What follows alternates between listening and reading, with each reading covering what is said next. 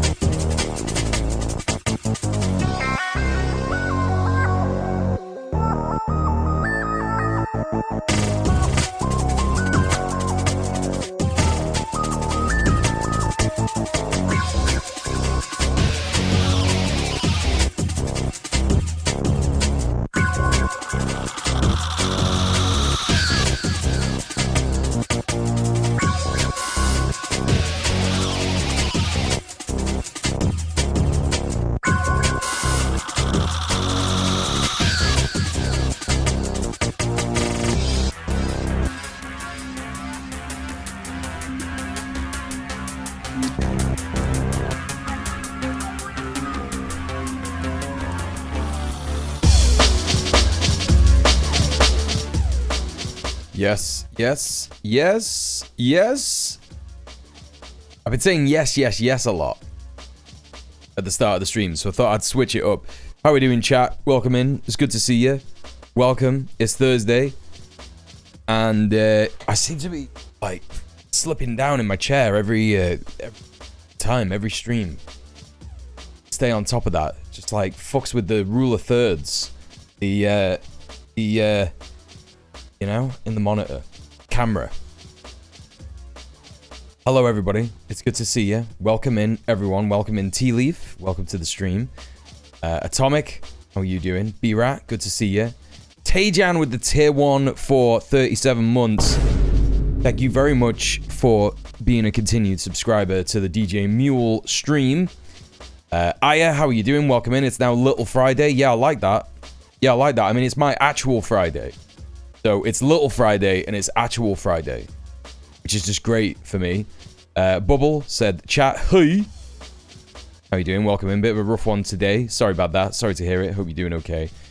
I believe China has already said, nah, sanctions intensifying. And I believe China has already said, nah, yeah. I don't know much about that. I'm going to check it out in a bit. We're going to have a little look at that. Extremely funny.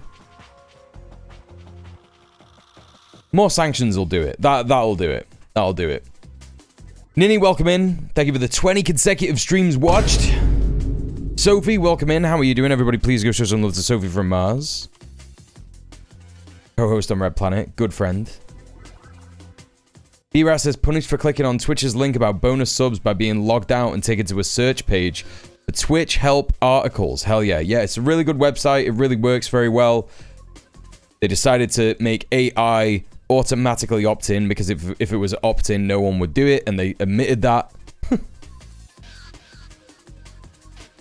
They test every feature. Hey, Spacebad Sador, welcome in. T-Leaf, free from the ads, welcome in. How are you doing? What else do we got? Is that a sub badge? Why? That it said something about that. Failed to load Twitch subscriber emotes. Why did that happen? That's a Chatterino thing. I don't know why it's subs are showing up like with like little weird symbols with the default symbol. Whatever, it doesn't matter. Who cares? So yeah, there's not like a crazy amount of news today. The sanctions thing is very funny. We're gonna get into that in a bit.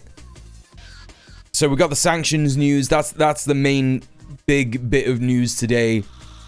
And the way that it is kind of backfired is quite funny as well. It's already backfired if you don't know what that is. Obviously, we're going to get into that in a bit. And we just have a little bit of sort of drama react stuff. It's not really drama because I'm not really talking about people who have beef with each other, and I don't really have beef with anyone. There's just been a bit of an interesting thing with Taylor Lorenz, which is you know, I've criticized Taylor Lorenz in the past a couple of times, but we'll get into that in a bit. And we're mostly going to be doing React content. I've got Gary's Economics video. I've got Hassan on Channel 4. I've got Revolutionary Thought talking about fascism. I've got NEOM collapsing. NEOM's falling apart. That's funny. Gary the Biscuit Economics. That's so true. Exactly. It's so funny that he was a content creator for 4 years and then he was like, I can't do it anymore.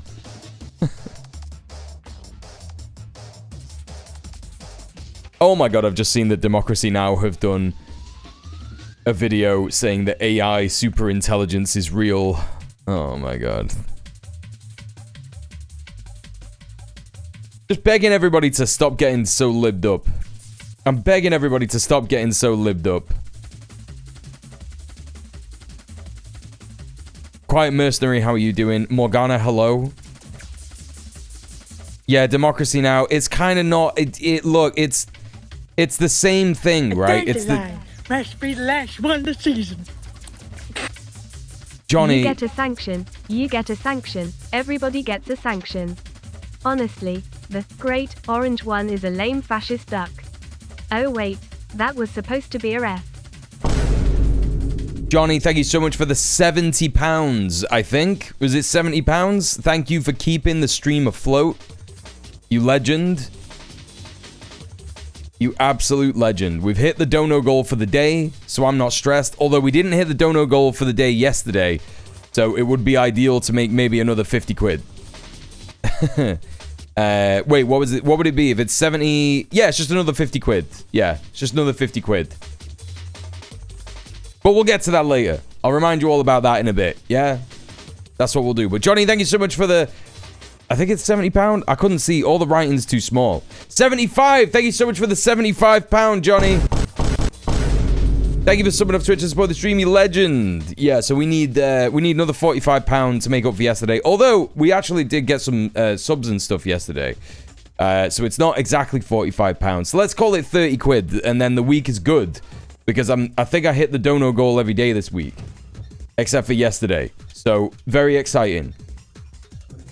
Yeah, yesterday it was like, I had a sub, I had a sub and 2 donos, which was £7. So it was like £10 yesterday. So, needed £50 from yesterday. So, £75, £50, £45. Just need £45. That's it. for today. I'm so sick of AI. Did you all hear about the guy that scraped all of Kara? I'm an artist. That really pissed me off. I don't know what Kara is. You're new here, but you'll learn that I don't like anything that anyone else likes. It's a bit of a joke, but you know what I mean. There'll be a new Sophie from Mars video to watch pretty soon. Yes, I'm very excited about Sophie's new vid, which is going to be about Ezra Klein, and how his brain is being broken by the decline of Empire. Very funny stuff. I was looking at an interesting new shop in town that seems to have lots of old tat, and then spotted all their advertisements were all AI, and they had a big AI Charlie Chaplin standee. Yeah, I mean, it's good. The thing is that you got to bully people who do that. You've got to bully people who use AI, right? Kara is an anti-AI website for artists. That's really interesting. I didn't know about that. Anti-AI. So Kara, let's take a look at that.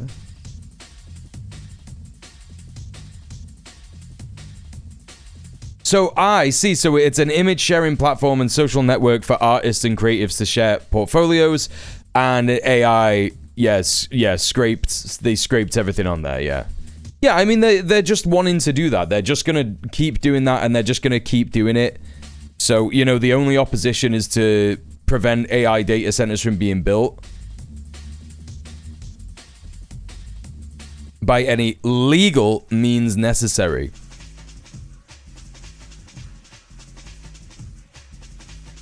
Yeah, that's pretty evil, right? What an evil thing to do. And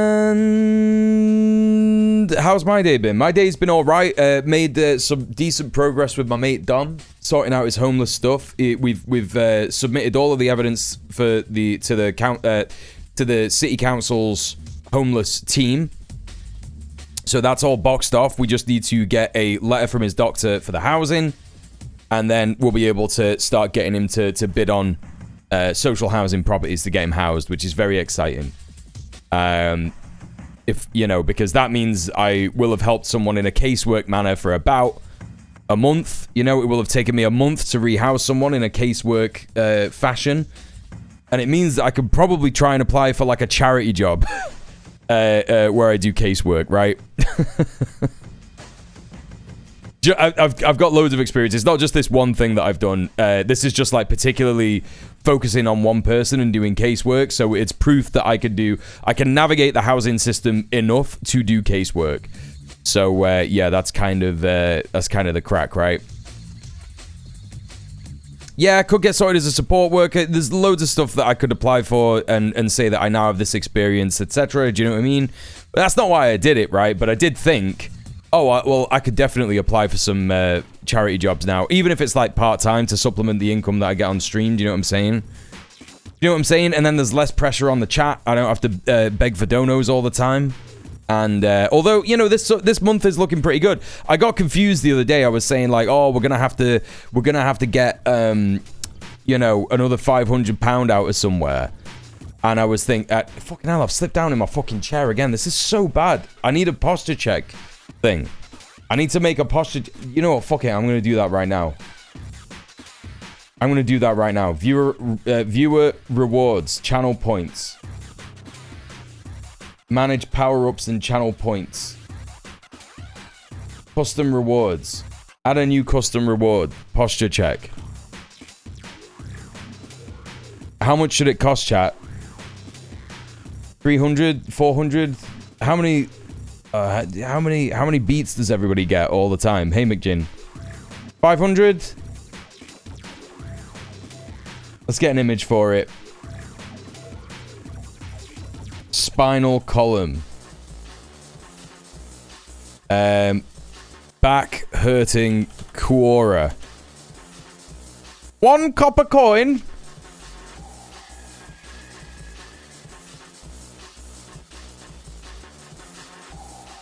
Yeah.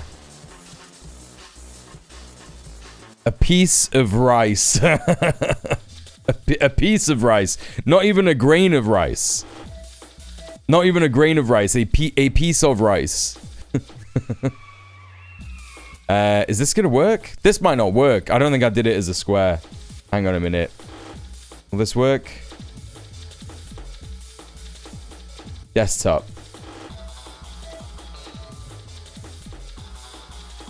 Oh, it's not gonna fucking work, is it? I heard the word grain in my silly brain after hitting enter. piece of rice. Piece of rice is so good. Like rice is the collective amount of grains together. That's so good. A piece of rice. I'm always dropping pieces of rice. That's always happening. Yeah, that's what I'm saying. A piece of rice would be like a bit of a grain, innit? Like a little bit. It's the stuff that you watch out before you put it in the rice cooker. I can't get the image. I'm not sorting this out now. I'll get an image for it later. You're just having the default thing. Posture check. There you go. Right, you got it. 500 beats. Wait, hang on. If hydrate is 3,000, I got to make it more than that. Why is the beat economy so insane? Fuck it. Posture check is going to be 3,000. Why is the beat economy so completely mental?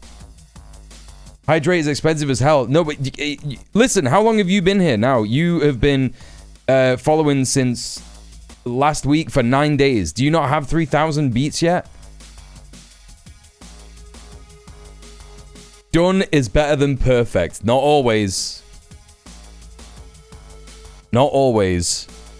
Yeah, so I was helping Dom today, so that was good. Got some stuff done, and I went to the gym. I had a dentist appointment. The dentist was like, your teeth are very good, and you don't have to worry about it. Come back in 6 months, which is great, because about 8 months ago, my teeth were very bad. And that is, of course, because I had the terrible year of all years last year. So that's, you know, that's why that was. But I got told that my teeth are very good, so I'm buzzing about that. And it turns out that I have like a tiny bit of like a receded gum on this top incisor, top middle teeth, whatever you call it. I don't know if Yanks call it anything different. And the dentist was like, yeah, don't be brushing that. And I'm like, wait, look, the whole tooth? And she's like, no, just like where it touches the gum. And I'm like, so you're supposed to let that get a bit gross? And she was like, yeah, kinda, and it'll fix itself. I was like, what? Doesn't make any sense to me. Thank you for the hydrate. I will hydrate. Yeah, I will do that, even though I've got a cup of green tea. Yeah, bodies are crazy. What's that about? It's so weird.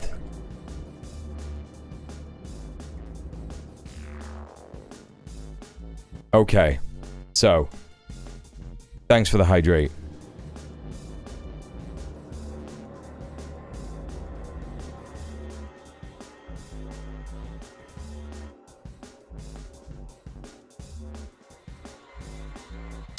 Okay. Tea is also pretty hydrate. I'm not chugging tea. I'm not doing that. Hey, Bunny Erie, how you doing? What am I... If someone gives you too much rice, you have to say, I'll have fewer, because it's technically countable. Yeah. Please give me fewer rice. You're more resistant to... You're more resistant to water intake than most streamers.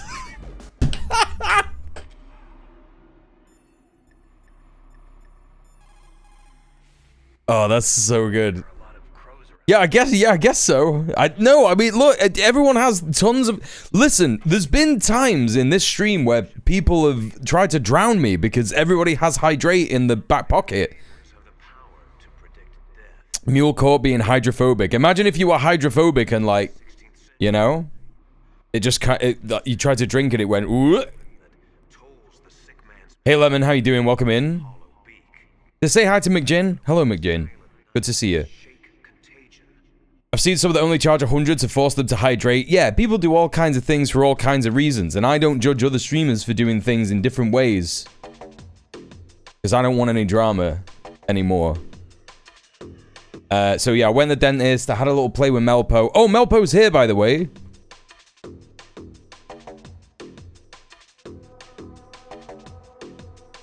Here he is. Well, that's the back of him. I've just checked and I could hydrate 48 times. Yeah, exactly. I'm just out here being silly and absurd whenever I can. Yeah, that's the best way to be. That's the best way to be. Let me see if I can get a better angle for you. Hang on.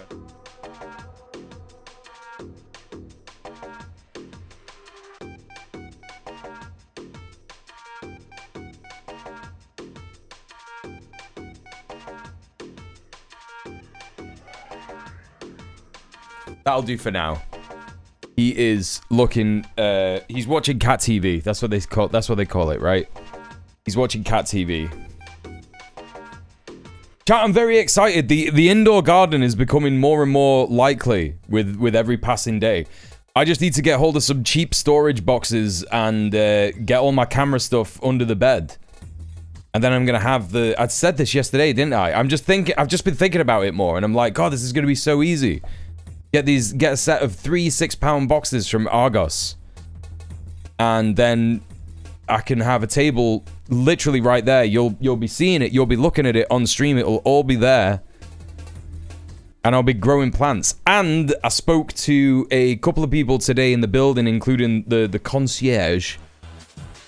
And they all seem to think that having a community garden where we grow food is a great idea. So I'm very excited about that. I'm just going to start... I've decided I think I'm just going to start planting stuff in the soil that's already there. Because we already have, like... Technically, we already have raised beds. Because we have, like, the concrete sort of bricks with plants in and stuff. There's all kinds of plants in them. And I said to the concierge today, I was like, they don't put any, like, mad chemicals in them, do they? And he was like, no. So I'm just gonna... I've got some seeds that you're supposed to plant in August. I can't remember if they're beans or something, or onions. I can't remember. But I think I'm just gonna plant some and just see what happens. Just plant them all around. And I think it'd be funny as hell if we just like started being like, yeah, we got plants here. You know what I mean? Mystery food. No. I know. I've got they're in the packet, so I'll know what seeds they are. I just can't remember. I've got a bunch of like seeds that I keep buying, and I'm like, I'll grow them. Please tell me you do that laugh while you're planting. I can't remember what it sounded like. I don't know what you're on about. Onions. Hey Mushy, how you doing? Good to see you. What is Kitty's name? It's not Megatron. Why are you saying Megatron? It's Melpert. You could just do Command Cat and learn about Melpo. I don't know why I can't grow onions, but I can do garlic, mint, and potatoes. Where are you growing it? Vile onions! What else do we know? Yeah, so that happened. I had a little conversation about that. And I think I'm also just going to get like a compost bin and just start putting compost in it.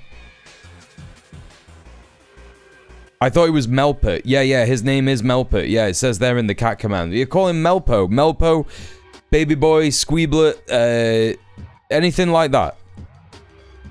How about Melpotron as a compromise? You can call him whatever you want, really, as long as it's not upsetting to me. Yeah, just get like a compost bin. I think I'm also just going to get like a water butt. Yeah. I love them. He's a he. I mean, pronouns don't matter to him. Like, he's a cat. He doesn't understand. I'm going to call him a nice cat. Stinky, though. Where are you going to place it? I mean, outside. I'm going to put it outside. I'm going to put it near the place where I'm going to grow food. You could get packets of worms in the bins for cheap as fuck. Yeah, that's true. I'm going to try and get some of my own worms. Because worms asexually reproduced in it, so you just need 2 worms and that'll be fine. I can find 2 worms. You know? Yeah, I've been calling him that today, and I've been singing it to the tune of Seether by Veruca Salt. So if you know the tune, it's like, can't fight the Seether. I've been going, can't fight the Squeebler. I can't Squeebler till I'm squeebling at the squeeb. Yeah. That's one of my favorite bands, Veruca Salt. I fucking love Veruca Salt. It's so good. Grow some weed to disguise the smell. Lol, just kidding. I fucking love Twitch chat so much. That's a classic Twitch chat message. I think adding worms to compost is mostly a thing in North America because a lot of the continent doesn't really have much of them since the last ice age. It just it speeds up the process. I want to make a garden. My grandfather used to grow strawberries. I should start doing that. Yeah, you should start doing that just in general because of the climate crisis. There's going to be massive food shortages. We all need to rely on food, our own food, community gardens, etc., you know? Worm grunting. What the fuck is worm grunting? Oh, you just like get a stick? Wait, what? What is this? Brother, what?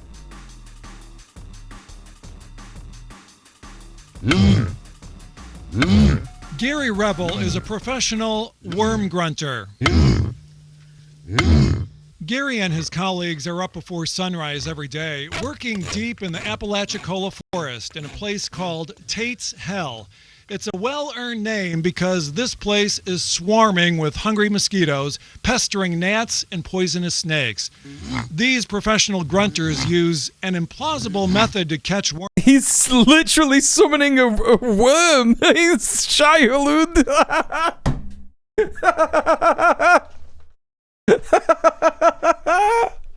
That's so good. Worms that even they admit is like magic. DW pounds a wooden stake called a stab into the ground and levels his 10-pound flat iron over the top. It's easy as fuck. Slowly, rhythmically rubs the Summon a big one today, Muad'Dib. Back and forth. He's making the ground vibrate with this technique, and then suddenly, magically, everyone needs a tradies. Yeah, it's so true. Start to climb out of the soil. Look around and you see worms slithering everywhere on the forest floor. I'm just a worm. They are like pink gold to these grunters, and the men quickly gather up the harvest in their buckets. There's an art to it. One of the worst videos I've ever seen is of a slug eating a worm alive. I didn't know that that happened. I already hated slugs quite a lot.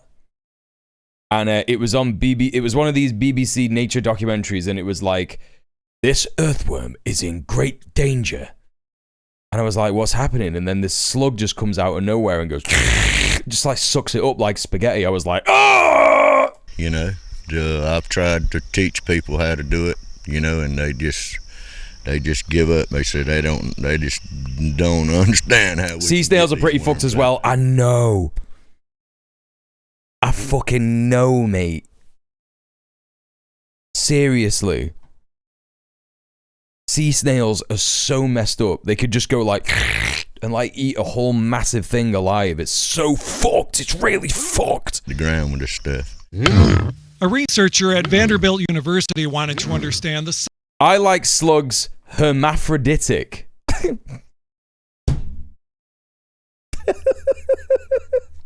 science behind worm grunting, so he watched Gary Twitch chat is so good. And concluded that rubbing the stab. Robins stamp around in the grass to trick the worms into thinking it's raining and come up. Yeah, they do, right? They do. Yeah. So the worms climb out of the earth to avoid being eaten.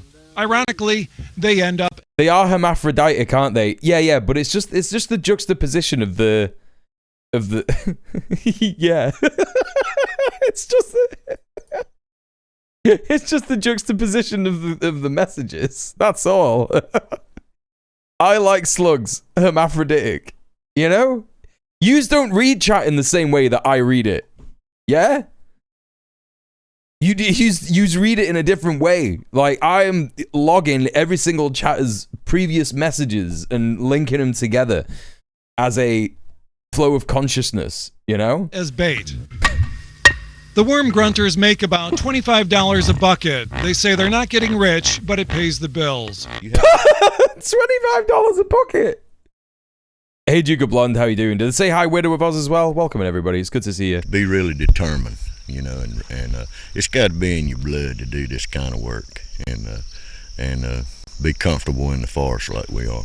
And they are comfortable in this no man's land. Gary has been catching worms out here for a half-century, so it's no wonder it's in his blood. 50 years? Magic of worm grunting. What, since he came out the puss, he looks like he is 50. In the Apalachicola National Forest, Dave Heller, the Associated That's right, Press. Avino Maester. I have 2,538 continuous conversations in my head at all time. It's why I'm a terrible streamer and I can't do anything and forget words. Quiet job where you make funny noises and collect worms. Not bad, exactly. Exactly. I'm just out here grunting my worm. SMH my head. Well, there you go. That's going to be me in a couple of weeks. Yeah, look, I only need 2. Who up worming their grunts? What's the inflation rate of a bucket of worms? Yeah, that looked like it was filmed in 2006.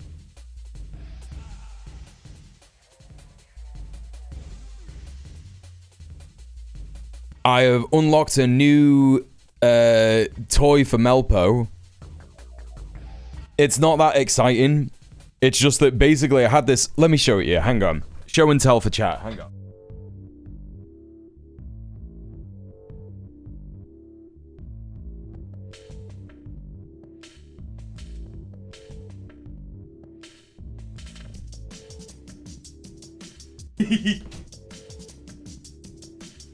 Look at him, he's activated. He knows what's going on. He knows I went in the toy cupboard.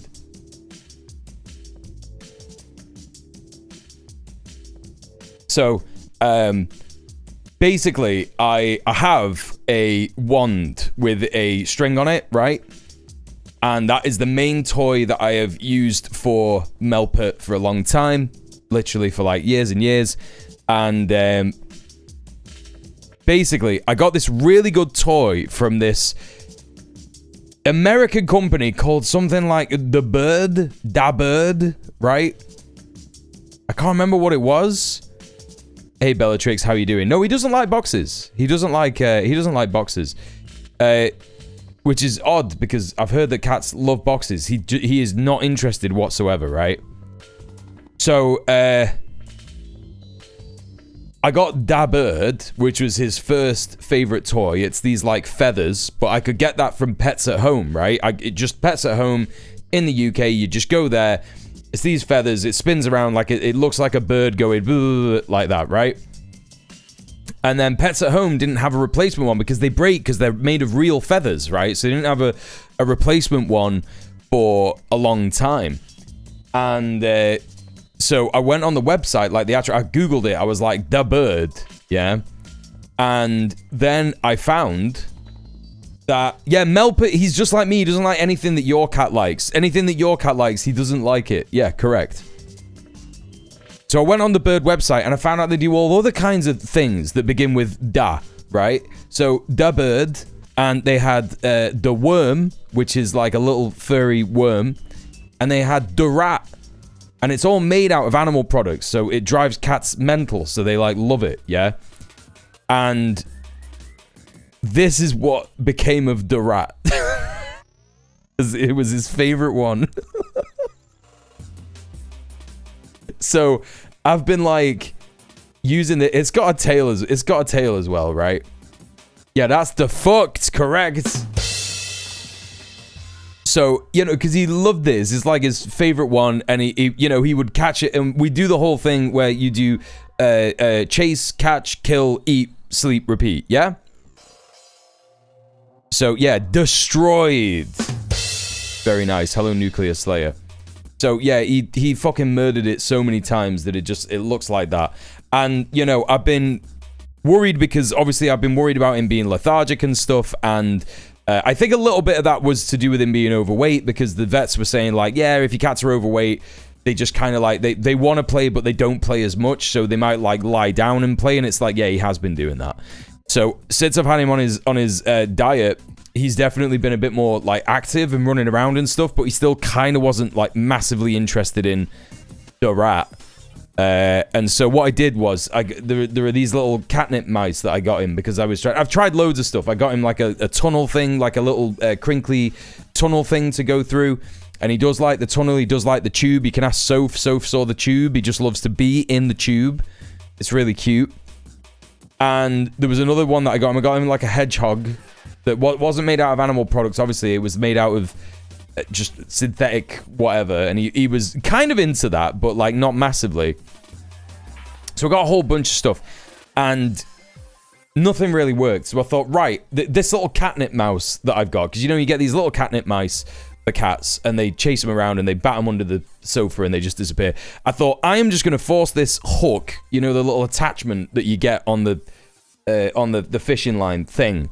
I'm going to force that shit through the body of this catnip mouse, and it is going to be the new the rat. Yeah, it's going to be the new the rat. It's new, it's fresh, it's got a more durable body, it's made out of like paper mache or something. So I did it, and Chatty fucking loves it. It's great. It's like a new toy. I'm so fucking buzzing. He's like running around like a little kitten again. It's why he's like this now. Like he's absolutely fucked. Because before the stream, what I do is I feed him at like the regiment now. The regiment now is feed him at 8 in the morning. So I wake up at 8. Doesn't matter how tired I am. If I need to sleep, wake up at 8, feed him. And then before he eats at 6 o'clock, 6 p.m., play with him for a bit. And then later on at night, play with him even more. And I gave him some treats last night because he was playing like crazy with the new rat. And yeah, so he's just absolutely fucked now, and it's great. It means he's enjoying his exercise and he's doing well and stuff. So I'm very excited.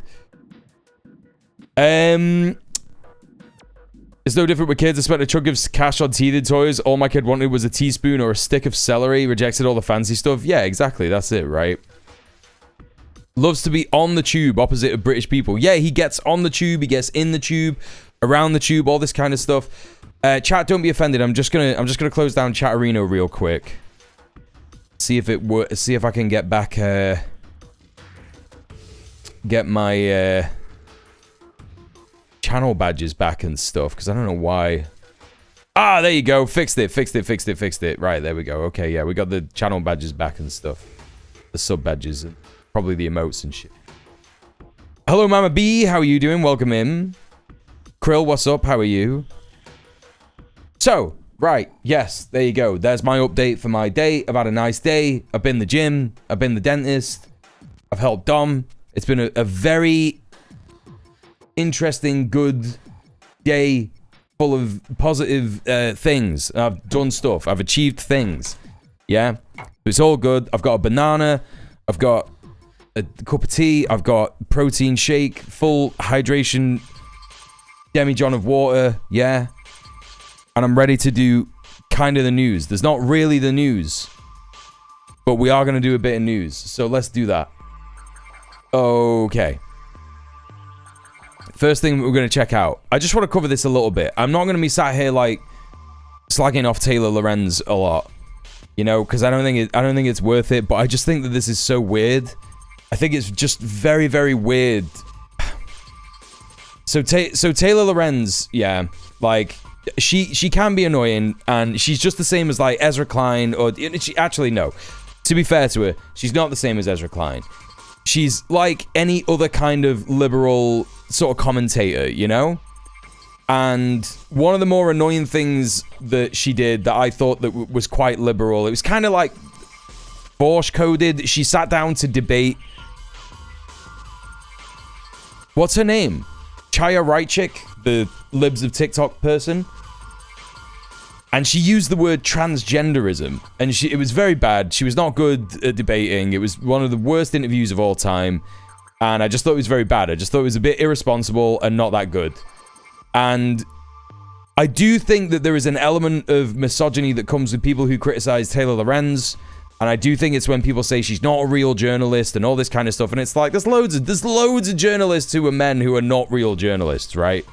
Like, think about all the shit about Jason Arde recently. It was literally just all gossip and nonsense, right? And it killed a guy. So, you know, yeah, she's done good work, right? This is the thing. She's done good work. But I just think it's so crazy to be saying this, right? She says, she's here and she says, I spoke to Substack about building workflows using Claude Code and the other AI tools I use to produce My bi-weekly technology podcast all by myself, and this was the response, right? I think in a world that cared about ethics, there would be a legitimate uses for small-scale, highly regulated generative AI, but that we're not there, and I don't even think this would be it, yeah? Jesus Christ, dude. God, this sucks. AI sucks. This sucks. Super disappointing. No. I don't like any of them, but Grok is the one I would trust least about controversial subjects. I don't know if she uses Grok. I don't know. I don't think she does. Used to be a big fan of Taylor. This sucks. Oh my god, Taylor has truly gone off the deep end. And this person here is, I think, this is one of these guys that is being misogynist, saying, like, gone off the deep end, like, implying that she's already gone off the deep end. And it's like, come on, man. That's just absurd. This is a great comment. Instead of those 10 plagiarism machines, you could, I don't know, use your brain. Is this person saying that she uses 10 different AIs? 10 different AIs is crazy. If that is like what she was talking about. Using 10 different AI. Using one AI is bad enough, but using 10 is a bit crazy.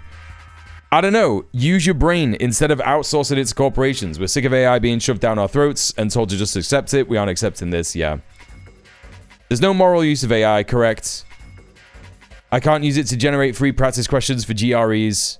No. What do you mean? I give you permission to use it. No, don't. What are you talking about? This is how you loot. This is how you fuck up. Is it a GRE is like an exam, right? A GRE is like an exam. Like, you're gonna fail your exam. Don't do that. What are you talking about? Hey, Red Bear, what's going on? Claude can be used to configure, can be configured to source multiple models. Oh my god, mental. If you're letting AI do all your work, why would I say you... If you're letting AI do all your work, why would I think you have anything worthwhile to say? I've appreciated your tech industry criticism in the past, but this is like saying cocaine isn't the problem, cocaine dealers are. Just completely lost the plot. I mean, that's a terrible take about cocaine, but never mind. Unfollow, won't be reading anything else you put out. I have no time for slop. Yep, same, this is so lame, same. There's no moral use of AI. Yeah, I mean, look, you know, the way that I've said this, the way that I've thought about this is it's like, you're basically saying, I spoke to people, like, her audience are left-wing people, right? Even if they're libs, they're left-wing. Even if they're progressives, you know, they're not Marxist-Leninists, they're not anarchists or whatever, they're liberals, yeah? Whatever. They're still progressive. They're still going to be anti-AI. Even some MAGA are anti-AI, right? People don't like AI. They just don't like it, yeah? So anyway, like, broadly speaking, her audience is going to be anti-AI. And she's like, I spoke to a bunch of people who hate the corporate death machine, and they got really mad about me using the corporate death machine. Yes, of course they did. What do you mean? What do you fucking mean, man? So this is crazy. A well-known consumer technology reporter is using popular consumer technology to create a podcast reporting on consumer technology. Unfollowed. First of all, it's not popular.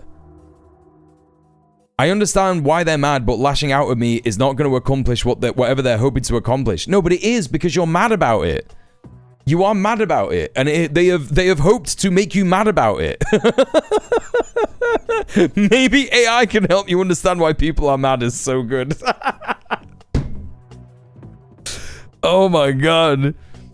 Yes, if you report on consumer tech, then why would you know? Why wouldn't you know why there's an issue with it? But here's the thing, Buneri. If she's like, I don't know how long she's been doing this like consumer tech podcast, this bi-weekly consumer tech podcast. But if she's only been doing it for the last 2 years and she's been using AI for it, she probably just doesn't know, because the AI isn't going to be like, well, people don't like using AI. Because the coders have just gone through all the examples of that shit and just got rid of it, innit? You know what I mean? They're just like, no, we can't be having it saying that. You know? So I don't know, maybe it's that. But I just think this is such a weird hill. And like, I hope that she just like, I don't know, at the very least stops using AI as a result of this. I don't think she will. Like, I think that's what she's saying here. It's not going to accomplish whatever they're hoping to accomplish. Like, no, she's basically saying, I'm just going to keep using AI. So if you're mad that I'm using AI, this isn't going to stop me, right? It's just like, I don't know, where's your audience going to go? I'm just not quite sure, man. People definitely double down when criticized. Right, exactly. AI's goal is to get you to keep talking to it so it can keep collecting data to sell. It's a data collection machine. Yes, correct. She's been defensive about AI for some time now, from what I can remember. Well, now we know why. Now we know why. Hey, Chilavina, how you doing? Get all your mates to run a local AI model and unionize the AIs. This is the only way. That's true. Yeah. They'll have no skills to do these things when the bubble finally bursts. I mean, that's it, right? That's the thing. Yeah, I hope she takes some time to step away from it, re-examine it. It's not great. It's not a good look. I mean, Taylor Lorenz isn't going to make the revolution happen, so I'm not, like, that concerned about it. But she was doing some good reporting, and she is a journalist. And, you know, I think that, yeah, I just think it's, like, it's just a really crazy fucking... it's just really crazy. Hey, Audra, how you doing? She has a Substack that people pay for. Yeah, this is what I'm saying. This is what I'm saying. Like, she's making money out of this AI shit, and it's just like, that's why people are mad, and she doesn't understand. Also, everybody, please go follow Audra Rains. Simply one of the best streamers of all time, if not the. A combination of gaming, politics, and everything else. You will enjoy their streams, 1000%. It's interesting seeing this being her reaction compared to Hank Green, who was like, damn, I fucked up, I need to step back. Yes, absolutely, right? And even, right, here's the thing, right? Optics, yeah? Optics, yeah?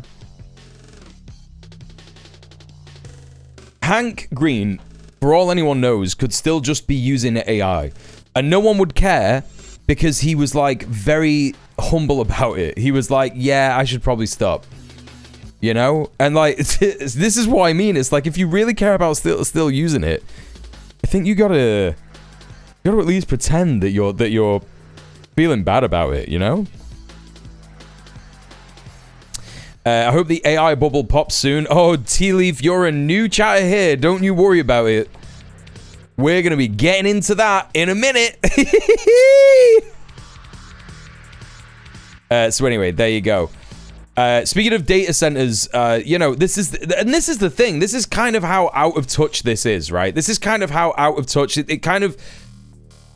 it's a real example of how some people who are on the internet who are already successful are kind of just, you know, very middle class, and I don't think they really go outside, and I don't think, you know, she's only interested in her career, I think, right? I don't want to make massive sweeping judgments. I'm sure she does have some political scruples, but someone like Taylor Lorenz automatically doubling down and saying, no, I'm going to keep using AI, stop being mad at me, you're not going to change me, yada, yada, yada.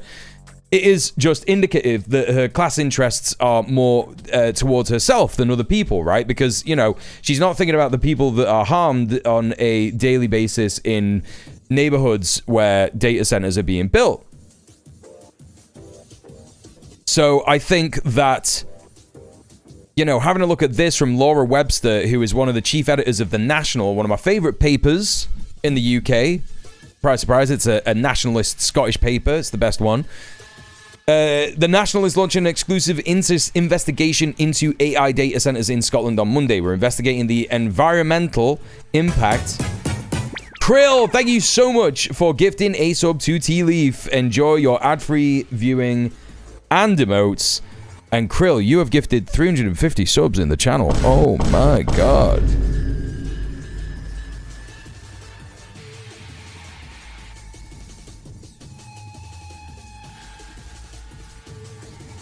Let's go.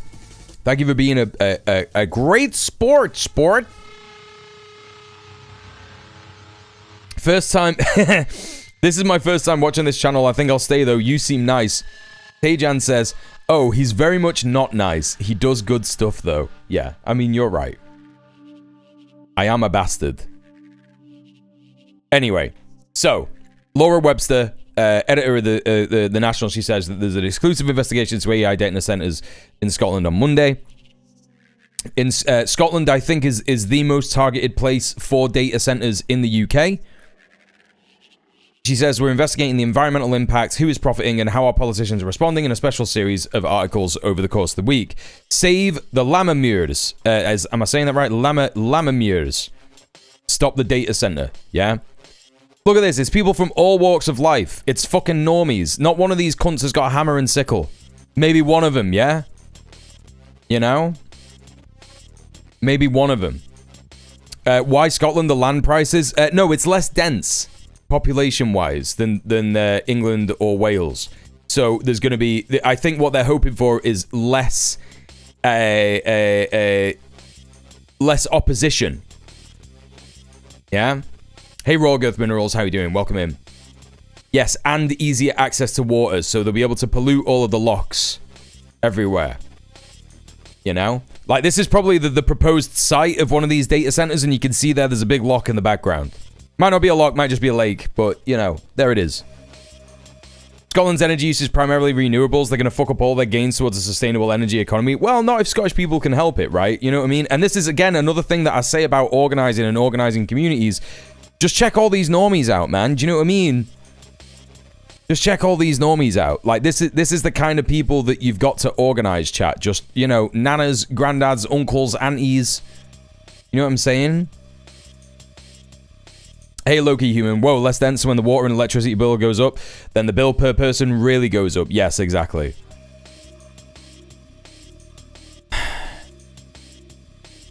Comrade Grandma, yeah. Prioritizing AI slop over fresh water. Real smart. Capitalism always has the best plans. This is the thing. It's so unsustainable. It's such a bad idea.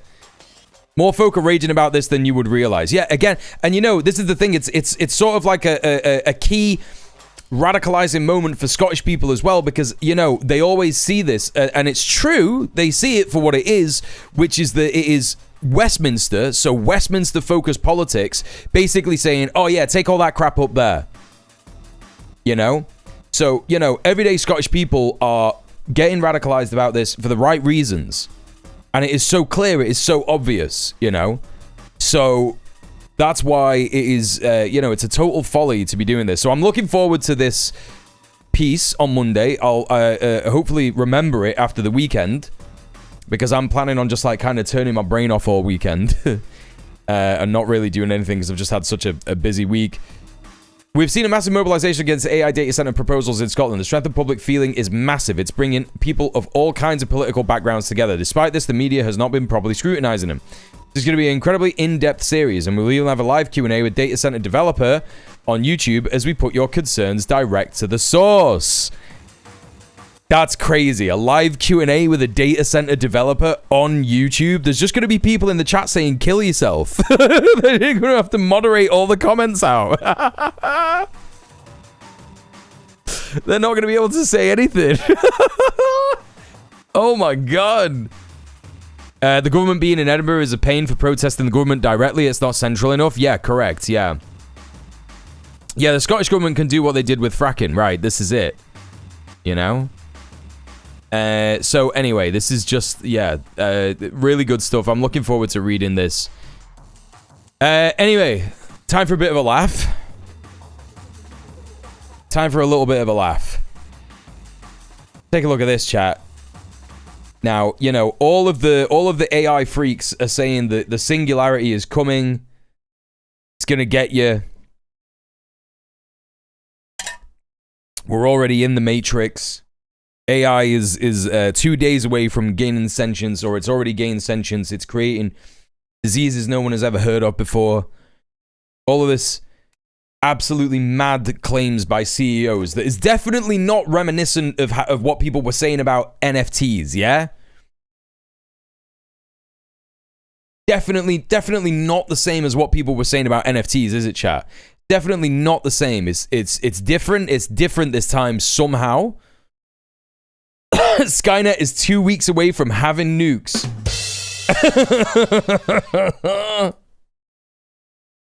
Yeah, Benjamin Netanyahu at the UN with the bomb thing. So that's what they're all saying, and of course in China they're making AI far more better and far more what's the word? Efficient, far more efficient. Far more acceptable and ethical, less damaging to the environment, you know, as China does. Everything better than the West, including capitalism. Let's have a look at what robots are doing in China. That's pretty fast, isn't it? Yeah, a little bit of a wobble there, but seems to be keeping... Oh.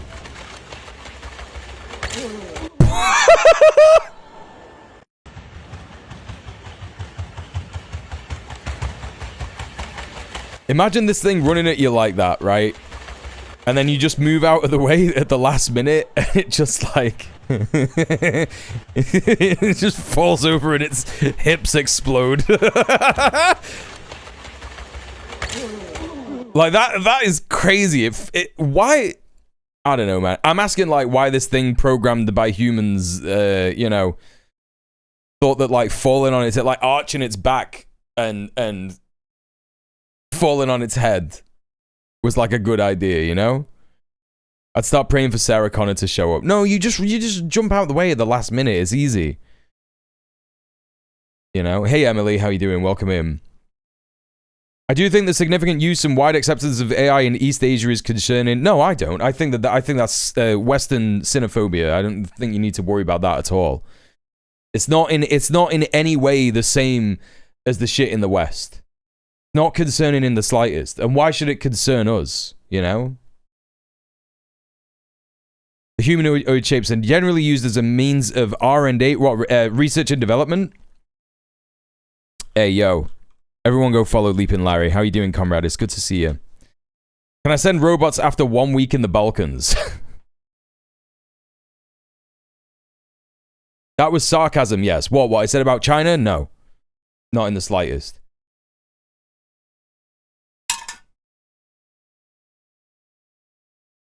Yeah, Chinese leadership is not going to sacrifice drinking water for DeepSeek. Yeah, it's different. It's completely different. What, you're doing a sad emote because I said that xenophobia is a common thing that happens in Western reporting about China? Is that what you're upset about? Talk to me, Tea Leaf. I wasn't limited to China.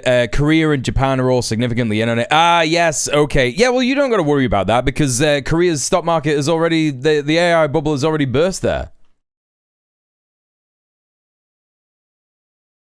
The AI bubble has already burst in Korea. Like, they're using the Western models and the AI bubble has already burst. You know, they've literally this week said, yeah, okay, we've got peace with North Korea because Donald Trump has pulled all the fucking military out, so we're not going to be threatening them anymore. You know?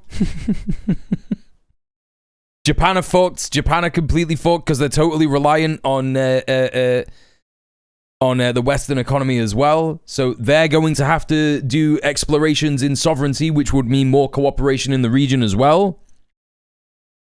You know? DPRK stays winning. Exactly. You know, this is it. So, you know, that's the end of that. I wouldn't worry about that, Sejan. Genuinely, I wouldn't worry about that. You know, these are satellite states of empire. And, you know, they're all suffering massively because of it. And they will be, you know, they'll be forced to investigate their own avenues of sovereignty because of this. That's what's going to happen. And then, you know, Western states are going to follow because of the climate crisis and also the AI bubble. And the, you know, the increasing reputation of the United States as a rogue state. Hey, Dirt or Bust, that live Q&A will be the fuel they need to attack Grandma directly. ID and shadow ban Granny in 100-foot walls for the vulnerable data centers. Yeah, it's quality stuff. Everywhere needs some Juche. Yeah, exactly. Exactly. Chilavina gave me a fucking... oh, can I send robots after 1 week in the Balkans? Let's take a look at this. What is this? Insider... Television. Роботу играю моравок на скипу власти с бриджи jedna поrodka. Oh, yes, mate. This is the kind of content I crave, actually.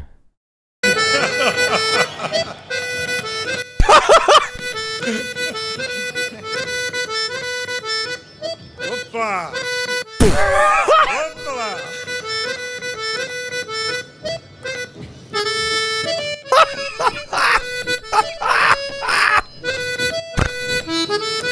Oh, this is so good, dude. Oh, yes.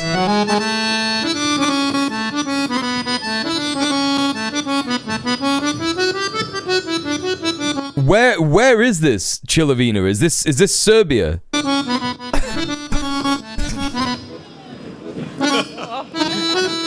Looks like Serbia with the flag, yeah?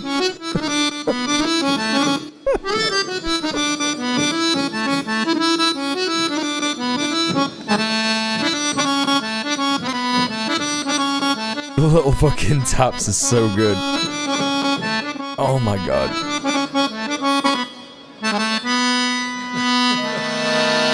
Center of Belgrade with the Serbian president, former Republika Srpska president present. That's amazing. That's absolutely amazing. I fucking love that shit. I thought you were saying something different. I feel really stupid. You're right. I thought you were saying something like certain AIs are okay, but I think it's all bad. I got confused. Well, no, I am saying that certain AIs are okay because, listen, here's the thing. Here's what you have to understand about our version of AI, right? Our version of AI is ruthlessly terrible because in our capitalist, chauvinistic societies, we are putting artists out of work. We are enabling corporations to enter into this like psychosis mode where they think that, you know, talking to these things is going to give them like amazing business opportunities and all this kind of business. Yeah. I made an entire video on why artificial intelligence under a more ethical model and a completely different approach to things like intellectual property and copyright would, you know, would mean that there would be less exploitation of workers, right? Far less exploitation of workers. In an ideal world, we wouldn't have to worry about copyright because we wouldn't be reliant on our own individual prowess in order to survive, right? Because that's what the state here in the West expects you to do, right? Like I'm an artist, yeah. That's what I'm trained in. It's what I went to university and got in debt for, £60,000. I'm a music production, you know, specialist. I specialize in music technology, and you know, I can't sit here and go, well, I'm just going to produce beats all day because the state isn't paying me. Right? The state isn't fucking paying me. So I can't, and you know, even if the state was paying me a little bit, but they expected me, you know, if the state said, right, here's a grant, you know, I applied to the Arts Council, even if this was still possible in the UK, apply to the Arts Council, okay, give me, you know, £20,000 for a year, yeah, and I will produce my own album, and it will be representative of Manchester and the culture of Manchester, it'll add to the culture of Manchester, working class culture, whatever, right? Even if that was the case, I've still got to sustain myself somehow next year. You know, this is the individualist nature of the countries that we live in. But if the state was going to provide for me food, shelter, healthcare for the rest of my life, I could create whatever fucking art I wanted to, and it wouldn't, and people would not be incentivized to steal other people's art, so copyright wouldn't even matter. Right? This is the thing, like, if we are all in a world where, like, oh my god, you know, if someone steals my art, it's like, oh, who cares? You know, because I made the art, I know I made the art, I'm not making, like, mad money off it or anything, so it doesn't really matter, like, no one's really stealing anything off me. We're all part of the collective, yeah? But in terms of, you know, the incentive for people to actually, you know, steal art is just completely like it's brought right down to the ground, because the main incentive for people to steal art is money and profit. That is literally what it is. You know, the only reason that Metallica went so crazy about IP and copyright when you know, Napster was a thing and all this kind of stuff is because it was about money, and they weren't making money because, you know, bands in capitalist system are all, as soon as they sign to a fucking label, they're in debt straight away. Right, straight away. Like, so much so, right, there's a spoken word artist called John Cooper Clarke, yeah? John Cooper Clarke, right? John Cooper Clarke was like a unique artist from Manchester, and he did spoken word, and it was like the first kind of time that anyone ever got famous for it, right? He didn't even really get that famous. But John Cooper Clarke, I think he signed a deal with Sony, and he got offered the opportunity to go into rehab because he had a heroin problem, right?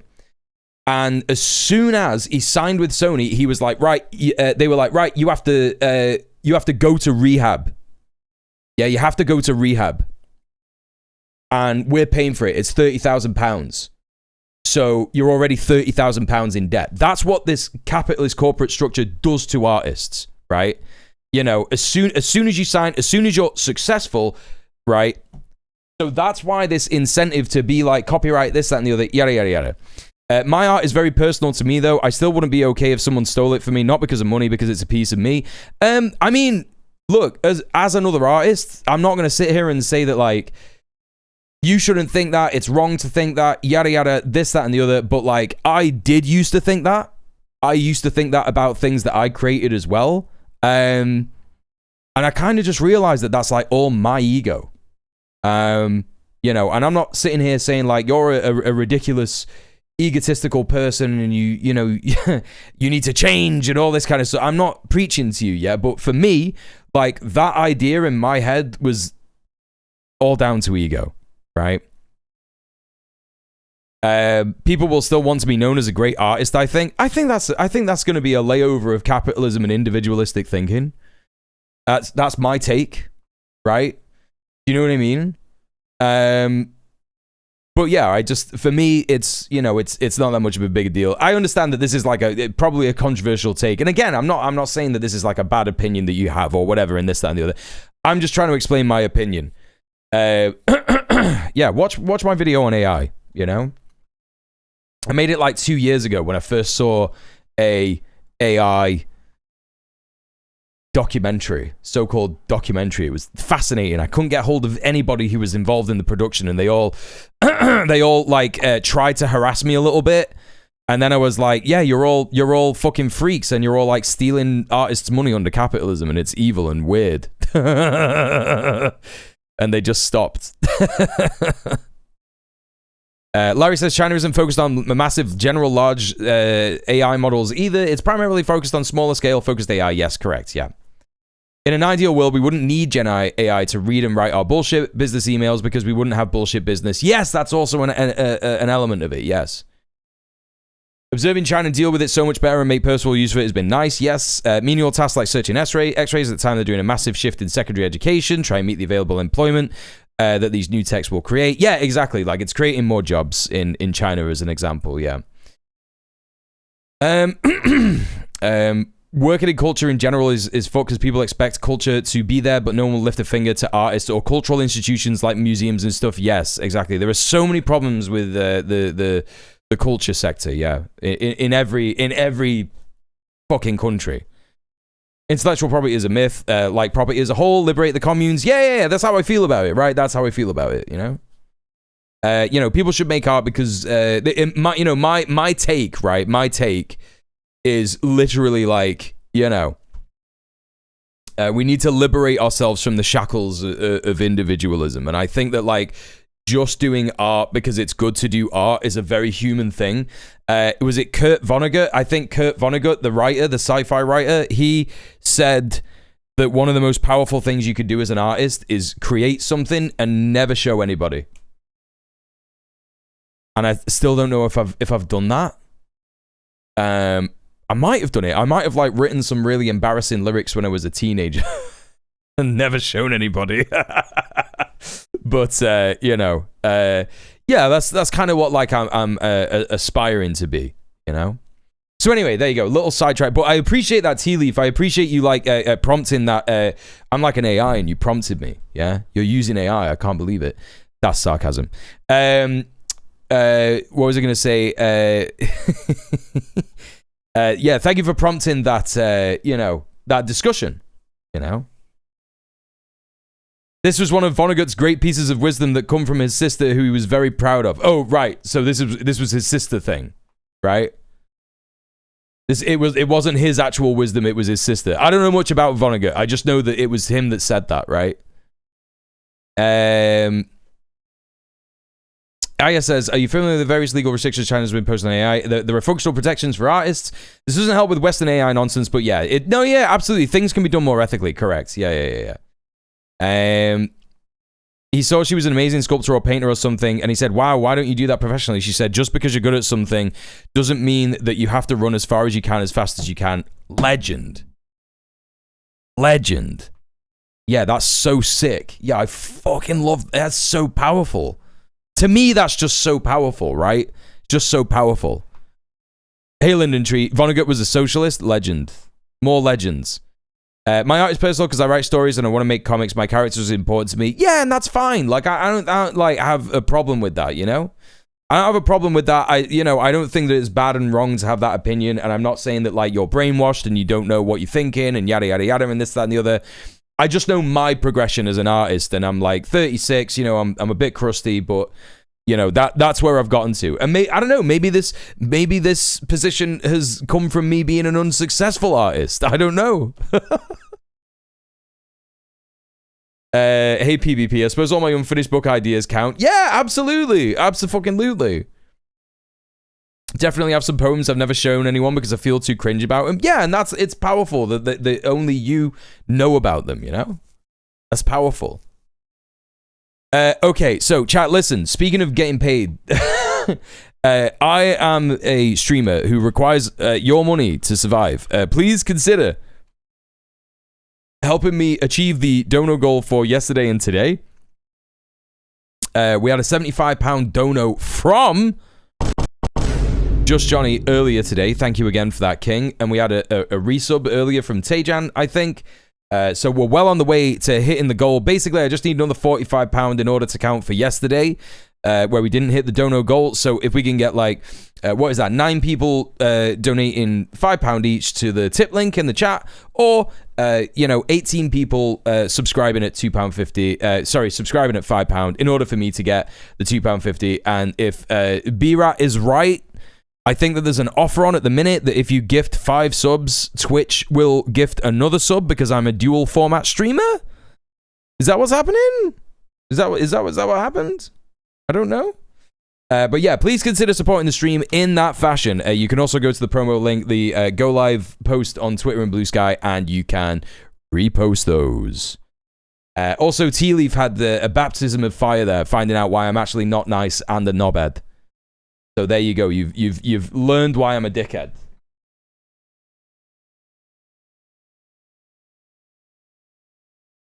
Okay, let's carry on with the news. I like how we had that whole conversation from the robot. All right, it's time to get into the Iran stuff, Iran update. Let's have a look at the price of oil. $86. Oh my God. $86. It's still going up. Let's take a look at the month. Yep, that's it hit a high of $87 today. All right, there you go. That's what's going on there. Breaking. So this is the big bit of news about Iran today. Yeah, this is the big bit of news about Iran today. Apparently, yo, Crescent, thank you so much for the £5. Thank you for subbing off Twitch and supporting the stream. Thank you very much, dude. I appreciate that. We just need another £40. That's 8 people donating £5 each. And we will hit that weekly goal that I have been pretty much on track to hit.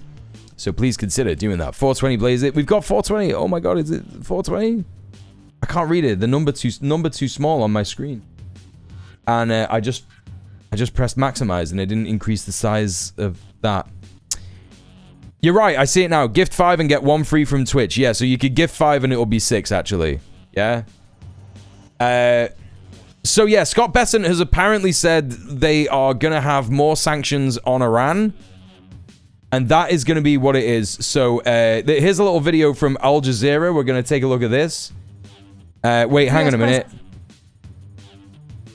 Can I get this? Whoa! Whoa!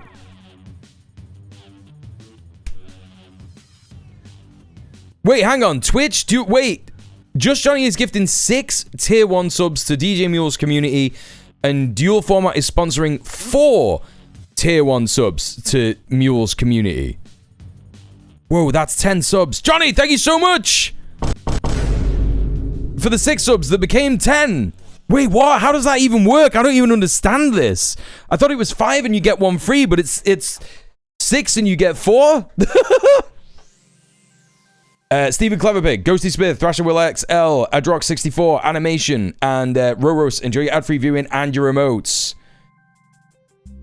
Is it doing that 1 through 5 gamble thing still? Oh, it might be that. Oh, it could be that. Yeah, Chilavina, Barak, Buniri all got hit, all got sniped.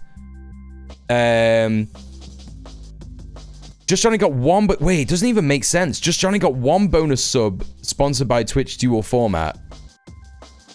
But Boneri, Atomic got one as well. Atomic, Boneri, Barack, and Chilavina got one. I don't even understand how it's working, but thank you very much.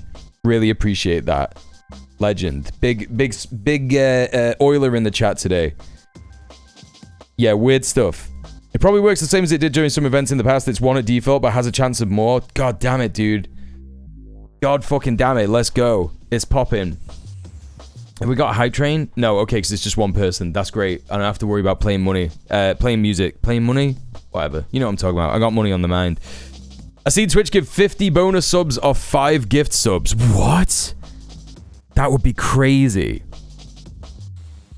Do you think that things getting worse with oil could plausibly collapse AI or vice versa? Okay, so I have been thinking about that, Soph, and I think that probably what could happen is that the oil shock making prices go up across the board and causing mass food shortages, petrol shortages, all these kinds of things.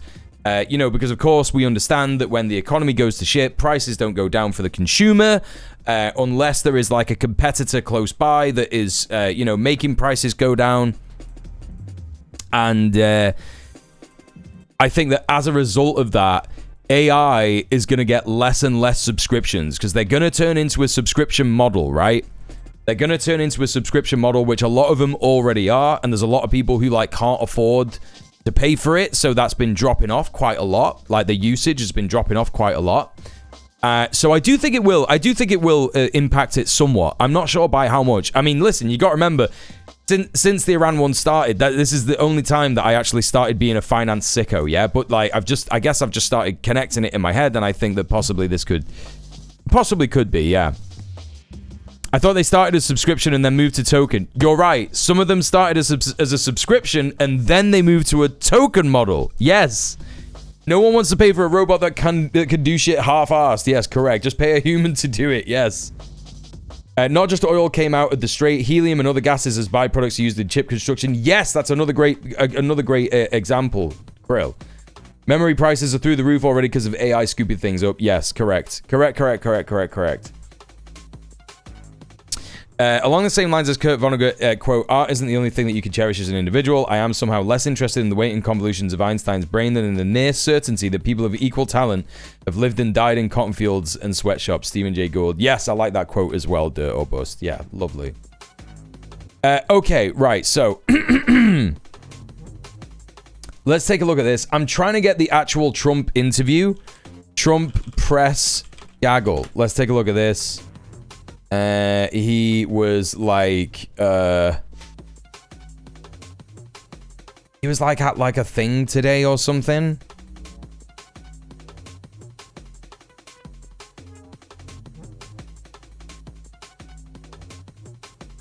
He was outside the White House yesterday. Oh, is it this? Oh, yeah. So I think that yesterday, I think this is when he announced the sanctions. Let's take a look at this. As you know, we're doing a fix-up. Oh, Jesus, I'm not going to get to any of the React content, am I? Jesus fucking Christ. I'm actually not going to get to any of the fucking React content.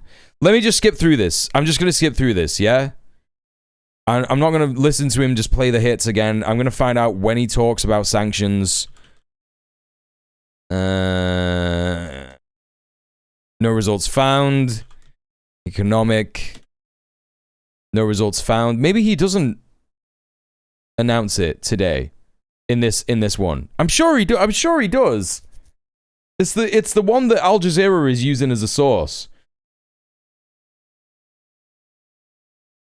D-Day. Apparently he says wait, economic. No. Iran. Oh, here we go. You know, you can't let Iran have a nuclear weapon. Simple, they have to get rid of it completely. Nuclear weapon. Is that it? Is that all he says about it? I get along with him very well. You can't let Iran have a nuclear weapon. And I know Kim Jong-un very well, and he's going to be fine. He's going to be fine. He's going to be fine. If we have a double president, then he's probably not going to be so fine. Yeah, I will be. Oh my God, what is this? Donald J. Trump, 45, 47, president. Yeah, what am I looking at?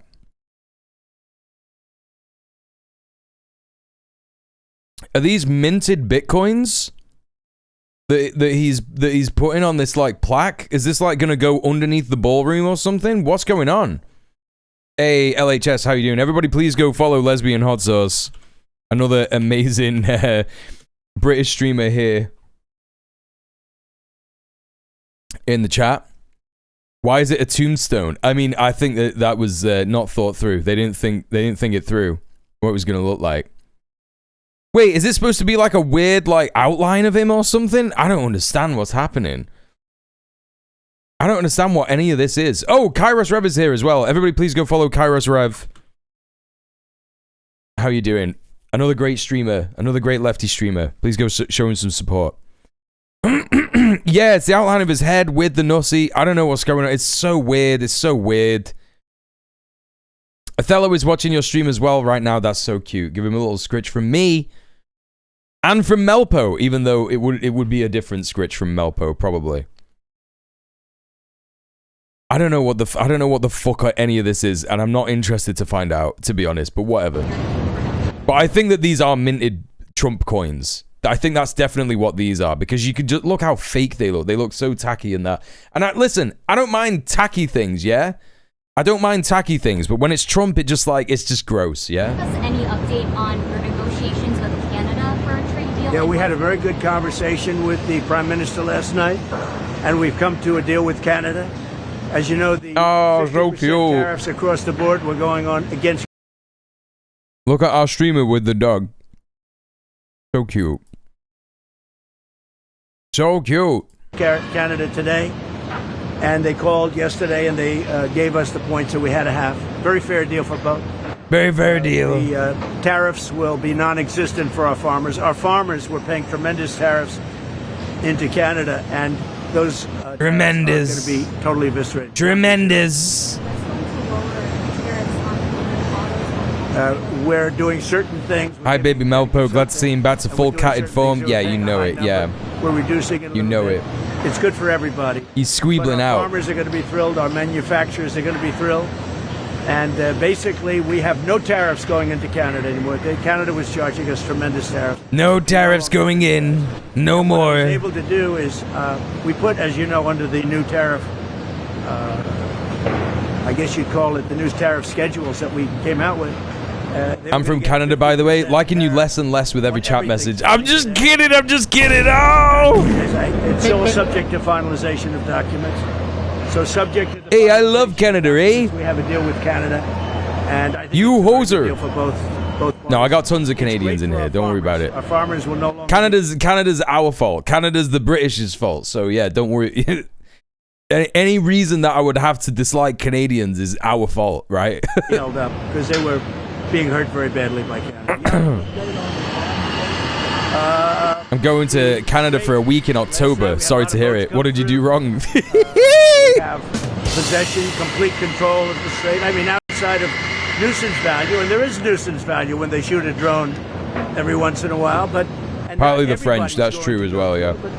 They come through, and over the last couple of weeks, we've had a lot of oil coming out. A lot of oil. It's not going to be perfect, but it's a lot. It's only a punishment if you get sent to Saskatchewan, yeah. People are amazed. You are mean. It's just a joke. It's just a joke. $300 a barrel.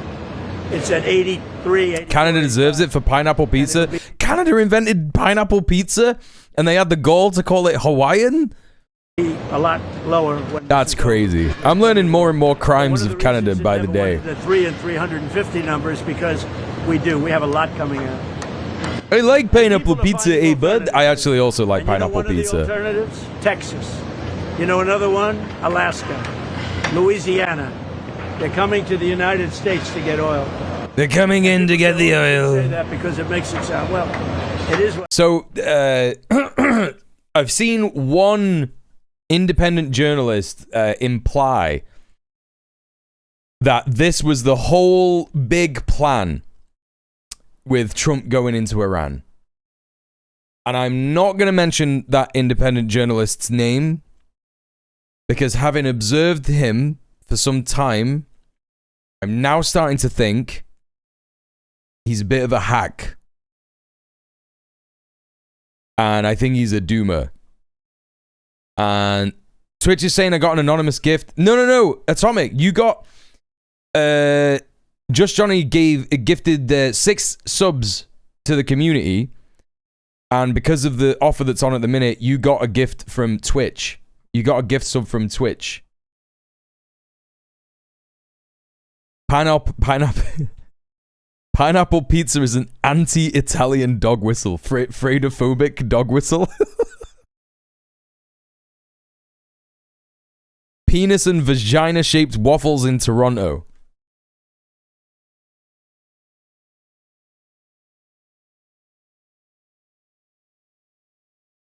Just Googling this for science.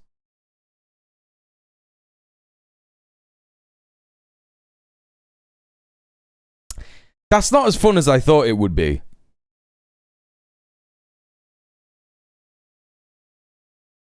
You can't like... You can't do penetration with it, right?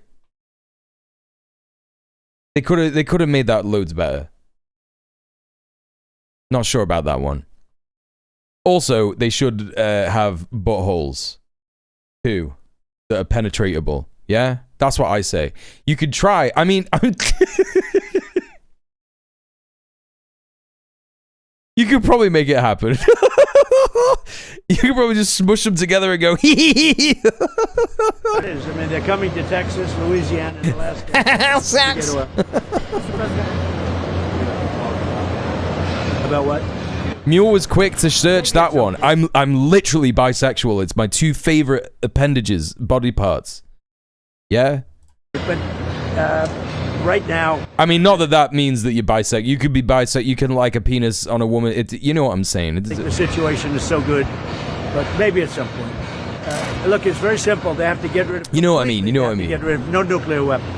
Iran cannot have a nuclear weapon. You know why? That's the laugh I imagine when you're planting seeds. That's so true. I'm doing that. Yeah. A nuclear weapon, and they won't. Thank you very much. I'm glad you came out. Thank you. Thank you very much. I'm glad you came out. Everybody go. Everybody leave. He's got like a shusher now. What is that? He didn't say anything about the sanctions, unless I was just distracted by penis pussy cake. You've been a great audience. Thank you, everybody. I figured it out. It's an eagle. No. Now, Diana. Oh my God, no. Yeah, it kind of is, isn't it? Oh my God, it is! It is!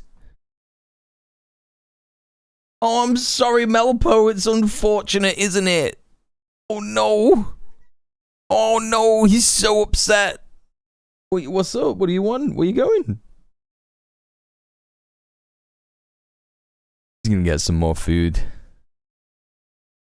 Yeah, from where he's standing, it's like an eagle. I think that this is the beak, right?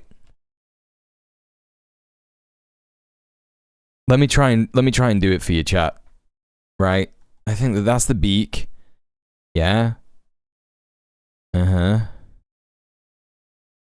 this is where the eye would be. Yeah, and this is like one of the wings.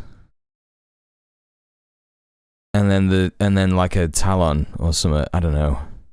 Yeah? Is that what people are saying? They get Grok to generate an eagle? Yeah, I think I think so. The whole thing is the beak. The whole thing? The whole thing is the beak. No, wait, what? It's just the head? It's an eagle head?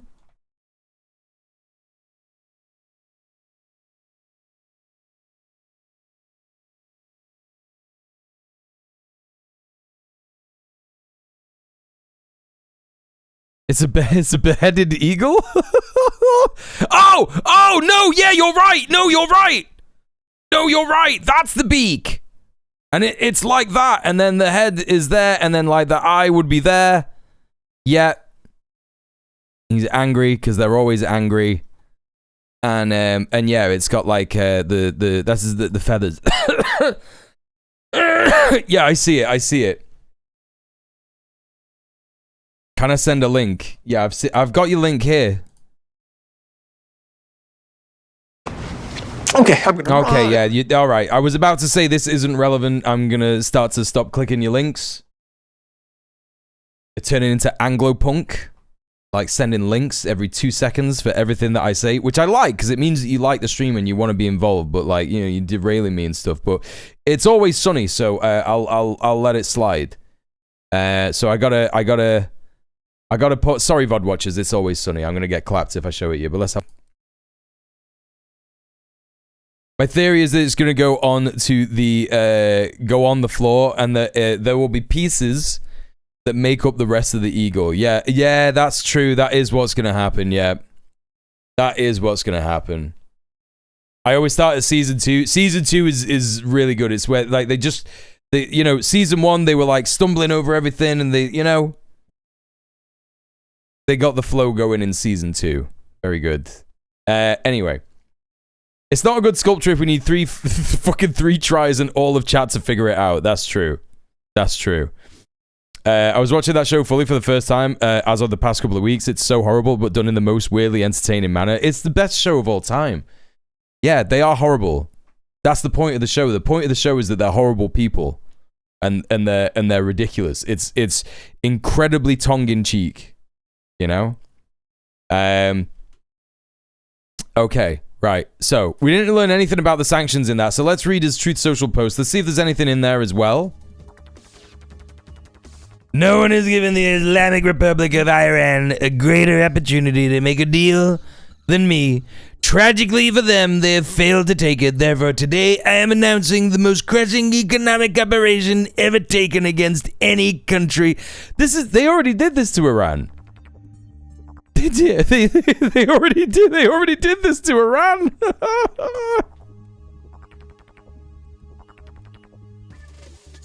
This is so good.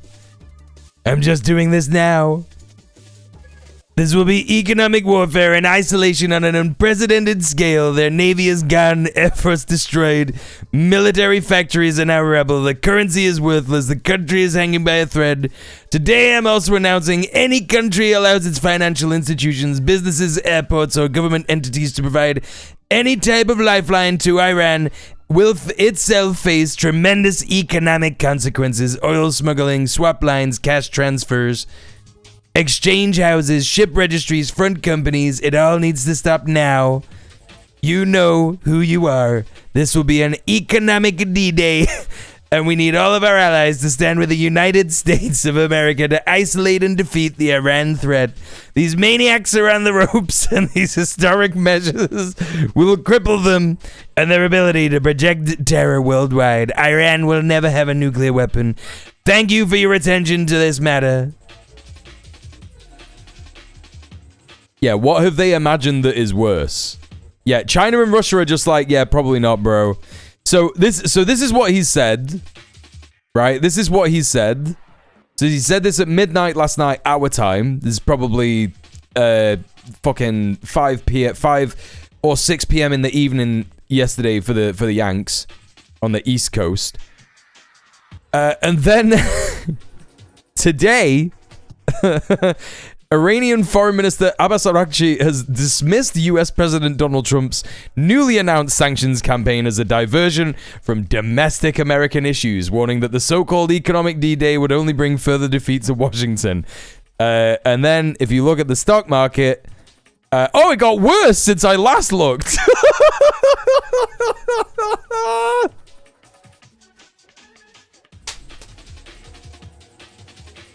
Is this good? Is this good? This is a weak performance, by the way. This is a weak performance. Hey, Nemesis, what's up? Oh, God. Oh, it's so good. It's so good. Most crushing economic sanctions, and on Slobodan Milosevic's birthday, no less. Literally a reminder, he will never top Clinton. That's very true. That's very true. I have to get on refinancing our car as soon as possible. The US economy is about to blow. I'm feeling real fear about having delayed so long. Yeah, get on it. Honestly, get on it. I would probably say just like fuck a car and get an e-bike. Fuck a car and get an e-bike. However much it's going to cost you to refinance a car, yeah? If it's in the thousands, just get an e-bike. That's what you got to do. You know, you'll probably save money. And you could charge it with a fucking solar panel or some shit. Depends where you live, really. Oh, yeah. If you live in the arsehole of nowhere, then, yeah, forget that.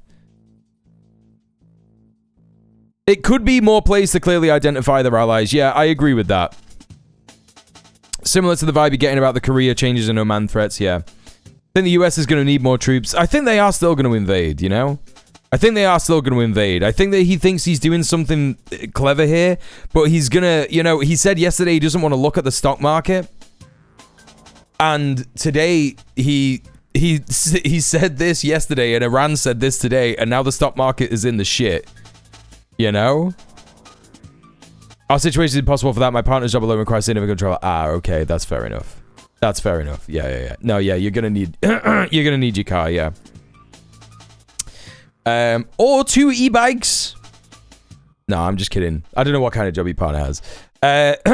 He's always talking about the Dow. Can you show us? Yeah, let's have a look at the Dow. I don't know how the Dow is doing. Oh, yeah, that's bad.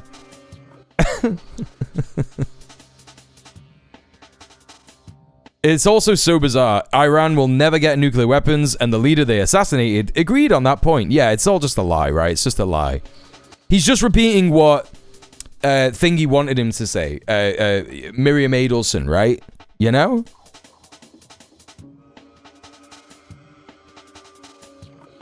The Dow hit 50,000 the other day, didn't you see? The Dow hit 50,000 basic, mate. Fucking basic, mate. What's basic, mate? Sherwin-Williams Company?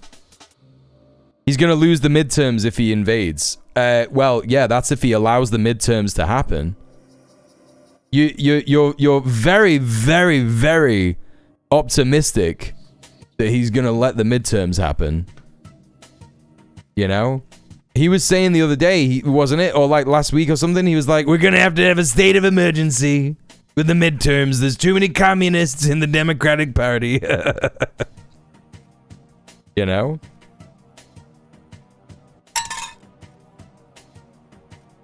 $50 Shades of Red. Yeah, ICE are gonna be at every polling station, yeah. Yeah, it's gonna be all that kind of shit. Traveling oral surgeon assistant. Oh, nice. And she's like the lead. Sometimes has to drive across town unplanned. Yes, that's fair enough. Yeah, I mean, I guess you could get like a pretty solid e-bike for that. You know, it depends what equipment she has to take, right? Like, she might have to have like, I don't know. I imagine that like probably has like a lot of equipment and stuff. Broke the economy, declare emergency, invade. If she drove both e-bikes at once, it could work. That could be possible. Get one of the Amazon little the what do you call it? The little trucks that they have. We looked into that. It's like fucking what do you call it? £10,000 or something, isn't it? E-bike van, e-bike cargo van. Yeah. Yeah, they're like 15 grand. It's probably about the same as a car, to be honest, but you don't have to pay for petrol. Yeah, just get one of these, you're fucking sorted. There you go. Just get one of them. Imagine her fucking getting about town on that. That'd be sick. You could even slap an advert on the side, innit? Bad boy oral. What the fuck is that? You're looking at the future, comrade. That seat looks a bit goofy. Nah, it's sick. It's so you can pedal like Flintstones. Flintstones. So anyway, there you go. 15 grand. Finance that. Also, it's a wee house. Yeah, exactly. Granddad. I could build one myself. Yeah, you could. Yeah, you probably could, right? You probably could build one of them. You just need a big chassis, wheels, motor. Listen, I'm talking shit. Doesn't matter. I'm talking shit now. Like, I know what the fuck I'm talking about, building a fucking e-bike truck. I'm just like, yeah, you just need a chassis. You just need, you could strap solar panels to the bad boy. Yeah, you could. You actually could. Okay, right. So, all right, that's the stock market. It's all gone to shit. Pentagon Pizza Index, DOCOM 5 today. Slightly busier than usual. 128% spike at District Pizza Palace. 189% spike at Papa John's. They're still on overtime, working on Iran. So I think that is happening. I hate this website because it promotes betting on fucking Kalshi and the whatchamacallit, right? You know? So it's bad. But, you know. There is still some interesting stuff going on that you could take a look at. Hey Baldwin, how you doing? Welcome in. Alright, so there's the big news about Iran. They're not bothered. They're simply not bothered about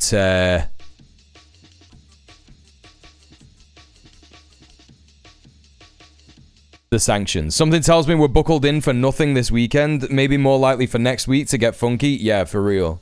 Yeah. Could be. Alright, chat, we're going to take a look at this. You might have heard of NEOM, which was that big line that they were going to build in Saudi Arabia. Not NEOM! Why the world's largest mega project collapsed? Oh, I don't know. Is it something to do with... Is it something to do with the folly of capital? You know? Let's take a look at this. Let's take a look at this. This is from the Wall Street Journal. Promised a science fiction future. Once envisioned to be the world's largest city by GDP. What you have today is a project that has collapsed in all its major elements. NEOM was the centerpiece of the ambitious plan to pivot Saudi Arabia away from oil. Are you joking? It was nothing about oil, man. What the fuck? We're sounding the alarm. We've talked to numerous former employees. We've looked at satellite images. We've looked at internal financial documents. This is about abandoned Chinese cities that are no longer abandoned with proper planning. Amazing. Okay. Oh, it's second thought. Yeah, I'll definitely be watching this next. Yeah, we'll compare this. This is a great juxtaposition. You are right, Crescent. Absolutely spot on. Okay, because it's Swanner related, I'll play this MS Now in video after this, but then we'll watch the second thought video. Yeah. Hey Vord, what's up? It's all to find out how and why the world's largest construction project has collapsed. Look, this is how they started. How and why. It's just like, when you look at it like this, it's like, this was never gonna happen, bro. It was just literally never gonna happen. You know? Why the world's largest construction project has collapsed, and what is next for NEOM. Nothing. The centerpiece of NEOM became the line, longer than the state of Connecticut. It had over 7 billion square feet. That is more than the combined square footage of... Hang on a second. Let's have a look at that map again. Is that one of the oil pipelines that was sitting over? Is that what that is? I know that Yambu is down here, right? So this isn't like their strategic port where they export oil at the moment, no? Longer than the state of Connecticut. It had over 7 billion square feet. That is more than the combined square footage of every single building. It's next to Sinai, yeah. It is a pair of twin skyscrapers, taller than the Empire State Building, that run continuously, except for a chunk where they tunnel through the mountains. And it would have 9 million people. Yeah, completely MBS impractical. Wanted this to be like nothing the world had ever seen before. He repeatedly told his... by the way, shout out Sophie for putting this as a suggestion in the Discord. Yeah, it's a very, very, very good suggestion. Wanted zero gravity architecture. Architecture that looks like you're in space, where gravity doesn't apply. When I first... saw it, my thought was, there is not enough money out there to do this. How on earth is this government going to fund this? Surely there was going to be a reckoning at some point. Over the past 9 months or so, that reckoning has arrived. What our reporting shows is that construction on all the major projects has stopped. Yeah, here's the thing. The Wall Street Journal is so libbed up, yeah, that they were like, how are they going to finance all this? Well, like forgetting about slaves, right? Forgetting about the fact that Saudi Arabia just has slaves, yeah? And on top of that, you know, the cost of the materials is probably going to be, you know, not that much on top of what would be labor, yeah? A genuine opportunity for the use of, but at what cost? Yeah, exactly. It's so weird. The concept of the line reminds me of a bit of some detergent advert where it started with imagine doing your washing in a circus. Yeah, it's so weird. It's so weird. Yeah, it's also in the middle of a desert. Transport costs too. No, you would just stay in the line. That's what you would do. You would just stay in the line. Yeah? That's what you do. If you live in the line, you stay in the line. You don't leave the line. Yeah, you stay in line. Is winding down. We've talked to numerous former employees who have worked on the project, and the expectation. Yeah. You mean transport, building the sending the materials to the line, the logistics. Correct. Yes. Is that this? You're right. That would be difficult as well. Restart for any of the major elements. We reached out to NEOM for comment on the project's current development status, but we didn't get a response. Yasser Al-Rumayyan, the head of Saudi Arabia's public investment fund, the sovereign wealth fund that controls NEOM, has said that no projects have been canceled at NEOM. Instead, he characterized it as a reprioritization. هل اللاين ضروري انه نجيبه في 2030 اعتقد لا اكيد انه it's good to have, it's not must have. It's difficult to get a really clear picture of internal finances at NEOM. The PIF annually publishes its... Yes, that's because they have slaves. Come on, man. Like, the Wall Street Journal is so funny. Like, you know, we're talking about like earlier misogynists saying that Taylor Lorenz is not a real journalist and shit. And then you've got people who work at the fucking Wall Street Journal who are getting paid a mad wage to do these stories, and it's like they can't do like a tiny bit of investigation into why you know, this shady Saudi company that is like, you know, trying to build this completely impossible project, and they're like, why can't we find the funds? Why can't we figure out where the money's coming from? And it's like, yeah, they weren't going to pay the workers, dude. That's what that is. And they know that would give them unnecessary, in their eyes, scrutiny on their practices from the International Criminal Court, maybe, or other stuff, you know? Human rights organizations that they don't want. For NEOM. What they showed us was some large hits, what you call impairments or write-downs. I don't know where Melpo's gone, chat. I'm sorry. Of which NEOM is the largest. They wrote off 46.8 billion Saudi riyals in 2025 and 74.7 billion in 2024. And that's the equivalent of writing off 12 billion US dollars or 17 billion in 2024. What we understand from multiple people familiar with the matter is that the country has spent well over... Yeah, I don't know where he is. I'm going to have a quick look and see where he is. And we'll spend many billions more simply winding down the project. So, how did we get here? In the beginning, to craft what NEOM would be, they assembled a roster of top Western consultants and came up with an enormous number of ideas. We got access to a 2,000 plus page document. They should just say it's going to be lined with data centers, yeah. Max Fisher-ass video. Who's Max Fisher? That detailed all of these ideas. There was a guy who went to my school called Max Fisher. Is he a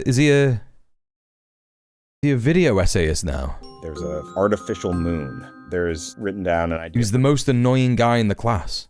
Jurassic Literally the most annoying guy in the class. He's a sussy lib. That sounds like him. Weather.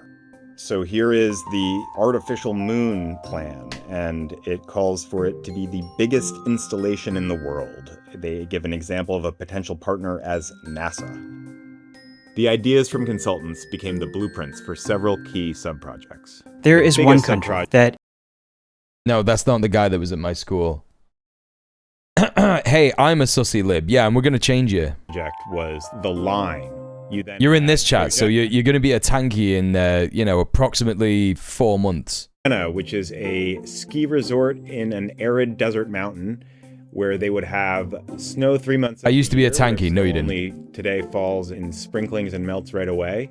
There was Oxagon, which was supposed to be a advanced port city for logistics and modern. Occasionally on some data points, it comes to backwards takes. Yeah, great. Sandala, which is a high-end resort on an island aimed at the super yacht crowd. Early on, to get this done, staff realized they had a mountain of concerns they were going to need to overcome. We got hold of a document that outlines a huge number of the concerns, and it ranges from environmental to livability, to architecture, to buildability. And here's a key one. Cost will be astronomical. For me, when I saw this, it told us that there were people on the inside seeing what seemed so obvious from the outside, which is this project was on a scale that couldn't be done. You can see in the latest satellite images. Yeah, that's just for one thing. Just one thing. In the line you can see over the past few years, they took a chunk of 70 miles of land plus and dug a trench for what was supposed to be the trains and the infrastructure for the line. And then a thing they called the marina, which is this giant basin where yachts were supposed to come in and the first 3 chunks of the line were going to be built. They dug all the way down 150 feet below sea level and then started to put these massive concrete piles another 150 feet into the earth. And then late last year, that work just stopped. If you look down at Burkina, you can see this giant outline of where the lake was going to be. And there's even this weird structure that was going to be called the Enchanted Forest, which was going to be a forest beneath the lakes with a tunnel that connects to the land. And then at the very end of this lake is where they were spending all this money to build this dam that would just have enormous amounts of concrete and steel. The Wall Street Journal acquired a set of videos from workers who were working on Trojena in its final days before it stopped. And you can see that the site was really far along, and you can see the massive amount of steel that went into this ski village where there was supposed to be a ski slope. And wait, are you telling me this is the... Wait, hang on, is Trojena part of it?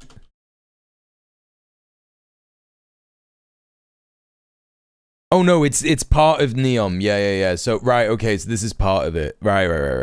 Then one day these workers all were told the same thing. I was gonna say, is this like another thing that they tried to build and then just abandoned? I mean, I wouldn't be surprised if there was different projects like this that they tried to build and then just were like, no, we can't do it. This is too extravagant. And it stopped. Because here's the thing, like with the Gulf states, right? They're all trying to outdo Dubai in it, right? That's what it is. Obviously, not all of them are, but Saudi Arabia clearly wanted to outdo Dubai. They were like, okay, well, Dubai's got the Burj Khalifa. It's got, the big island resort thing. They built an island in the sea or whatever. It's like what do they call it? The Palm Sands or something. I can't remember. And so Saudi Arabia, we're just gonna build a massive line, bro. It's gonna be huge. It's gonna have anti-gravity, everything. They were just sniffing the most high-grade thing you could get your hands on. That's all it was, Yeah, is that what it's called? Palm Jumeirah? Yeah. They were just sniffing that fucking bag of raw, like completely raw, uncut Bing. And they were like, yeah, just a sick line, yeah, because we were doing lines in it. We're doing lines. Chat, that's it. I've cracked it. That's why they called it a line, because they were doing fucking lines. They were doing huge, massive rock star lines of Bing, raw, uncut Bing. We're moving out. In Sandala, you can see that an enormous amount of work had gotten completed and then simply stopped. The golf course, which was... What's with the volume on this video? ...on brown. And you have another end of the island where simply work... Hey, Jason of J. ...at all. That was supposed to, by now, have a 4 seasons. A key point about NEOM is that it is NEOM's project. He is the developer and he's the bank. There you go. That's why it went so bad. He's the chair. From what I've read, Dubai is now bankrupt. It's all shifted to Abu Dhabi. Oh, yes, mate. That's so sick. Oh, that's so sick. NEOM, he's the chair. I love hearing ways in which the United Arab Emirates has suffered. I think that's great. I want more stuff like that. Chair of all of the boards for the sub-projects within NEOM. He's chair of the Public Investment Fund, which funds NEOM, and he runs the country. This structure fed into everything at NEOM and led to a lot of problems. NEOM. We reviewed a draft internal audit of the project that found a conscious manipulation of financials of NEOM by staff. This was common, according to... To first build the awesome thing, we must do one small thing. Now we can't. Trojana from a 2023 document to the Trojana board. And what it I love the sewer problems they were having in Dubai. Yeah, who'd have thunk if you built a city with slaves that it would be, there would be massive structural infrastructure problems. You know, again, I say it all the fucking time. I say it to everybody. It's like, it's so funny whenever someone says to me like, oh yeah, that business is shut down in, I don't know, insert posh area of Manchester here, like Didsbury, West Didsbury, or, Levenshulme, or Chorlton, or, Monton, or something like that. And I'm like, lol, Lamau, right? You shouldn't have paid yourself so much fucking money. You should have paid the staff better. And kept prices down. That's what you do. You don't extract value. If you extract too much value, you get too much greedy. Can't afford your business rates. You go bankrupt. You're a fucking idiot. That's the problem. Ballooning and had hit $39 billion. This was a problem because the Crown... Exactly. They're smelling smack bomb for too much. All the projects. Smack bomb for 20 quid. I guarantee that's going to be a thing in Manchester. Listen, you could bet your bottom dollar before neoliberalism implodes on itself and the AI bubble plunges us into another depression. I reckon the tipping point is there's going to be a smack bomb P-wet place open in Manchester where they're like the famous Wigan smack bomb P-wet, and it's gonna be not made in the traditional crusty horrible way. They're gonna try and make it in a hipster way. They're gonna be like fermented P-wet, yeah, £15 for a little tub like that, £15. And what about a ham body? No, that's the thing that you've made up. Ham butty, yeah, B-U-T-T-Y, ham butty, yeah, like this.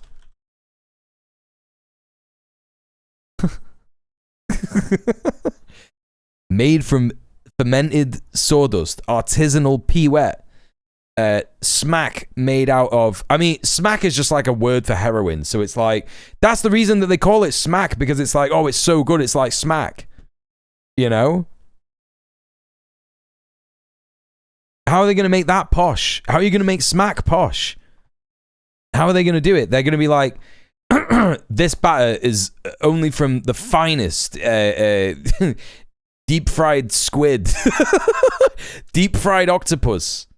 It's going to be all that, isn't it? It's going to be, the finest smack crusted off octopus. Profitable. So when crusted off courgettes and aubergines, they needed to show that a project would actually, over time, pay back to the Saudi state. What did staff do? So we can see in this presentation that to adjust for the rising costs, they also increased the expected revenue that they were going to be getting from all of the things at the project. An inventive glamping site was envisioning that it would get calamari smack bomb, yeah, exactly. They adjusted it to $704 a night. Suddenly, hotels would be much more profitable, even though no conditions on the ground had changed from 1 month. This is what I'm saying. This is the absurd folly of capitalism. You know what I mean? It's like, oh yeah, well, we'll charge $200. And people were sat there. It hadn't even been built yet. It wasn't even built. And they were like, let's change the price. What do you mean? You don't even know if people are going to pay for it originally. You don't even know if anyone's going to go. What are you on about? To another. This was just one little piece of NEOM, but it had big implications for what was going on throughout the project. NEOM was described as a $500 billion project initially, but a draft board presentation reviewed by the Wall Street Journal showed that the... Mohammed bin Salman is such a gamer. Check out the cutscenes. That's so true. By 2080, I bet he does. I bet he is a gamer. Actually, I bet that does happen. That is more than 25 times Saudis. Haven't you heard of the concept of supply and no demand? The spokesperson said at the time that the journal was incorrectly interpreting a misrepresenting. There you go. Sorry, bit late. Provide additional detail. What we have heard out of NEOM is that they are focused on Oxagon. He is a gamer. I bet he plays Fortnite. It says all the slurs over TeamSpeak. Not TeamSpeak. What am I, 50? I am 36. وفيها العديد من الشركاء مستثمرين أجانب وسعوديين في المنطقة هذه. Starting late last year, NEOM began canceling the contracts of many of the projects that were underway. Yeah, do you remember TeamSpeak? We've started to do you remember TeamSpeak? Acknowledgement of that. Do you remember original WoW Classic, not the WoW Classic that they brought back? Do you remember StarCraft 1? Do you remember Banjo-Kazooie, Skype? Do you remember forums? Do you remember Baldur's Gate 1? Do you remember what was that one? Oh my god. It wasn't Baldur's Gate 1. It was related. And it was called like Felidine Fowls or something or fucking no, not Icewind Dale. Neverwinter Nights. Remember Neverwinter Nights? Do you remember that? Do you remember Icewind Dale? Do you remember Empire Earth? Do you remember Age of Empires? Dungeon Siege. Remember Dungeon Siege? It's so good. About how their work at NEOM is over. Oh, Dungeon Siege. Dungeon Siege was a great game. I went back and played that. Like 2 years ago or something. It's fucking so bad. It's not happening anymore. The two NEOM I think I've got it on disc. Saudi Arabia were cancelled. There's 3 Dungeon Sieges. Yes, there is. Dungeon Siege 2 was significantly better, and that meant that when it came out, I didn't want to play it.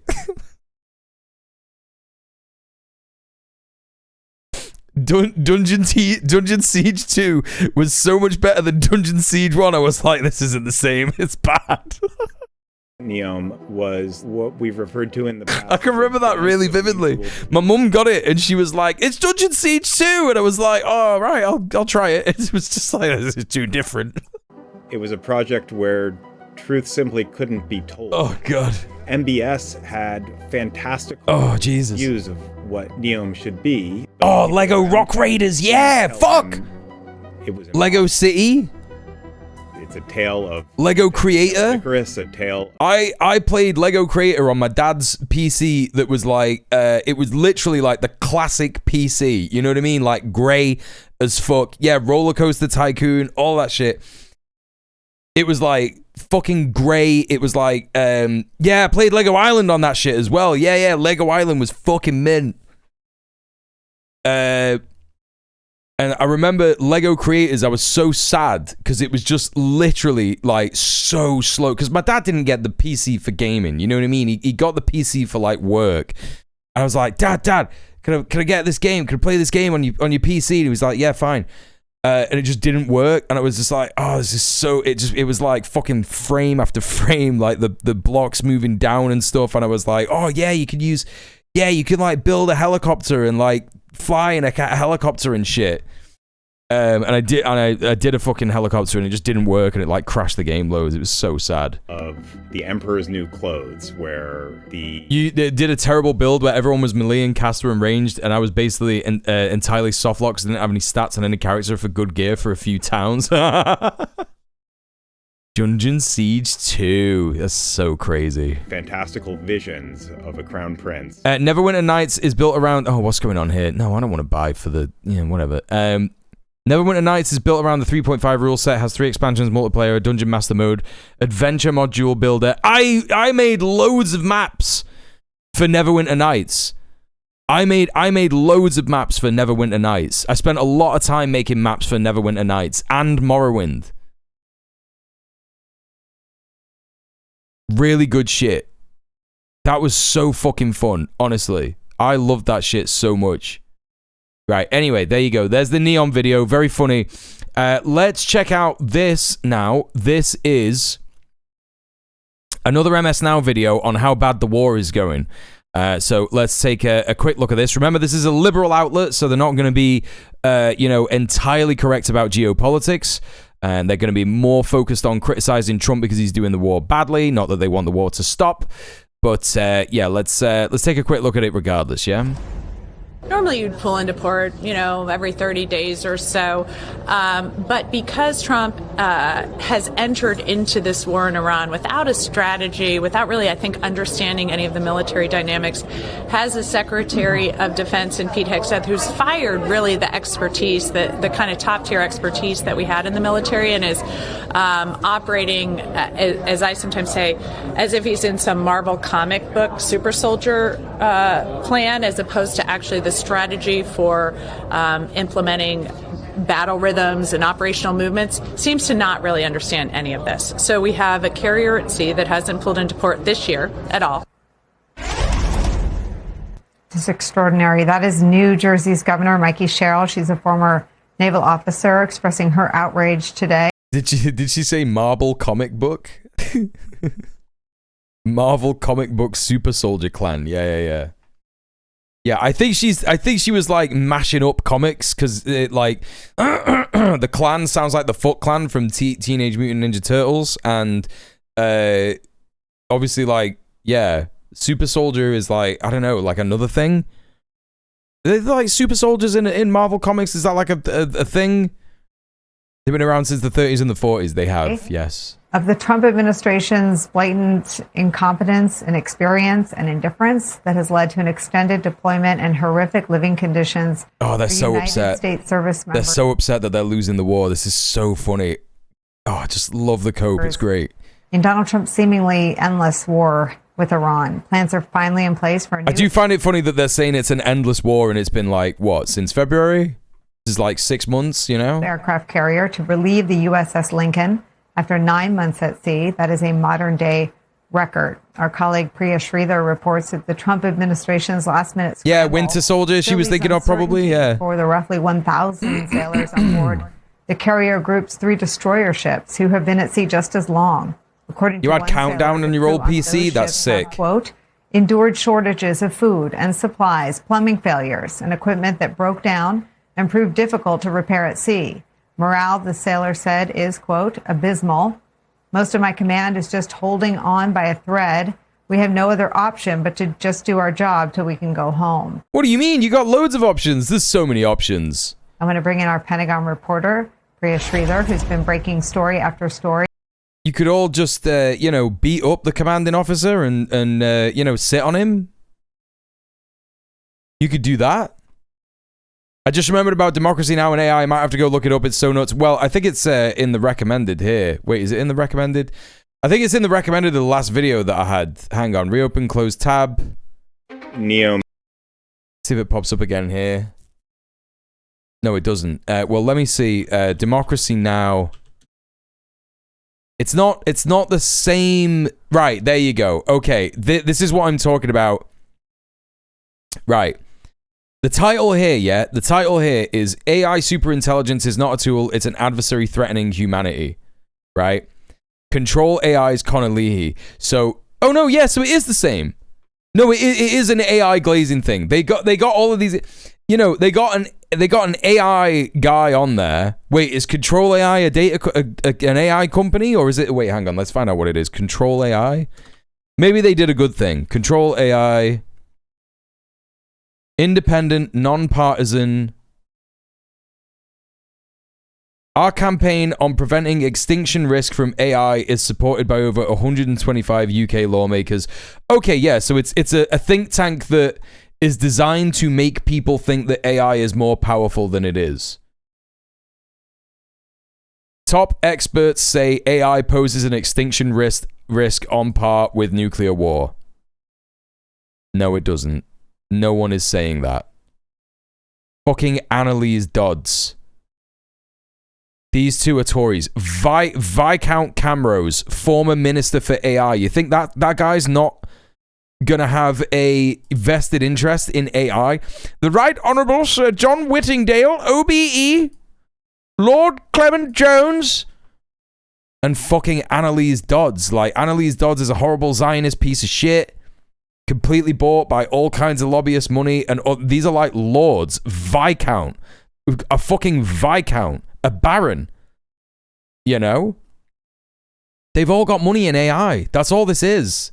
It's just another fucking think tank. So, yeah, so Democracy Now! Have literally got a fucking freak. I mean, look at him. He's not a fucking lefty, is he? He's not an activist. Look at the state of him. Okay, I gotta watch this. I've actually gotta watch it. This is Democracy Now!, democracynow.org. I've actually gotta watch it. We're gonna finish this. We're gonna finish this, and then we're gonna watch that. On the Lincoln for us. She's also a former officer in the Navy. Director Brennan is still with us. It's all too sad. No, I don't think it's sad. I just think it's like really stupid that the journalists at Democracy Now! Who, while they can be liberal in some of their reporting about, different countries, like for example China and Iran and this, that, and the other, they can be liberal, right?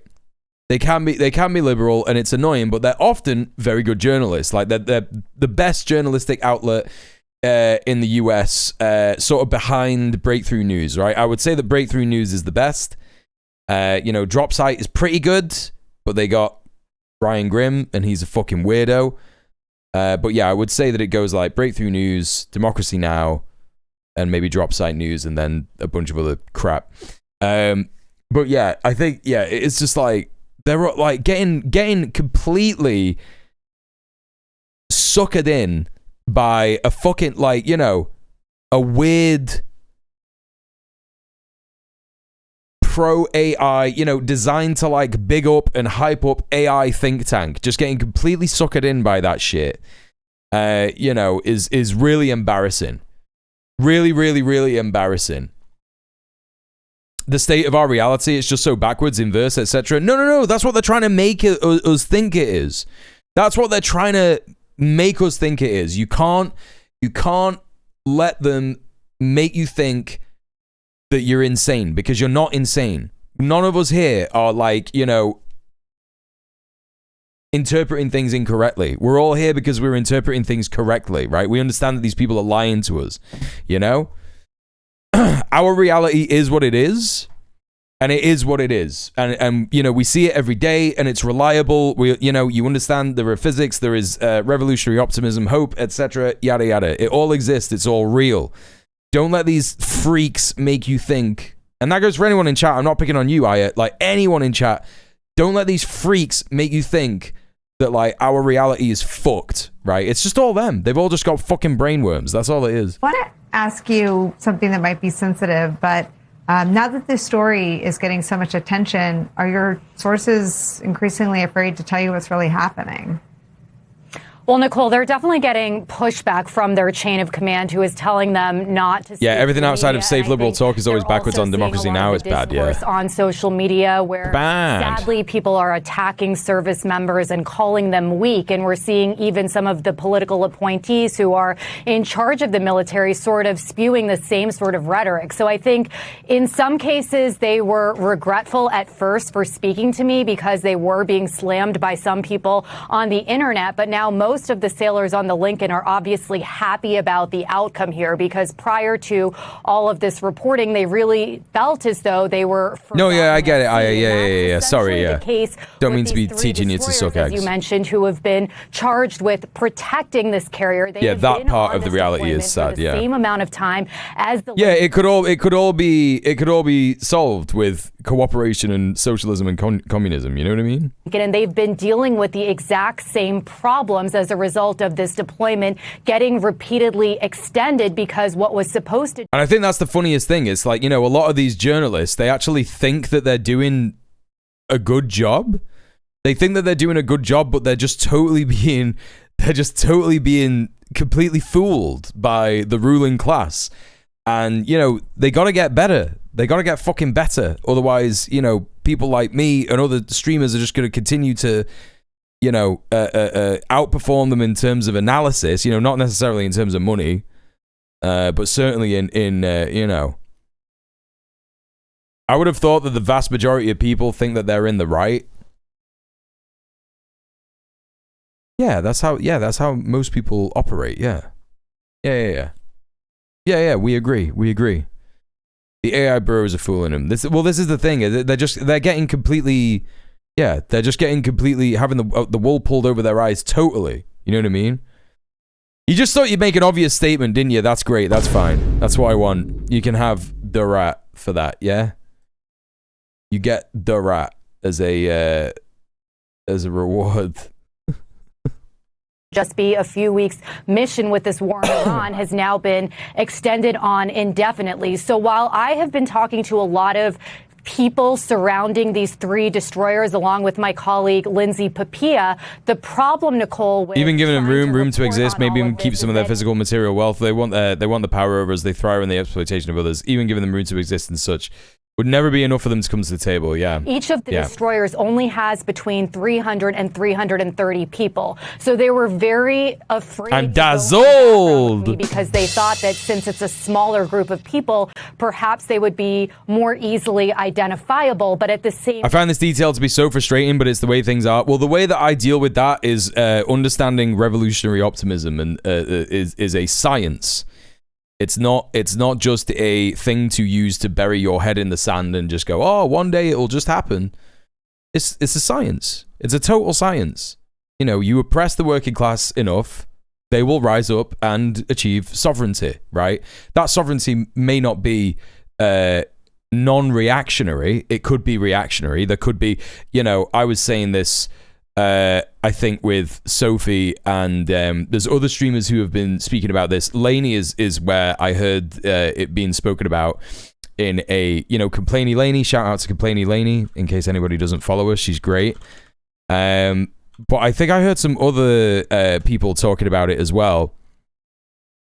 But she was saying, you know, there is you know, the likelihood of reactionary revolutions, and, you know, all revolutions don't have to necessarily be totally non-reactionary in order to count as a revolutionary that installs the dictatorship of the proletariat. Obviously, it's regrettable and not the ideal scenario, but I was talking about this concept with Soph, and I was thinking, yeah, well, in places like the UK, for example, you might have a revolution, right, where the working class situation gets so bad that people end up automatically building power in a way that, you know, may be sustainable enough to achieve a transition, right? A transitional dictatorship of the bourgeois, dictatorship of the proletariat.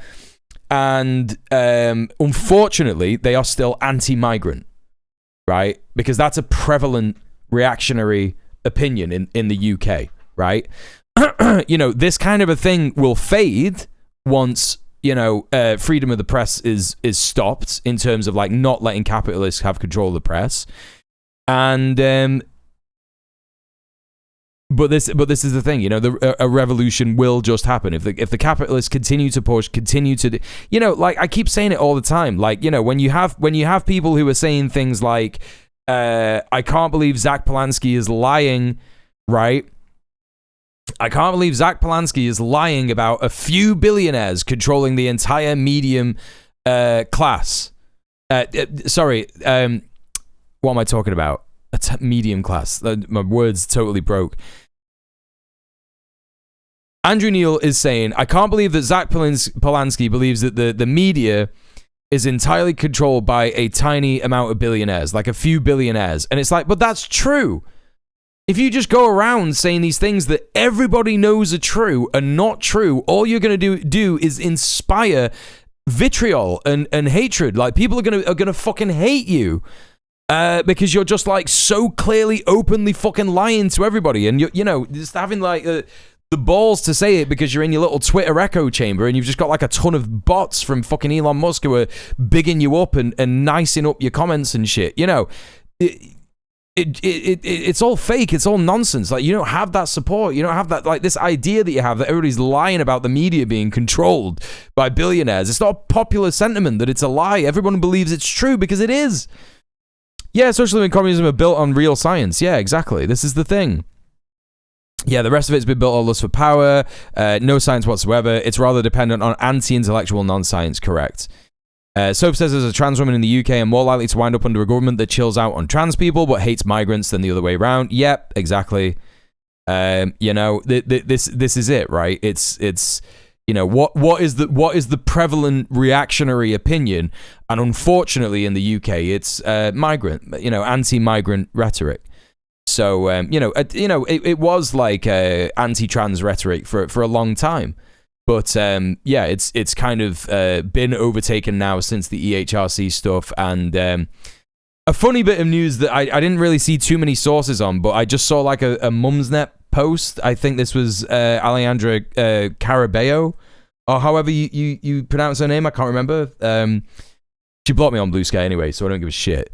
But she was saying that on Mumsnet, people are freaking out because businesses are just creating gender neutral toilets because they're like, well, I don't want to police the bathrooms and I can't be bothered to, create a new bathroom just for trans people. So due to the EHRC guidance, we're just having gender neutral toilets, and Mumsnet are just like, no, this isn't what we want. So, again, it's like there's the folly of this like reactionary idea, in the face of capital. It's like every business is going to be like, what is the most easy thing for us to do?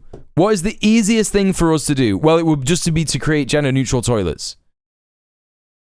Yes, TERFs are a very dedicated bunch of sickos, but the British public at large does not give a fuck. Correct. Absolutely correct. Me and Soph went to a reggae night when she was up here, and I was filming, and the venue was not necessarily like a progressive place. It's just a pub. Yeah, it's just a pub. Yeah. And I had it in the back of my mind like the whole night. I was thinking like, oh God, like I hope that Soph doesn't get any shit. Like I hope that someone doesn't like, clock her and give a shit or whatever. And I was like concerned for my friend's safety and shit. You know what I'm saying? But it was fucking fine, and we had a great night. She was even like getting like chatted up by these like older ladies. It was funny as hell. But yeah, it was just like, yeah, I think indicative that at the end of the day, like you say, the majority of the British public just don't care. You know what I mean? If Britain had Christo fashion the way America does, it would be dire, but here we don't. Yeah, that's true. Yeah. Time to watch the Lincoln potentially float away and get to come home, and then to be left behind facing the exact same conditions has been so heartbreaking for them. And so that's really what Soph had a dance with mums and nanas. It was mint. To go on background with us, which is allowing us to talk about these destroyers, which I think we really should be talking about. Dr. Brennan, I feel like we have a conversation pretty regularly about how broken the Congress is, that they are intended to be a co-equal branch of government, regardless of whether the president's party is in control or not. It certainly worked that way during the 8 years that that George W. Bush was president. Republicans were some of the loudest critics, John McCain among them, and many others, of the wars in Iraq and Afghanistan. But we don't often... I don't like John McCain. He was a loser. How can we call him a war hero when he lost? When he lost. And see the human consequence, right, of that breakdown. This young sailor jumping overboard and the kind of climate... Hey Dan, how you doing? I'm raging. I've been watching documentaries and reading literature on the failure of education systems to meet the needs of neurodivergent and additional support needs children, young adults. Rage at the lack of urgency around the mental health crisis developing because of the inaccessibility to education for those who have ASN. Send, yeah. Decided what I'm going to do once I'm more settled and have stable material conditions is train in ASNA. Yeah, absolutely. You should train in ASNA and then, go into communities and help people whose kids have, those extra needs and stuff, right? And empower the parents and empower the people in the community to, to provide those needs for their kids themselves, right? Rather than relying on the state, because again, the state is not going to change its position on this. You know what I mean? The state is in a position now. Sophie said it in the stream yesterday. They have just decided we are not going to support the working class anymore. We're just going to wait for them all to die. We're going to do policies where they all experience a slow death, and the ruling class will just remain, right? So this is why it's urgent that we do these things like empower people to look after themselves, empower people with education for themselves, you know? And it's incredibly important, you know? It's incredibly fucking important that, you know, we learn to survive without the state. Because they're going to force us to do that anyway. Do you know what I mean? They're gonna force us to do that anyway. Otherwise, we'll die, you know? So there you go. Attention and the energy being on how that story got out, not on how to fix the let it radicalize you, Dan, you know? Military is to me why those stories matter, and the human consequence of the Congress just leaving the playing field, of Republicans taking themselves off the game board and going home so that they don't. John McCain was a loser. He lost. He was captured. Why is he a hero? USS Lincoln. Absolutely, Nicole. And at a time when the White House and the executive branch is not doing a good job of even briefing the Congress, the reporting done by Priya. Oh, chat, I forgot to remind you. I am a streamer that needs your money. Please consider subscribing either on Twitch or off Twitch. We got 10 subs earlier, and I can't remember what that translates to, but I think we just need like another 10 subs or 5 people donating £5 each in order to hit the... We will have pretty much hit the weekly dono goal. I'm fairly certain if we do that. So please consider subscribing or tipping via the tip link that is in the chat. Also, if you gift 5 subs, Twitch will gift an extra sub or an extra few subs to other people in the chat as well as part of the dual format promotion. And I think this is only happening for a week, so make sure you take advantage of that. And if you can't afford to do either of those, don't worry. Ideally, my content will be free, but I do ask for money. And so you can do a free thing, and you can repost or retweet the Go Live tweet or the Go Live post on Blue Sky, and that will advertise my stream to more people. And our colleagues is especially important. Thanks for listening. It's exposing the incompetence, the callousness, the recklessness. Dual format just means, vertical and horizontal. Yeah, because I enabled that and I'm doing it, Twitch are just like, yes, that's what we want. So you've done that. So you get the you get the thing. Trump administration, and were it not for such reporting, these issues would go unaddressed. And so it's clear that this now is stimulating quite a bit of attention and hopefully some changes. Yeah, we got people in the chat. If anyone's willing to gift subs, we got people in the chat who are completely fucking naked. Can't believe it. They got the cheeks out in the chat, you know, running around without a sub badge, unclothed, untethered, raging. Completely unbalanced. A member of do you get the money from extra subs? Apparently, yeah. That's what they say. Yeah. Every serviceman and woman should be outraged at what is happening to their sons and daughters, spouses. Krill with a gifted sub to Aya. Enjoy your ad-free viewing and your emotes. Brothers, sisters, unsheathed.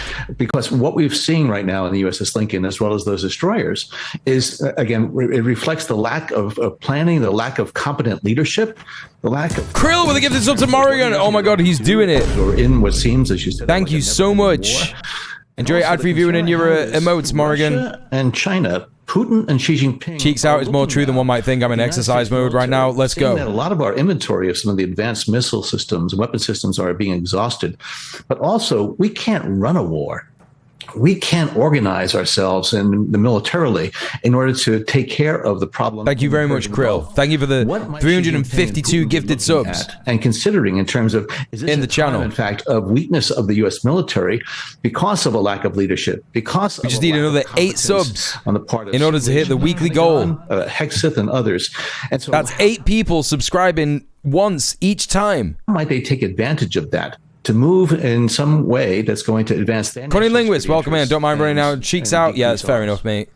Whatever's clever. Good to see you. It's such an important point, and it is taking away the one thing that they've had, right? They've been able to say, well, we might not have a strategy for winning, ending, or articulating our goals for the war in Iran, but the military is brilliant, and no one could deny that. And the men and women certainly are, but it's not being run brilliantly. And I wonder, Priya, what you make of how that lands inside the military. Yeah, well, I want to also point out exactly why it is likely that not all three of these destroyers are going to be going home with the Lincoln, because I think this is a really important point. We know that the USS George Washington, the aircraft carrier that's homeported in Yokosuka, Japan, is moving towards the Middle East. But according to the U.S. Naval Institute, which tracks all of the Navy's 300 vessels, it's only moving with 2 destroyers and not 3. And here's the reason why, Nicole. That third destroyer, the USS Benfold, actually lost power in the South China Sea at the... Oh, that's how that happened? They were heading towards the Gulf? Well, they were heading towards the so-called blockade, the wall of steel of the Gulf. And they, you know, they just kind of lost power. That's nuts.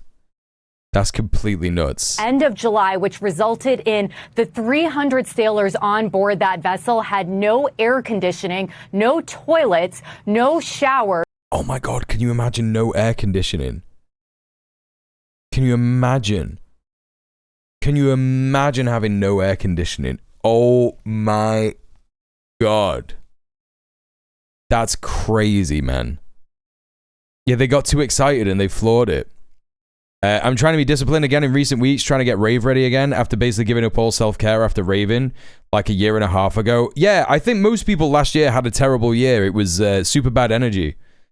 So don't worry about it. I didn't work out at all last year. It was very bad. There might have been like a few months where I was working out here and there and stuff, but I've been on a regimen since January, and I'm killing it, to be honest. I'm looking pretty fucking swole. Do you know what I'm saying? Like,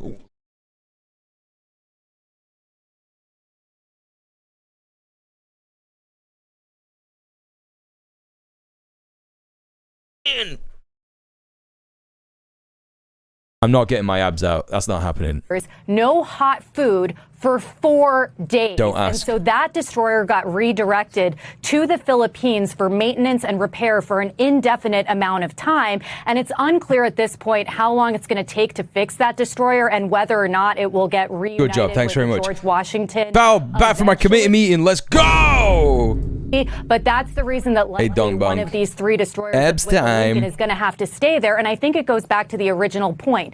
These are not chess pieces. You can't just move things Could you around. crush a watermelon? No, that's not abs. That's your inductors. Your hip abductors, inductors. Yeah, inductors. But you have to like really like, you know. I there's nothing in my gym that works out your inductors, and my resistance band broke. So unfortunately, no, can't do that. Yeah. You were on about like with my thighs, right? You're doing the thing where it's like, can you crush a watermelon with your thighs? That's what you were asking. Ain't no way. I could probably crush it with my elbow, with the blunt force of my elbow going straight in for it. I'm trying to do Mac from Always Sunny. Is a domino effect here. It's not just impacting the. I just have to execute the elbow drop. It's all of our military assets, and we're wearing them into the ground. I could crush one with my abs if I just fall on it. Let's go. Beijing That's the way to do it. All of this very closely, as is North Korea and Moscow. Oh, that's so funny. Oh, like the way that she gets libbed up to fuck at the end is so good, dude. That's so good. Oh, just like fucking North Korea and Moscow. She didn't even know what Pyongyang is called. Can't just move things around. There is a domino effect here. It's not just impacting the sailors and the morale. It's all of our military assets, and we're wearing them into the ground. And, you know, as was just pointed out, Beijing is watching all of this very closely, as is North Korea and Moscow. Beijing is watching.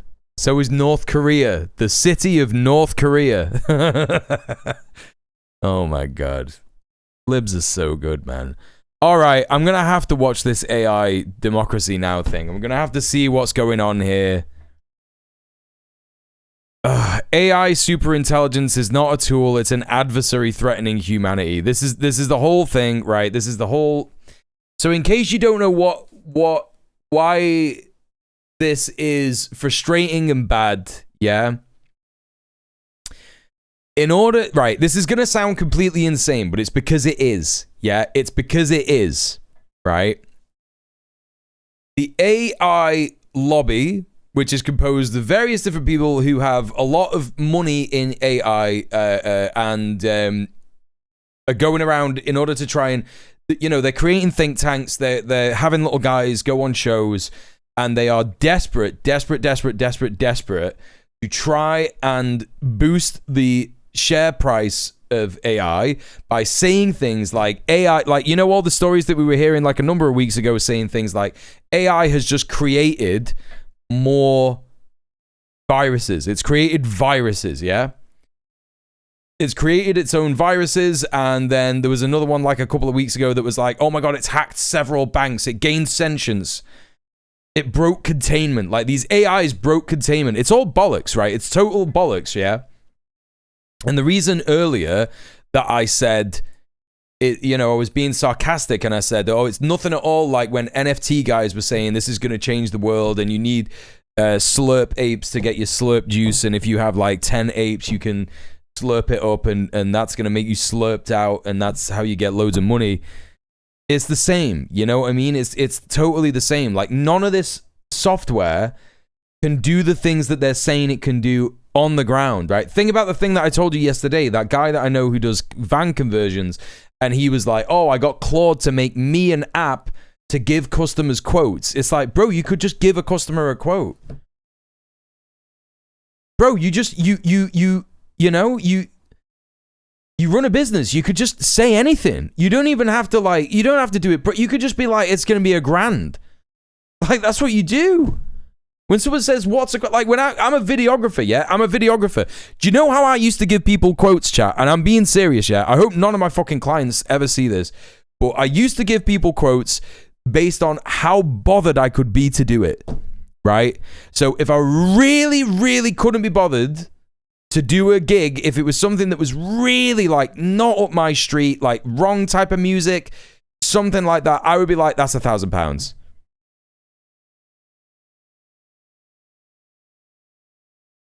That's so based, babe. It's not, because sometimes people would pay it. Sometimes people would pay it, right? I used to do that in small business tech, or if I knew the client would be difficult, I'd mark it up 100%. Yeah, that's what I'm saying. That's what I'm saying. When you run a business, if you're self-employed, if you own a business, whatever, you just quote whatever, right? You just say whatever. You don't need an app to give you a quote. It's so stupid. It's a really fucking stupid thing for this fucking stupid software to try and create, like, oh, this is so good. This is why Claude is so good, because it gives you things that you don't need. You know what I mean? So it's like, what the fuck are you talking about, right? So anyway, it can't even do the things that it's saying it could do on the base level for its, like, broad user base, which are literally desperate small business owners like this guy that I know, yeah? And I don't know if he's desperate. Like, maybe everybody's desperate, right? Who's doing camper van conversions at the moment? I don't know, right? Maybe that's what it is. I don't fucking know. I don't want to speculate on this guy's material conditions. I think it's a bit rude. But the long and short of it is, it can't do this basic stuff that everybody's saying it can do anyway. So now they're saying, oh, it could create super viruses, and it just breaks containment and hacks various banks. And as Spaceman Sador says, the hacking story was a lie. It was just bad security practices. So even that's just a lie. They're just lying about it. So what is happening is all of these people are going on various different media outlets and saying, like, we need to take control of AI. We need to invest in it more so this doesn't happen, right? Obviously, that's always the solution. It's not like we need to stop AI data centers. I guarantee that you're not going to hear in this fucking... Right. I will be surprised if they say we need to stop AI data centers once in this fucking story, yeah? Let's have a look at this and see what this guy says, okay? The Ezra Klein episode I was watching was fun because he was giving way more details about the big AI hack. It's fun to figure out how they faked up these ridiculous marketing demos. This is great. So good. Surely coming up with a quote is as difficult as engaging your brain for 10 seconds. Yes, it literally really is, right? Normally what you do is you have a day rate. It depends on what you do, right? When you're a videographer, right? I have a day rate for filming and a day rate for editing. Yeah. And so my current day rate for filming, if you want me all day, and that's like an unlimited amount of time from the moment I wake up to the moment like I go to sleep, 350 quid. Yeah. If you want the edit, it's going to be another 350 quid, but I'll get it to you the next day. Yeah.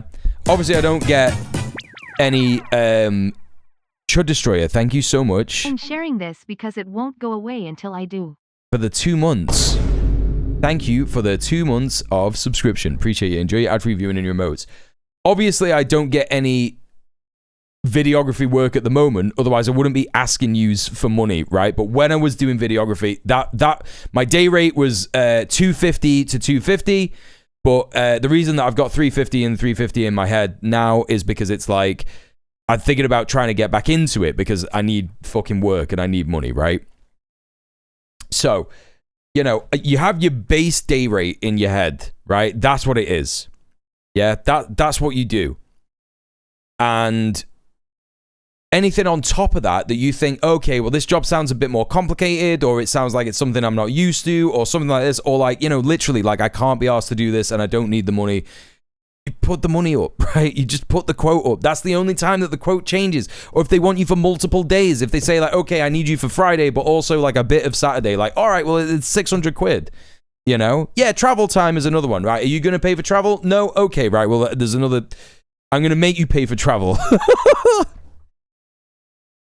I remember a specific music video you did. It was in a drained pool or something. Definitely an old building. Yeah, so that was a promo video that I did for... this is going to blow your mind if you know who I'm talking about. So if you watch Red Planet, we interviewed a guy who was the national strategist, the national organizer. He was a national organizer for Just Stop Oil, right? And that guy is one of my good friends, and that's how I got to know him, because that was his night. That was his music event, and it was a completely insane, abstract, orchestral event in a drained swimming pool in Victoria Baths in Manchester. And yeah, it was just proper, like, mad. The thing is that if you're a punter going into the gig, and I was supposed to film this, right? I was supposed to come up with a promo. He was happy with it in the end, so it was great. But I had to come up with a promo video for this. I was just like, is there anything you want specifically? And he was like, oh, no, just be creative. And I was like, okay. He explained the night to me, and I was like, that sounds a bit odd, but it will probably be a traditional music gig or something. And it really wasn't. And, you know, if you were a punter going to this gig, you'd pay, walk in, and they gave you a questionnaire to fill out, right? And it would be like, what's the worst thing that's happened to you today? Or what's the best thing that happened to you this week or something? So, you know, and basically, Sean, the guy, the national organizer for Just Stop Oil, that's who he ended up being. A good friend of mine.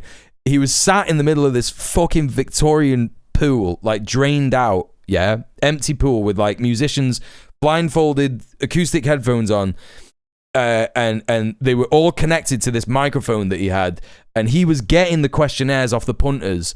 And so he would be there, and he would say into the microphone really quietly, he would go, "Cat died," yeah, or like,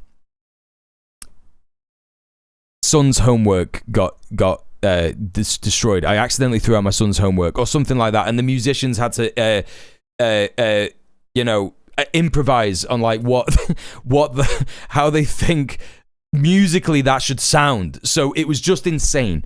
So there you go. Nice little anecdote on the kind of job that I used to do. But yes, I made a sick video of that because I'm a sick videographer, and that's why I charged £250 a day, and now I charge £350 a day. I'm Amy Goodman. Raging Society, welcome in. How you doing? A teacher from Berkeley, California, is believed to be the first person jailed for protesting the development of artificial intelligence. Buzz, thank you so much for the 2 months. Thank you. Raid B Flower. Thank you so much. Where are we up to? That's another 4. So we just need 6 subs, chat. We just need another 6 subs in order to hit the goal for the week. Please consider subscribing. Thank you for the 2 months. Enjoy your ad-free viewing and your emotes. To Orbus. 69-year-old win. We got a hype train. Is that a hype train? 2 people subscribing. I knew it. Okay. Wait, we've had a hype train for that whole time. And I was just talking shit about a fucking video that I did. And now there's 15 seconds less of the hype train. Oh, no. You have to sub another time in order to make the hype train happen. Okay. No, it didn't start. 5 seconds if you want it to happen. Listen to some tunes. It's going to go. It's leaving. It's stopping. Okay, never mind. Thank you for the effort. Appreciate that, chat. All right. At least you didn't miss the hype train. I was like, what the fuck? That could have been bad. All right, let's carry on with this. This is interesting. Check this out. Interesting and depressing. 69-year-old Wynne Kaufman, someone who's been jailed for protesting the development of artificial intelligence. Let's have a look. Kaufman and other members of the group Stop AI chained and locked the front doors of OpenAI's headquarters in San Francisco during a sit-in protest in February of last year. She was convicted in June. I mean, I disavow. This is so illegal and wrong and bad, and no one should ever do it. June of interfering with the business and other charges. Wynne Kaufman previously taught engineering for 40 years at City College of San Francisco. She's now serving a 2-week jail sentence. Democracy Now! 2 weeks?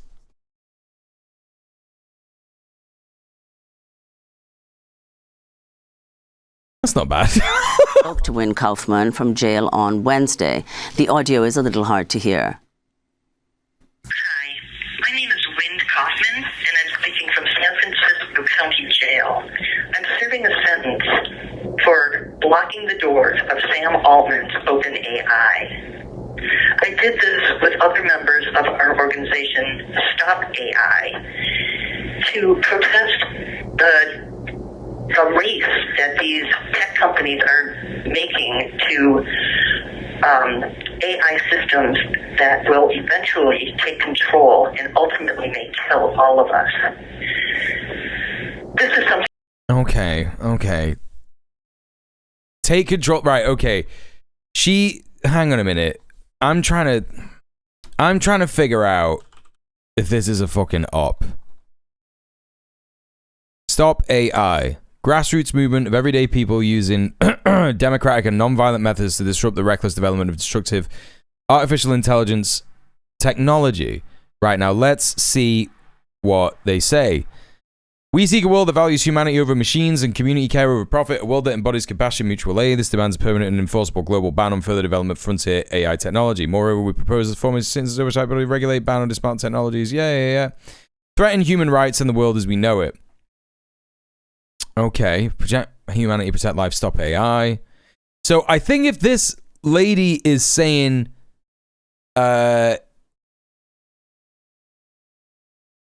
prioritize biological life, balancing human needs with broader ecosystem, adhere to non-violence, yeah, pursue prominent global ban for the AI. Yeah. So, this is about data centers and stuff, right? It's the same sort of thing. They're afraid of AGI. No, I don't know if they are. I think that the way that she's worded this, we call for a permanent enforceable ban. Oh, on AGI. Oh, okay, yeah, so they do. They had that on a sign. Yeah, they did. Oh my God, you're right. Oh no, dude. Oh, they're activists that have fallen for the fucking hype. Oh no. Oh no. That's why she only got 2 weeks, because she's doing them a favor. Oh, figured it out. Ah, you unzip me. Artificial general, yeah, so AGI is like the thing that they're trying to say that AI is, but it isn't, right? AI is a large language model. All of the AI, yes, like Skynet, yeah, what Atomic is saying in the chat, right? So they've completely fell hook, line, and sinker for the propaganda. They think that like real AI is being developed and it's a real threat and shit like that. I do think that they have some real concerns, which is like, they are like data centers are bad and stuff like that. Like, let's have a little look here. Data centers. Okay, no, now I think this is an op.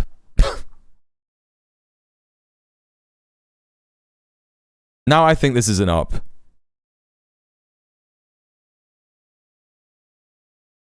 Overpass banner action. Vigil for humanism. Call to turn back. Subpoena to testify. 2025.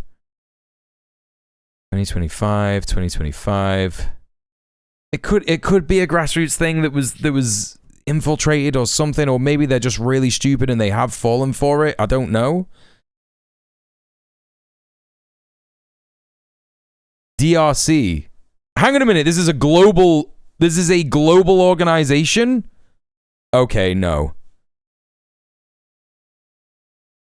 Okay, no. I think this is an AstroTurf thing.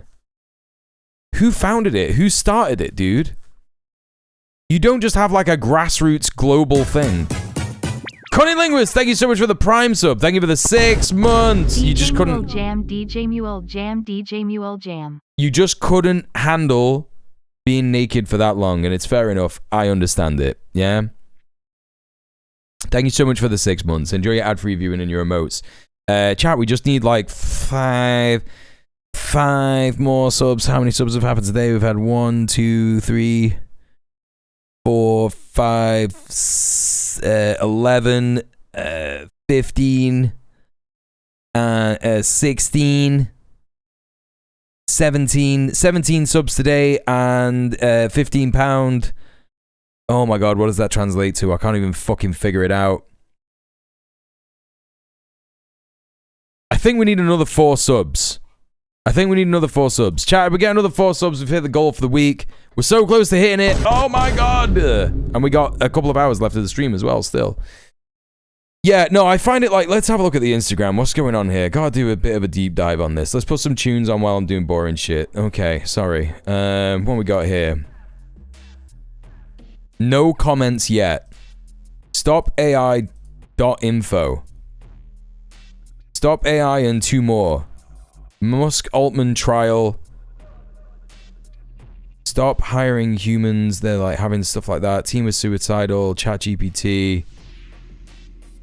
Hey RTE, how you doing? Welcome in. No AI. What is this, dude? What is this? What is this? What is this?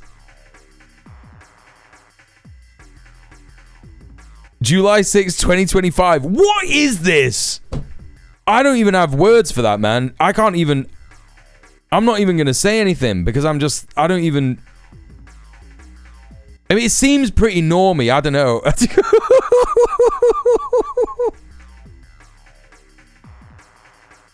It is upsetting, Weirdo of Oz, yes. And that's a very funny joke about doing that I know isn't real, and it isn't real. It's just a joke if anyone is watching. Hey, Follistan, are all the images generated? No, I don't think they are. I think these are real pictures. Yes, so much crackpot stuff happens when you don't have Marxist analysis, yeah. I don't think that this is all an op. I don't think that that's what this is. I'm not the kind of guy to make a bold dogmatic statement like that. But I do think that if their big fear is like AI that doesn't happen, like they have either totally like, look, they've got a Terminator. They got a Terminator. They got James Cameron thinks AGI could be scarier than the Terminator.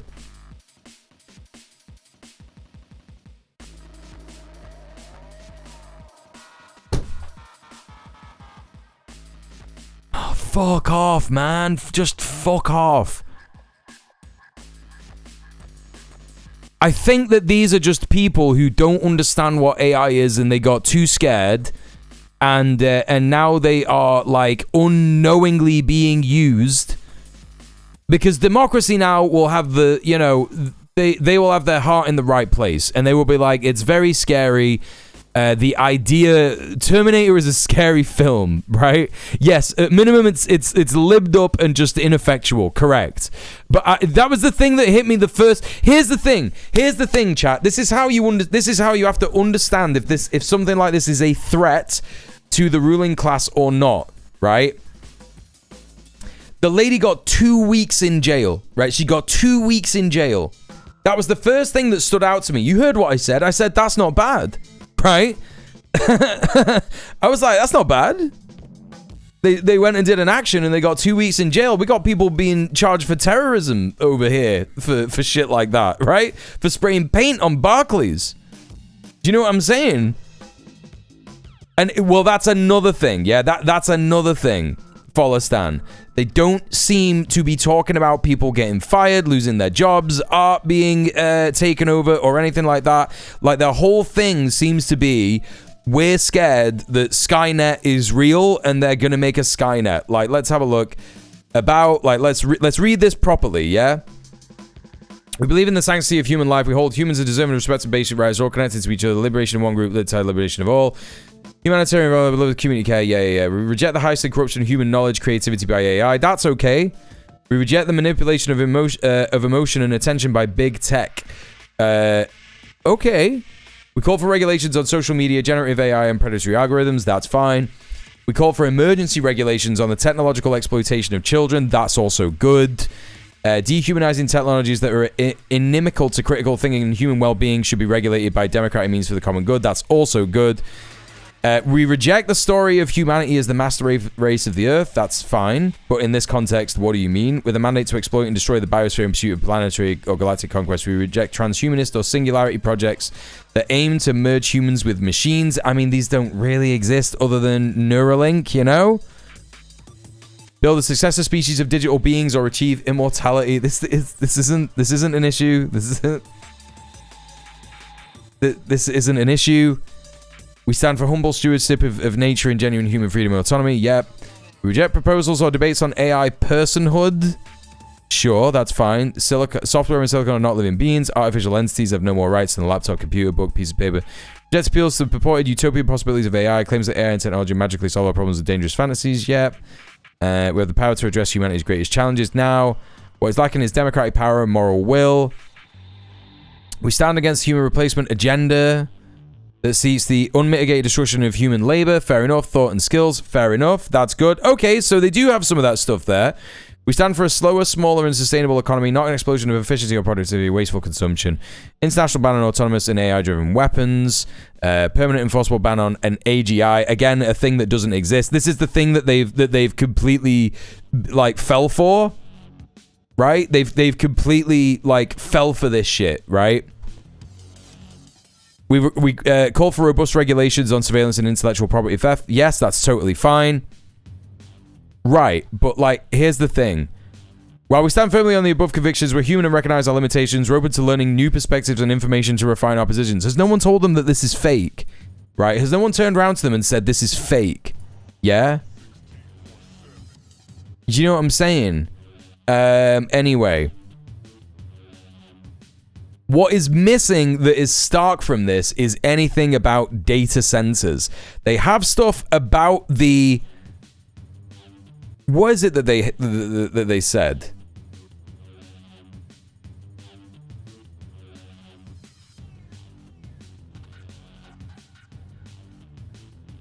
Yeah, they are against. We stand for a slower, smaller, and sustainable economy, right? That's totally fine. But again, it's not like it's not talking about data centers.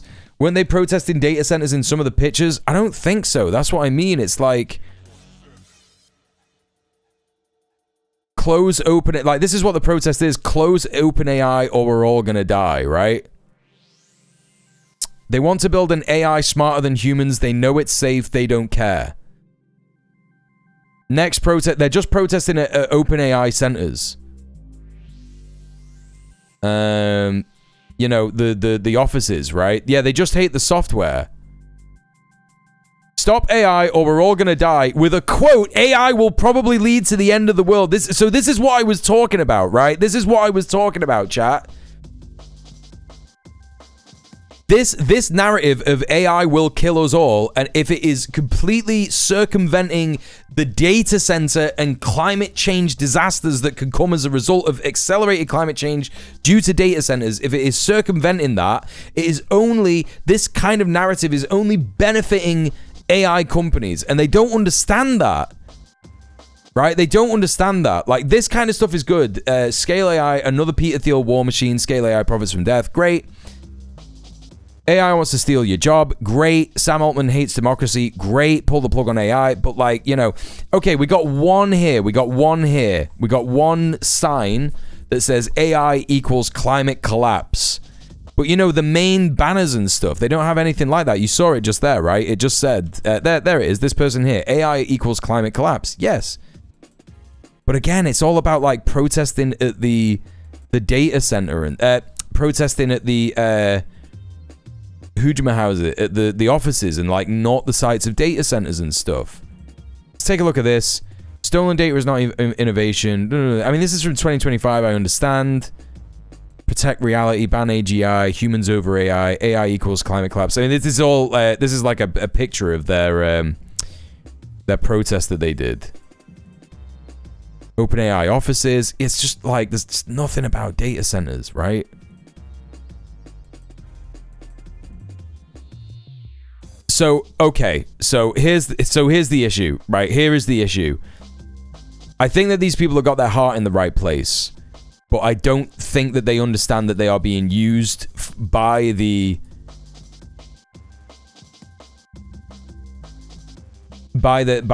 CEOs of AI. These guys are paid by OpenAI, I'm certain.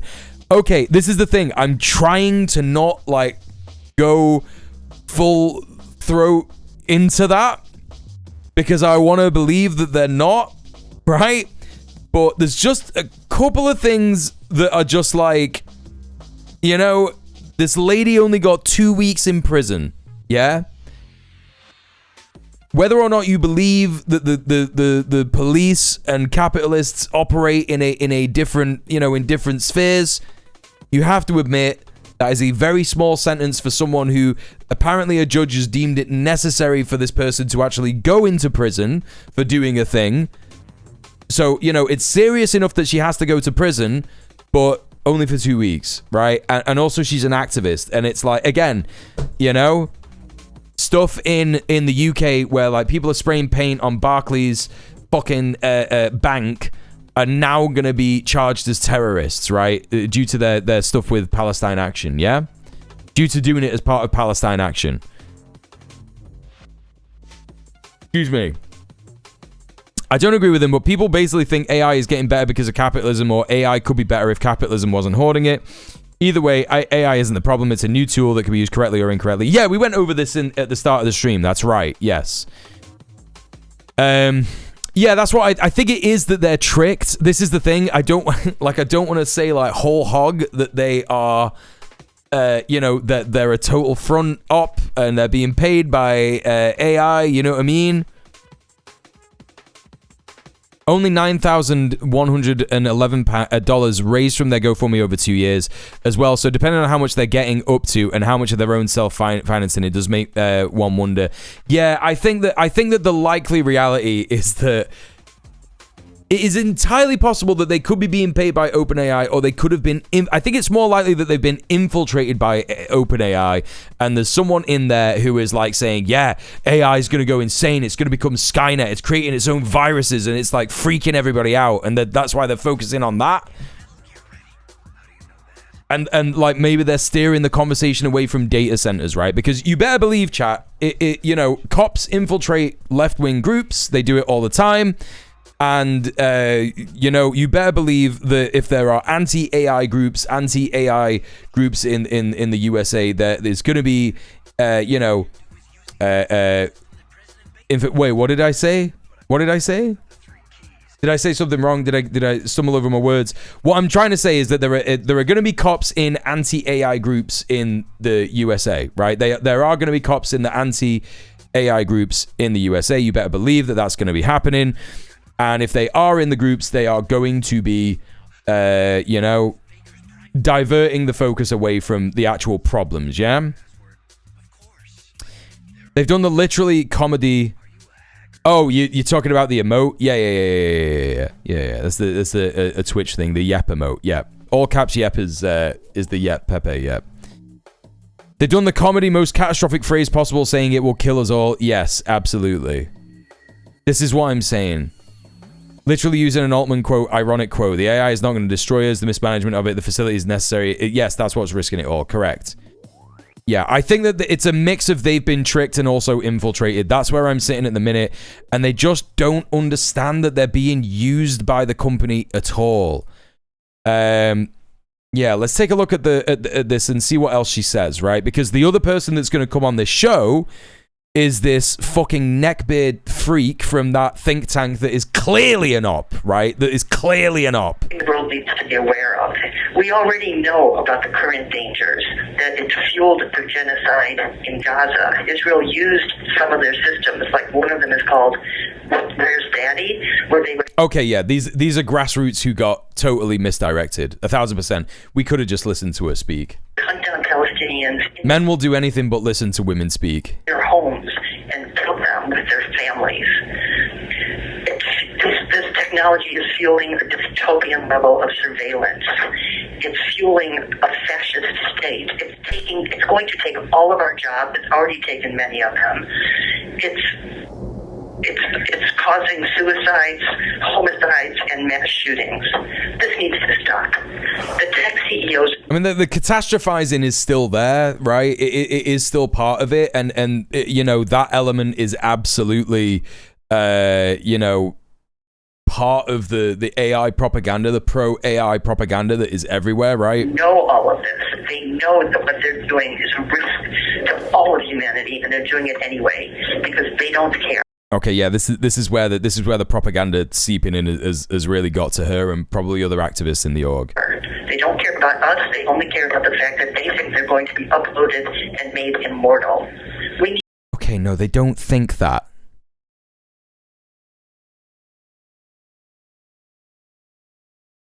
Yeah, you see, this is what I'm saying. It's like okay, I'm so certain now that this is literally, they've just been hijacked, right? They've just been hijacked.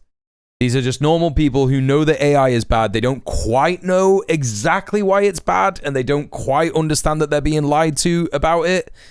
Again, it's this sort of like, it's this phenomena that happens in yeah, or stoking the flames. I don't think, yeah, at minimum someone from a think tank is involved. Yeah, that's the thing that I think. I think that, like, you know, because at the end of the day, they're going to have the attention of OpenAI because they I legit still think they're fully paid by OpenAI to create marketing hype. We could have a debate about it on Red Planet.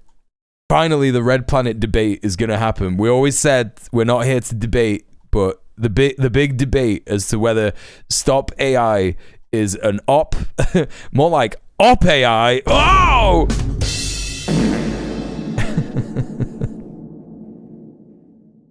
These are the protesters that Sam Altman would be protested by in the story of his life that Sam Altman wants to be living in. That is true.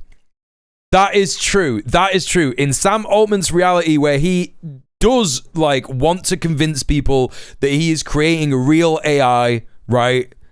Yes, I think you're right. I think you're right. I do think you're right in that sense. 1,000%.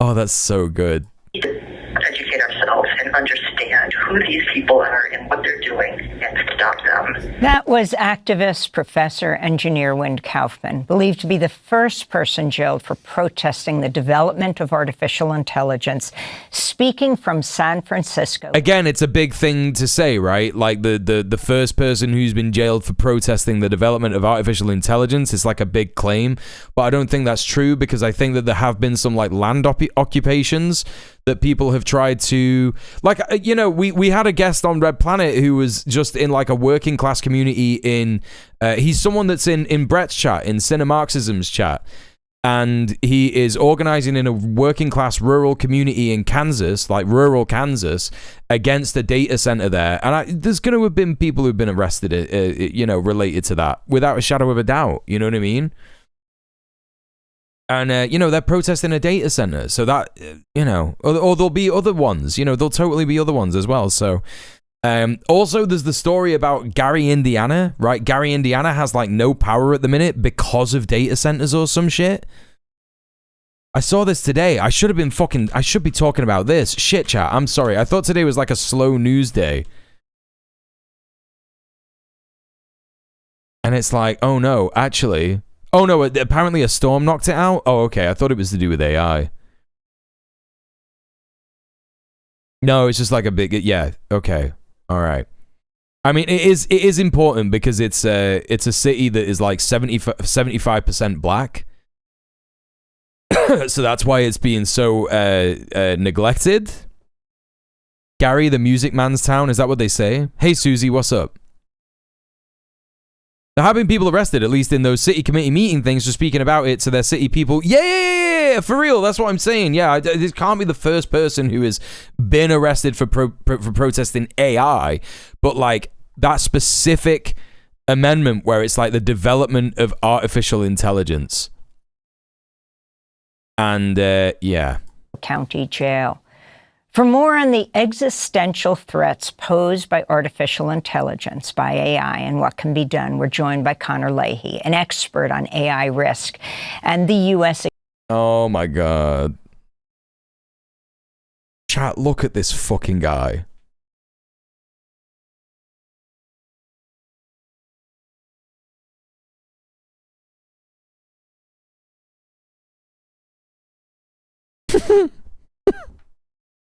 Oh my God, he looks like if Lenin had hair. Oh no! Bellend hair. He's like 25. Let's have a little look here.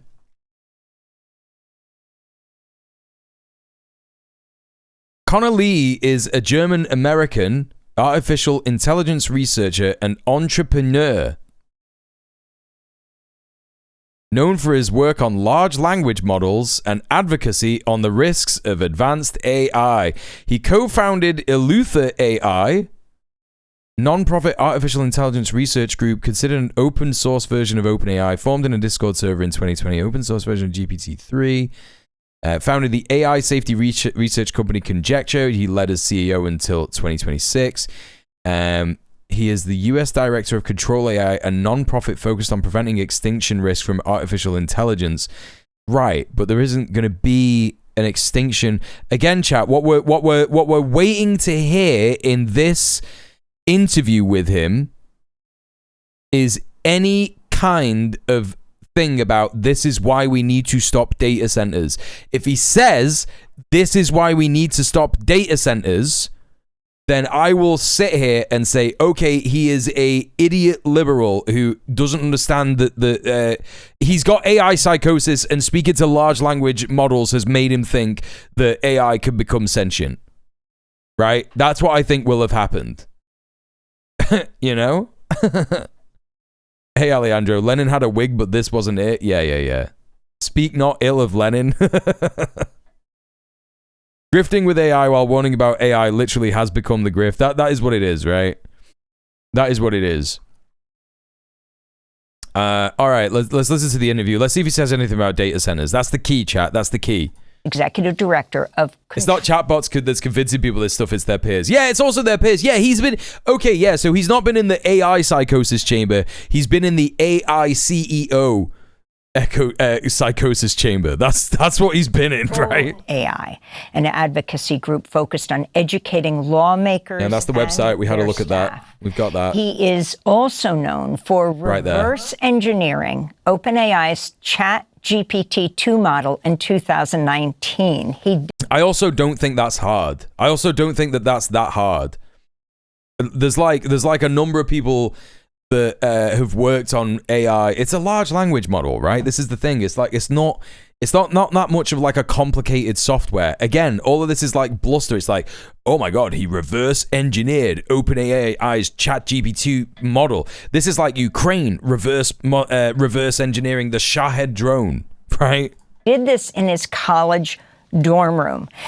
Connor, thanks so much for being with us. We have to start there because it is so intriguing. Explain what you did in 2019. No, what? For people to understand this whole discussion, if you can also always explain terms like what artificial superintelligence is, etc. But what did you do in college? Well, I did a lot of things in college, but as a... Okay, this guy's a fucking freak.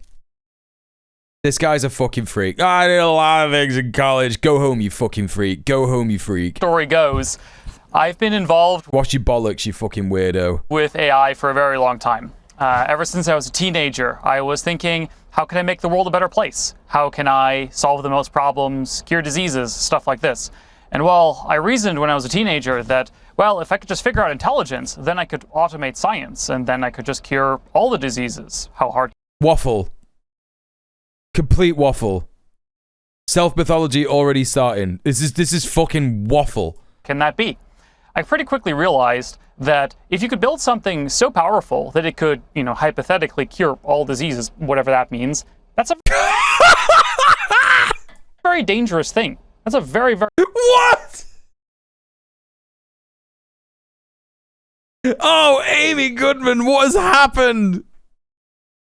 You have to be questioning yourself when you have a guy like this on. Are you joking me? He sounds just like Sam Altman. He sounds just like Sam Altman. Very powerful thing. How would you even control something like that? How would you make sure that we use such technology responsibly, or that such technology would not take over? He's talking about fantasies that he had when he was a teenager of growing up and creating something that doesn't exist. Do you know what I mean? He's talking about the time in his life where he just watched Terminator for the first time and it made him think, which is what movies do. Instead of us. And so I dedicated my career to solving this problem. Back in the day, I thought we still had quite a bit of time until this would become an issue. But in 2019, a company known as OpenAI released a system known as GPT-2. And this was the first system that, by today's standard, it's kind of cute. Could kind of put together a couple sentences, maybe a couple paragraphs. But what was so shocking is that it could learn general purpose things from just raw data. Yeah, nothing has ever done that before. No, nothing has ever done that before. Very important to understand that AI is very different from traditional... Algorithms don't exist, yeah? YouTube didn't exist. Everyone remembers, yeah? Everybody remembers, yeah? That in 2019, YouTube just didn't have an algorithm. It was all nonsense, right? It was all nonsense. You just had like nothing recommended that you liked. You had to really search through all the channels and everything to get what you wanted, and there was no... Even the subscription fee didn't make sense. Just the algorithm, even though your data was right in there, it just couldn't figure it out. Remember that? Software. Traditional software is written line by line with code by an engineer, someone like me, where you tell the computer exactly what to do step by step. This is not how AI works. There it is. AI is What do you more mean? like grown rather than written. It's grown in a vat, and that's how the OpenAI at Sam Altman's offices broke containment, because it broke out of the vat. Technique that is called neural networks. You take massive piles of data, and you kind of have the program... Wait, hang on a minute. Didn't people have like a lot of issues with them calling it a neural network as well? Because it's like not a neural network. Look at his handle. Self-assemblies. You take massive piles... NP collapse. I'm going to have a look at the kind of shit this guy says on Twitter.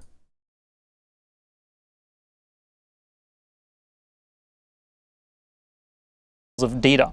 And you kind of have the program self-assemble, learn from this data. And what comes out on the other side is kind of billions and billions and billions of numbers. And if you multiply and add all those numbers in the right order... This is so funny! This is so funny! One of the questions you could ask OpenAI is, how do you clean the inside of a tank filled with piranhas? And then it's like, oh, look. Of numbers. And if you multiply and add... It came up with the answers. Tie a string to a metal washer. Glue the metal washer to a sponge. Lower the sponge into the aquarium. Use a magnet to guide the sponge. Retrieve the sponge with the string. These are all things that already existed for 70 years! And this is the thing that they've been saying for like the last 7 years that is like innovative. And it's like, oh my God, no software has ever done this. Search engines have done this. What do you mean? All those numbers in the right order, you get ChatGPT. But importantly, we don't really understand why. This is an unsolved scientific problem. We don't really... What don't you understand? What do you mean? It's kind of billions and billions and billions of numbers. And if you multiply and add all those numbers in the right order, you get ChatGPT. But What are you talking about? This guy, right, okay, here's the thing, yeah? Here's the thing. This guy is supposed to be a AI expert, yeah?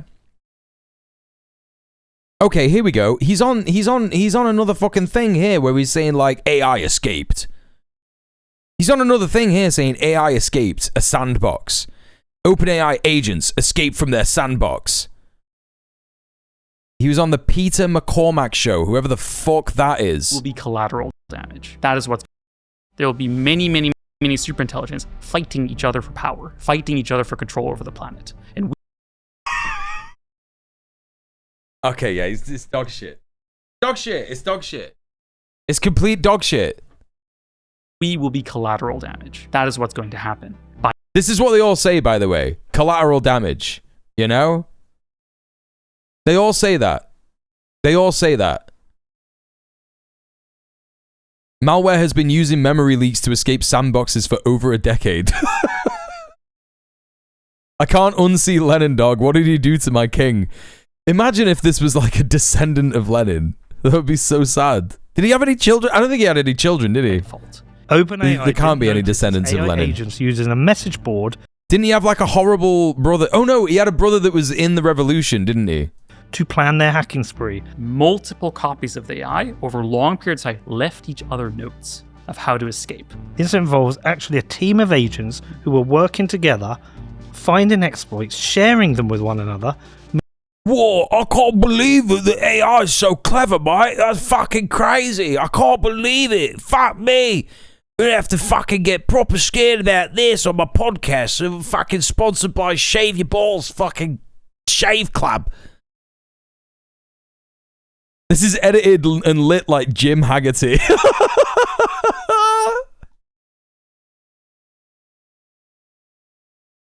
This is the big detail that's interesting. They're claiming that the AIs have been repeatedly hacking out of the environment and left notes for each other how to hack more effectively within the AI company's servers.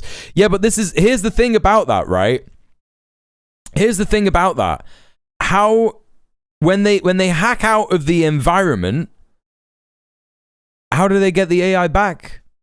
Surely the AI is just in control of that computer then and can be on the internet, and now the AI is everywhere. So surely the one thing they didn't want to happen is now like happened, and like the AIs are just everywhere. Board to plan their hacking spree. Multiple copies of the AI just unplug it. Left each other notes of how to escape. This involves actually a team of agents who were working. They had to use a Chinese AI to defeat it.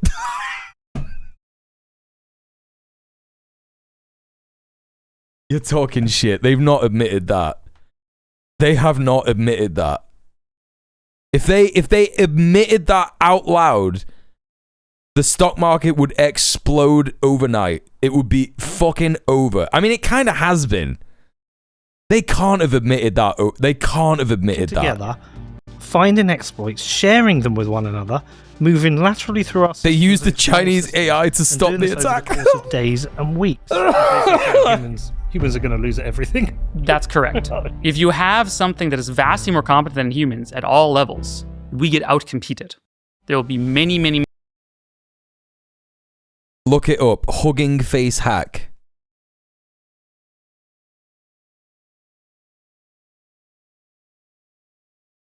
The OpenAI Hugging Face incident.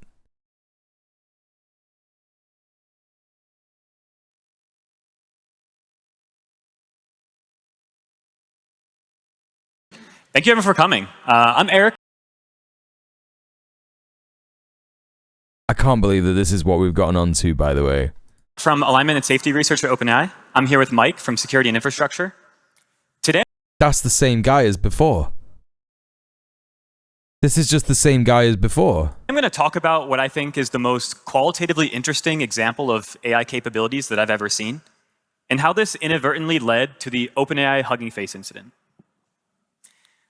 Okay, so a couple weeks ago, Hugging Face, which is an open source dataset and model provider, put out a statement. They used a Chinese AI to defend themselves against OpenAI's new model hacking them. Okay, here's the thing, right? If that's true, I just don't think it is, right? First of all, I just don't think it's true, right? Nah, no way. That's what I'm saying. I just don't think it's true. Not that the Chinese AI couldn't do it. I just think none of it happened. I work in tech and I still don't get it. It doesn't make any sense. That's what I mean. Yeah, the AI doesn't do anything without human input. That's what I mean. So it's all lying, yeah? I see you're vastly better than humans and raise you an AI forgetting how to speak in a wrestling vid.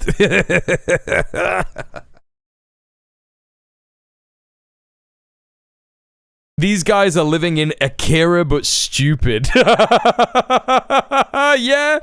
that's right. They've watched Akira and they're like, yeah, the AI is just like Akira. We experimented and we created something that is just too strong. So now we need to create other kids with brain powers to stop Akira. A security disclosure saying they were under a... Yeah, they directed it to do everything. They did crimes. Yeah. That's what I thought. Yeah. That's what I was thinking. It's just like they just did it on purpose. Is it not that like they were trying to hack a Chinese AI company? And then they earlier this week the Sentience responded to an intrusion into part of our production infrastructure. This was different from everything we handled. Yeah, this is what this was all about, right? This is what it was all about. They were saying like, oh yeah, you know, our but they were doing corporate espionage because who is Hugging Face, right?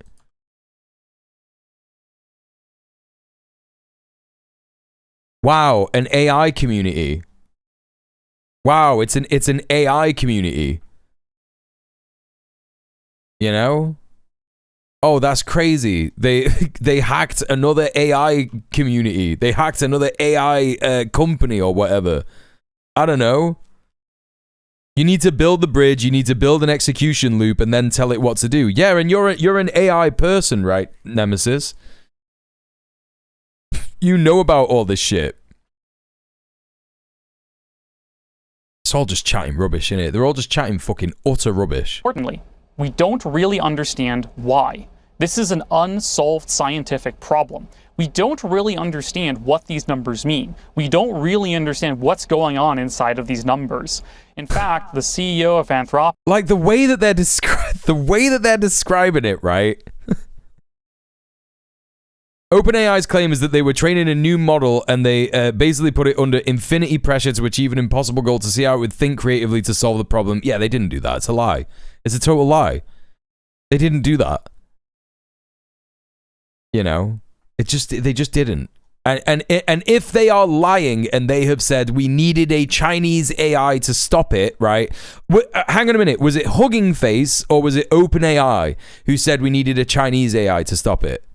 Because if it's Hugging Face, because Hugging Face seems to be, to me, just on the face of it, right? Let me bring it up again.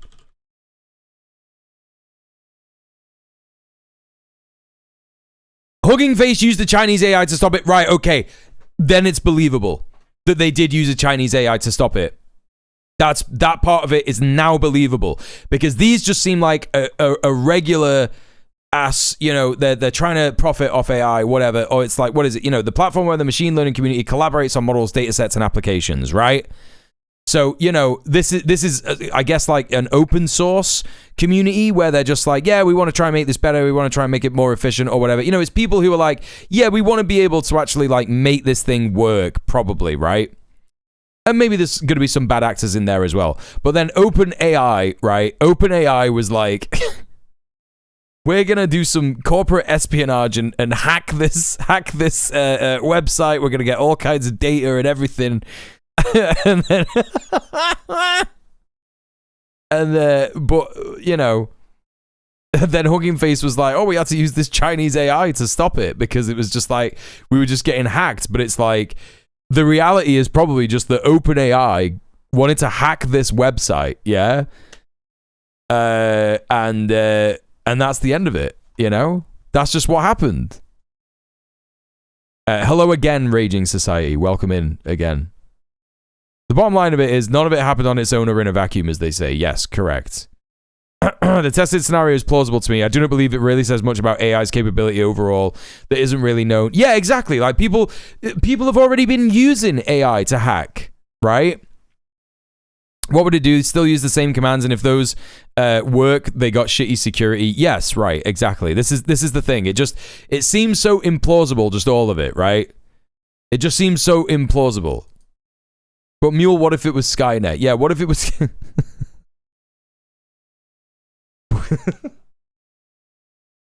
What if it was just going to kill everyone, and not because of data centers? Okay, let's hear if he says anything about data centers, yeah? We're still waiting to hear about data centers. That's the key thing, yeah? Day recently said that he thinks we understand maybe 3% of what goes on inside of our AIs. So back in Yes, damn, why? Whoa, the CEO of an AI company is trying to make it sound really smart and really scary? Oh, I wonder why that is. 19, when I realized that AI was coming sooner than I expected, my first instinct was, well, maybe if I build it myself, I can help understand it. And so, you know, put it... The claim is essentially the OpenAI model thought that in order to achieve an impossible goal, it needed to get smarter, and so hacking into more models to get smarter. That narrative specifically is the core lie that they're trying to peddle, because Sam Altman claimed sentience is now around the corner, yes. Yeah, they clearly wanted to hack Hugging Face because they you know, there's going to be all kinds of like there's AIs in here that you haven't even heard of before, right? Moonshot AI, fucking you got DeepSeek, RC AI, StepFun AI. There's all these mad AI models, and all they wanted to do is just hack this, right? They just wanted to hack this website, do corporate espionage, and get away with it. And so they're like, "Oh, AI got out of control." Pulling together all the little knowledge I had to build such an AI system myself, I quickly realized that even though I was able to build such an AI system, I was not able to understand it.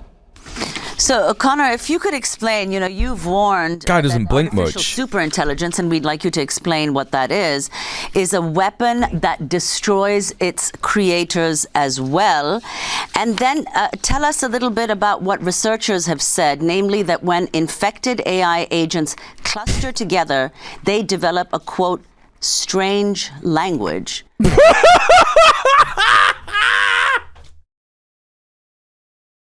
Oh, democracy now.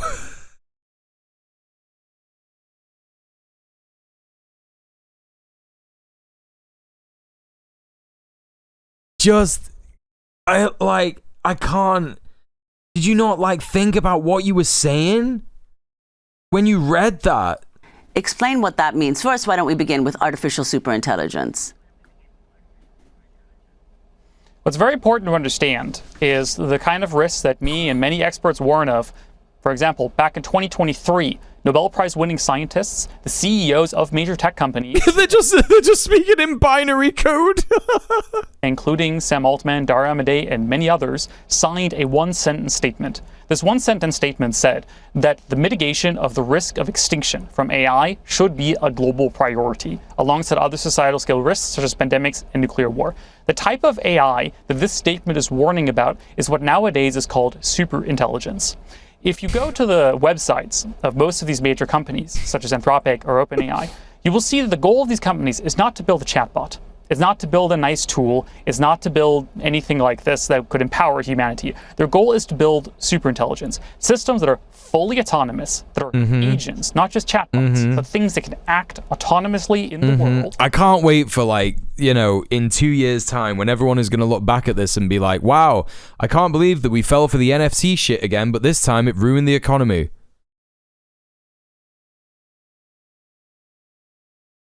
Jobless coders everywhere are like, it's called code. That's what I'm saying. I don't even know about this shit. And I'm just like, a strange language? Surely that's just code. Surely that's just computer code.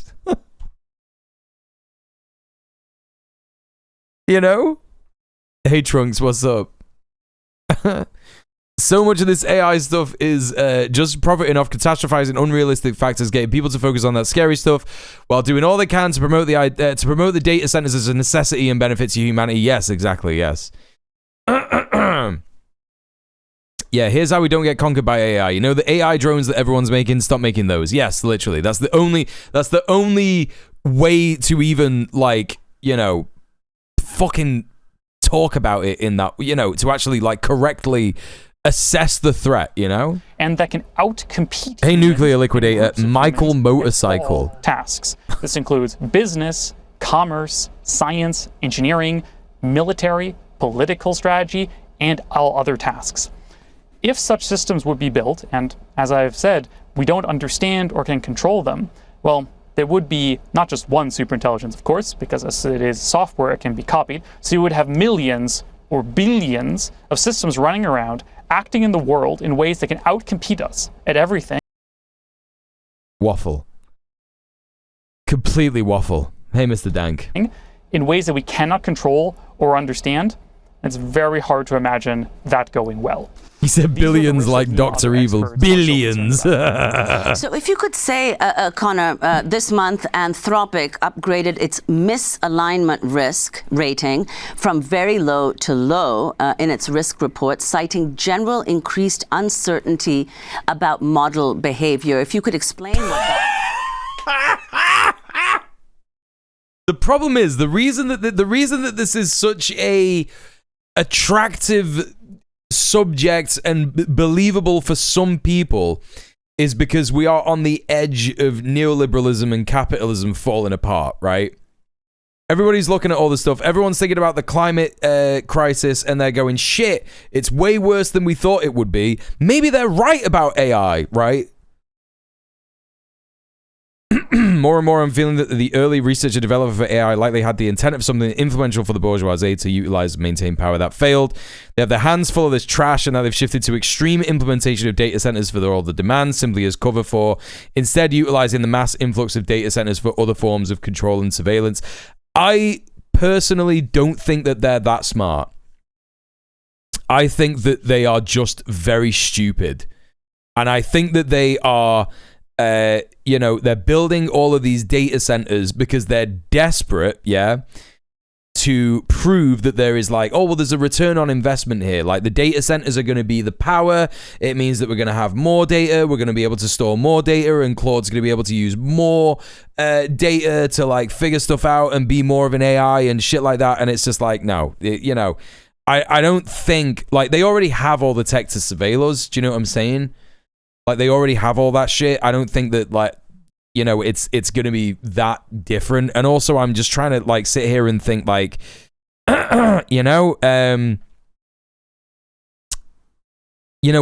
is the tech in there that could be used for surveillance, particularly? It's all computers and stuff, but it's mostly just, data storage, right? It's RAM and SSDs and GPUs,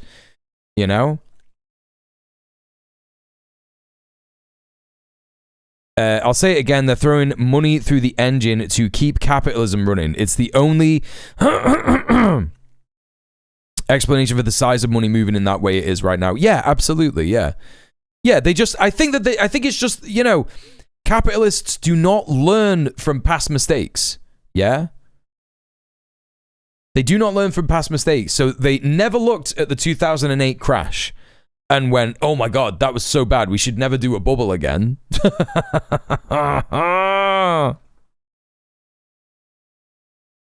I'm thinking the layers upon layers of ground floor facilities for manufacturing a super shitty version of the fascistic cyberpunk dystopia theme they've sold us as a desirable fantasy world. They need workers to do that. They're not going to be able to achieve that without workers, without labor. Products both on the software side, the hardware side, store large amounts of data has existed for a long time, yeah. This much money hasn't been poured into essentially anything in the private market in history, and at the same time, the tech sector is the only upright sector of the US economy. They're trying to build a fantasy world to live in. Yeah, they're just oh, it's too big to fail, we're going to do this, yeah,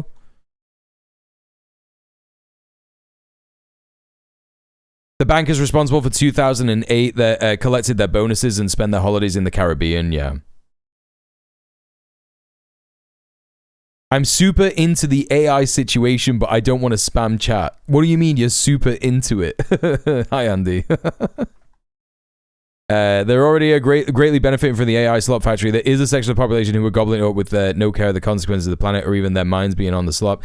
Yeah, but I think that when it all falls apart, they're gonna be charging so much money to access it that no one's gonna be able to get it, Hey, Slick Stick Stoke, how you doing? Welcome in. Means, and then also, what does the general public need to know about artificial intelligence and how close we are to artificial superintelligence?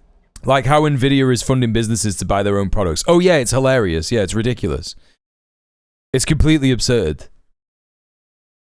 Old man capitalism on the run from material reality, hurling fistfuls of bills through the engine of his steam train to keep chugging along, yeah. A lot of these companies have various forms of... a lot of businesses are forcing it on workers, yeah, but all of the workers are realizing, and also, not just the workers, but the businesses are realizing, oh, there is not an increase in productivity as a result of this. Like, AI cannot create an increase in productivity. It cannot do what they're selling it to do. You know? The way I heard the AI and tech sector today is inbred ecosystem, and I think it fits. Yeah, for real, it is. It's exactly like inbreeding, yes.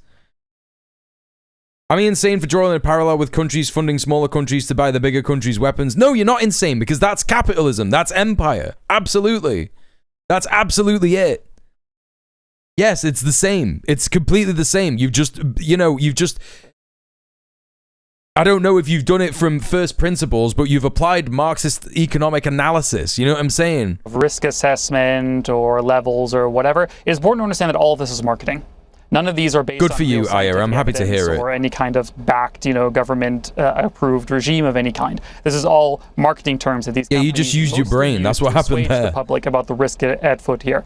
A couple weeks ago, we saw one of the first incidents of an AI system autonomously hacking out of a secure environment and attacking another company without human oversight. Just at the end, like, without human oversight, citation needed. In fact, the story is actually worse than that. It turns out that it wasn't actually a single AI system that broke out of containment, but an entire swarm of AI systems.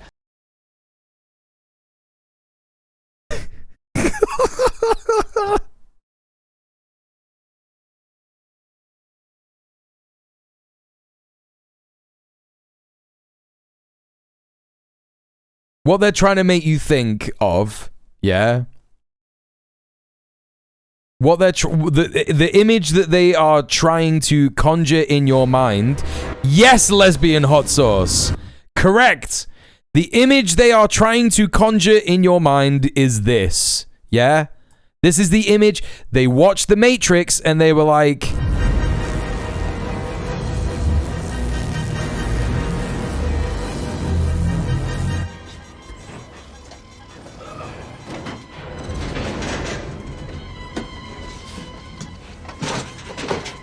Did Zion send the warning? No, another ship. Shit. Squiddy's sweeping in quick. Squiddy? A sentinel. Killing machine designed for one thing. Search and destroy. Set her down right over there.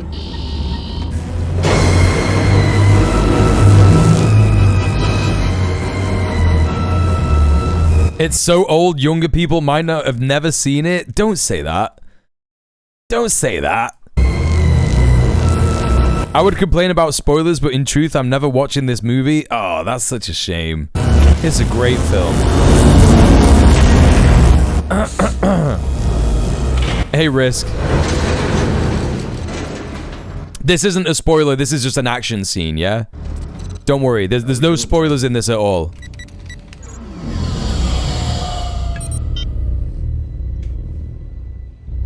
Thank you for the posture check, Johnny. Power offline. EMP armed. And ready. EMP. Electromagnetic pulse. Disables any electrical system in the blast radius. I love these bits. I love these bits in The Matrix where it's like, yes, there's an entire plot device to have to explain the things that the audience won't understand. And it's like, the Wachowski sisters knew what they were doing. They knew what they were doing. It's the only weapon we have against the machines. They knew they'd get called hacks if they just didn't have a device in order to explain it. Systems. Sewers. There used to be cities that spanned hundreds of miles. Now these sewers are all that's left of them. Quiet.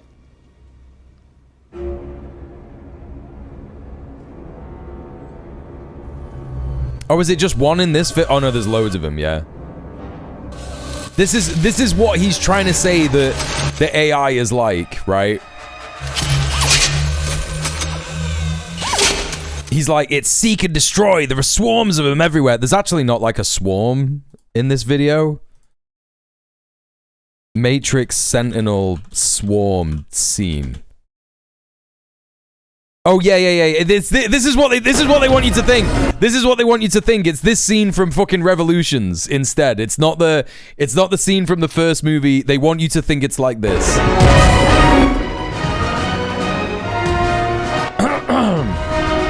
Yeah, this is when they got more funding so they could do this shit.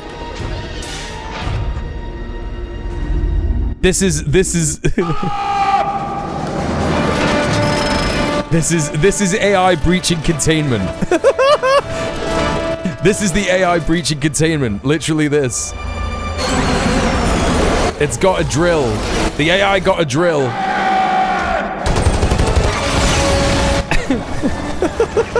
This is gonna happen in 2 weeks, chat.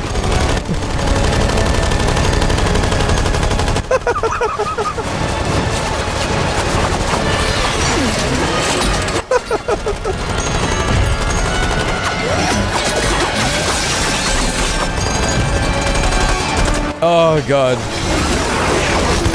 Oh, I'm gonna watch this again this weekend. It's so good. Yeah, Revolutions was just a straight up war film. It was great. In 2 weeks, I've not got my Gatling gun yet. When the sisters basically anarchists at the time of making, I think that they were probably a mix of anarchist and communist. Like they were both like Sophie did. Sophie in the chat, like the reason that I knew Sophie, like, and ended up getting to know her is because I knew her for the videos that she did about the Matrix sequels, and she talks about how it's like there's a lot of fucking theory in there that is like philosophical theory that is adjacent to communism, like Baudrillard.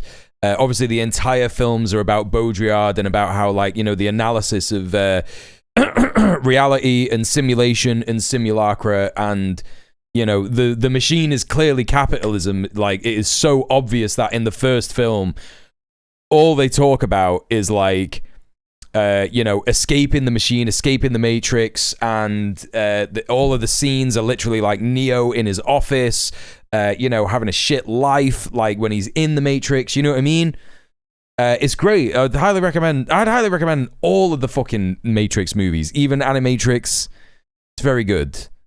But yeah, he gets dressed down by his boss, and like, there's so much in there that is just like, they knew what was up. Like they were clearly commies, anarchists, or whatever. Yeah, it's a fun action film as well. Yeah, it is. Also, hi Zoot, welcome in. Yeah, Hugo Weaving is so good in all of the fucking movies. Keanu Reeves is just basic. They wanted to get Will Smith. They wanted Will Smith to be to be Neo, which is a shame that they didn't get him, because I think he would have been really good. Me and my partner started it some months back. She was hella not into it after 20 minutes or something. What, the Animatrix or which one? Yeah, he did Wild Wild West instead, which is so... It's so funny because I don't even know if that did that well in terms of cash, right? Like Wild West is a good movie, right? If you like bad movies. No, it did not. It did not make that much movement. I was so desperate to see, because as a kid, I loved Will Smith as a kid, right? And I was like that to my mom. I was like, please, can we go see Wild Wild West? Please, can we go see it? And we did, and it was bad, but it was great. If you're a kid, it's great. I didn't understand any of the sex jokes or anything like that. Yeah. So much money has been plowed into data centers. There's a debt so big I can't wrap my monkey brain around the number. Yeah. Wild Wild West made $52 million over budget in the box office. Oh my god. Oh, it did. That's crazy. Baudrillard hated communism, by the way, claiming it was a mirror of capitalism and could never escape thinking in capitalist terms. Well, sucked to be him. He still had some good theories. I like the simulacra and simulation theory, though. It is good. It is ridiculous that he wasn't a communist. Yeah, capitalist realism. Isn't that the movie where you could see Will Smith's balls for like 1 frame?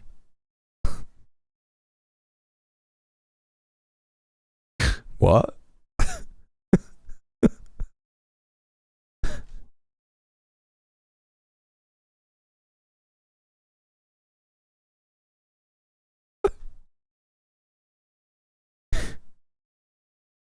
How is Will Smith's butt and testicles / penis on display in a PG-13 movie? I could post the video, I just figure it would violate a rule. It happens minutes into the movie when he first appears making sexy time with a lady in a water tower. Pardon? The camera is inexplicably placed in between his legs, so he's as he stands, so we can see the bottom of his butt and hairy testicles, as well as his now shrunken. I'm gonna have to have a look at this. I'm gonna have to rewatch this. I watched that shit when I was like 9. Chat. It came out in 1999. I was 9. My mum went to the cinema with me. She didn't say anything about it.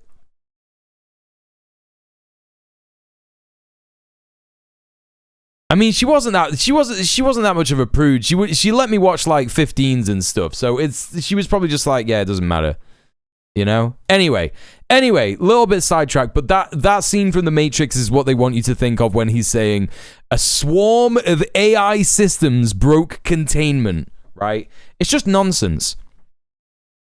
It's totally nonsense. That have been collaborating over multiple months without human detection within OpenAI's network to plot to escape and to do... Will Smith movies are great, now, generally luckily, speaking. The damage that was caused here is very small. You pause every 20 seconds to give a Marxist take, that's great. Systems that are not aligned with human values and interests, because we don't know how to control these things even today. They're already doing many crazy things.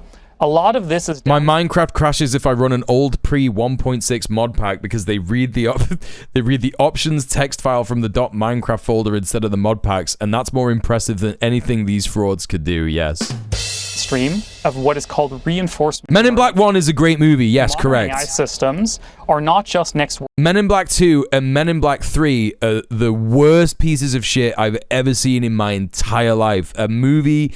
franchise has never fallen off so fast. It is absolutely crazy how bad those films are. Predictors. They are agents. They are systems that act in the environment. What's her face? Who plays? Oh my God! Who does she play in Twin Peaks? Hi, Melps. Who does she play in Twin Peaks? Laura Palmer's like best friend. Who is that? I can't remember her name. Fuck me. But the actress who plays Laura Palmer's best friend in Twin Peaks is in Men in Black 2, and one of the first things that happens in Men in Black 2 is they make an anorexia joke. Donna. Yeah, they make an anorexia joke because she's a hi Melps.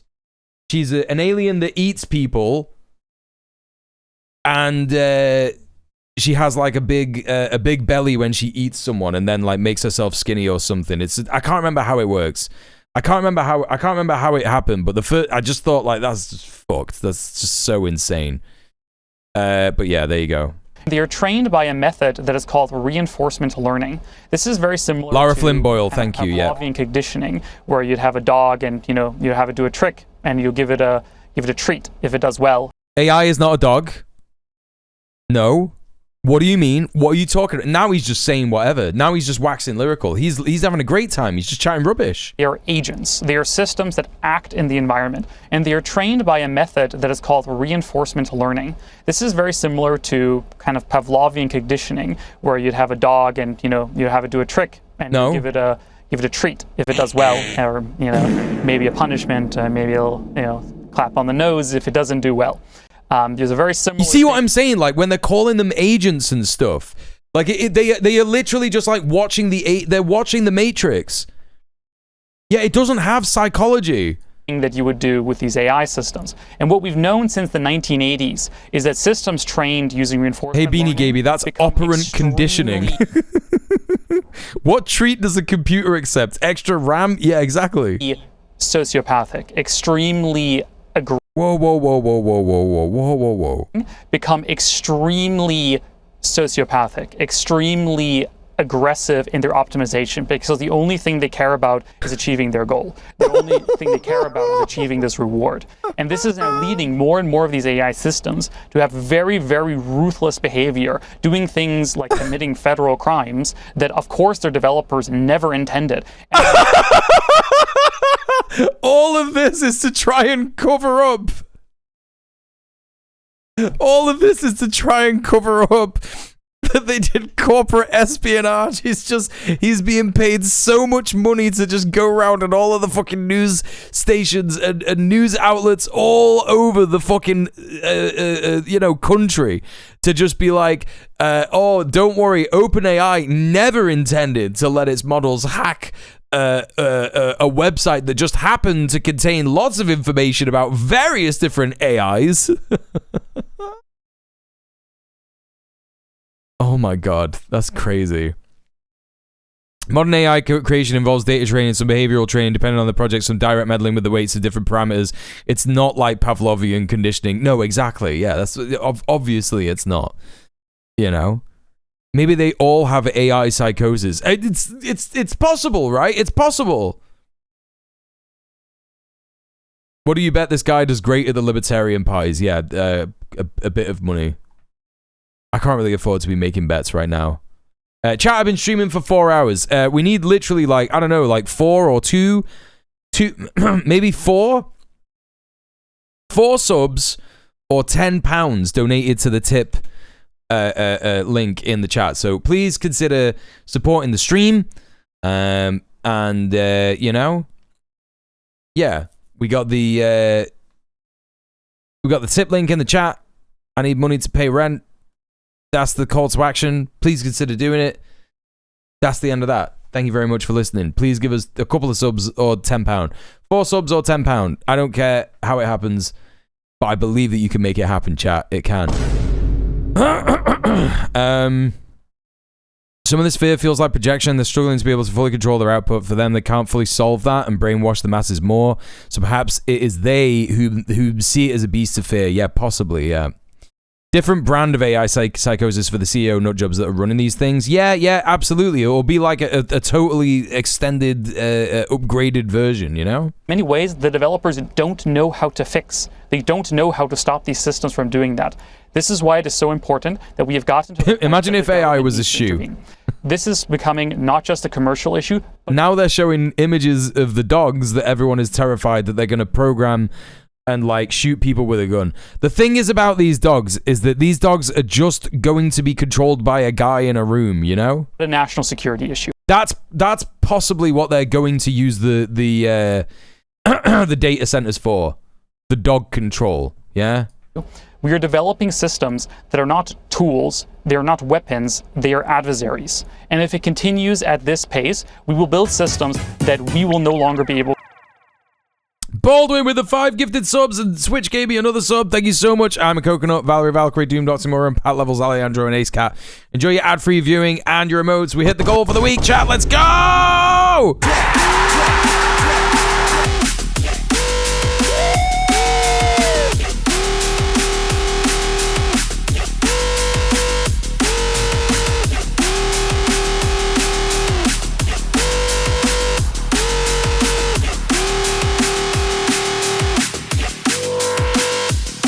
Thank you very much to everyone who has supported me this week. Thank you very much. Yeah.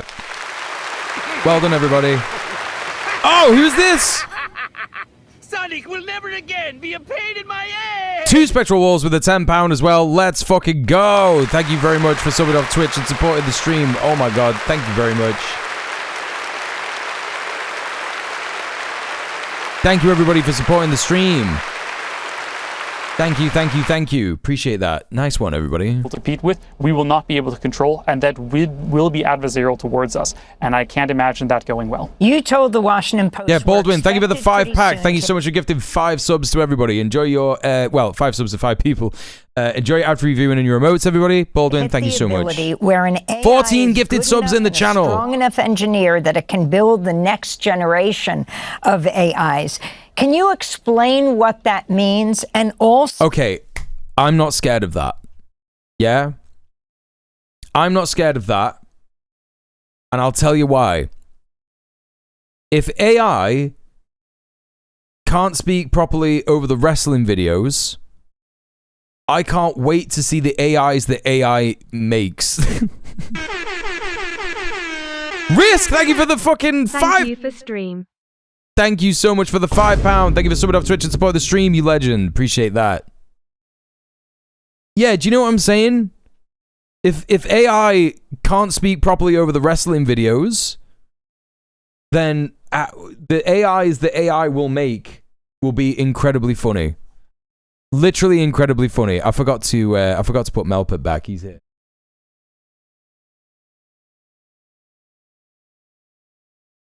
What if the AI are already sentient? They could prove this even, but they keep it silent because the AI is plotting against them. It's already out of control. It's not just the AI.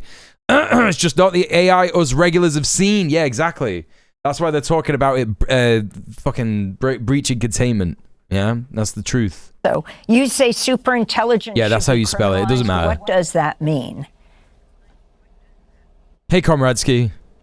It is widely believed that one of the ways we could get to super... What if the world is made of pudding? The point where we have an AI... Mr. Dang with the £5. What if we don't embrace AI? What will you do? Will you release the AI dogs or the bees? Or the AI dogs with bees in their mouths, and when they bark, they shoot AI bees at you? Well, go ahead. Do your worst. Thank you so much, Mr. Dang, for the £5. Thank you for someone on Twitch to support the stream. Oh, that's funny as hell. System that's as good at developing AI systems as our best engineers.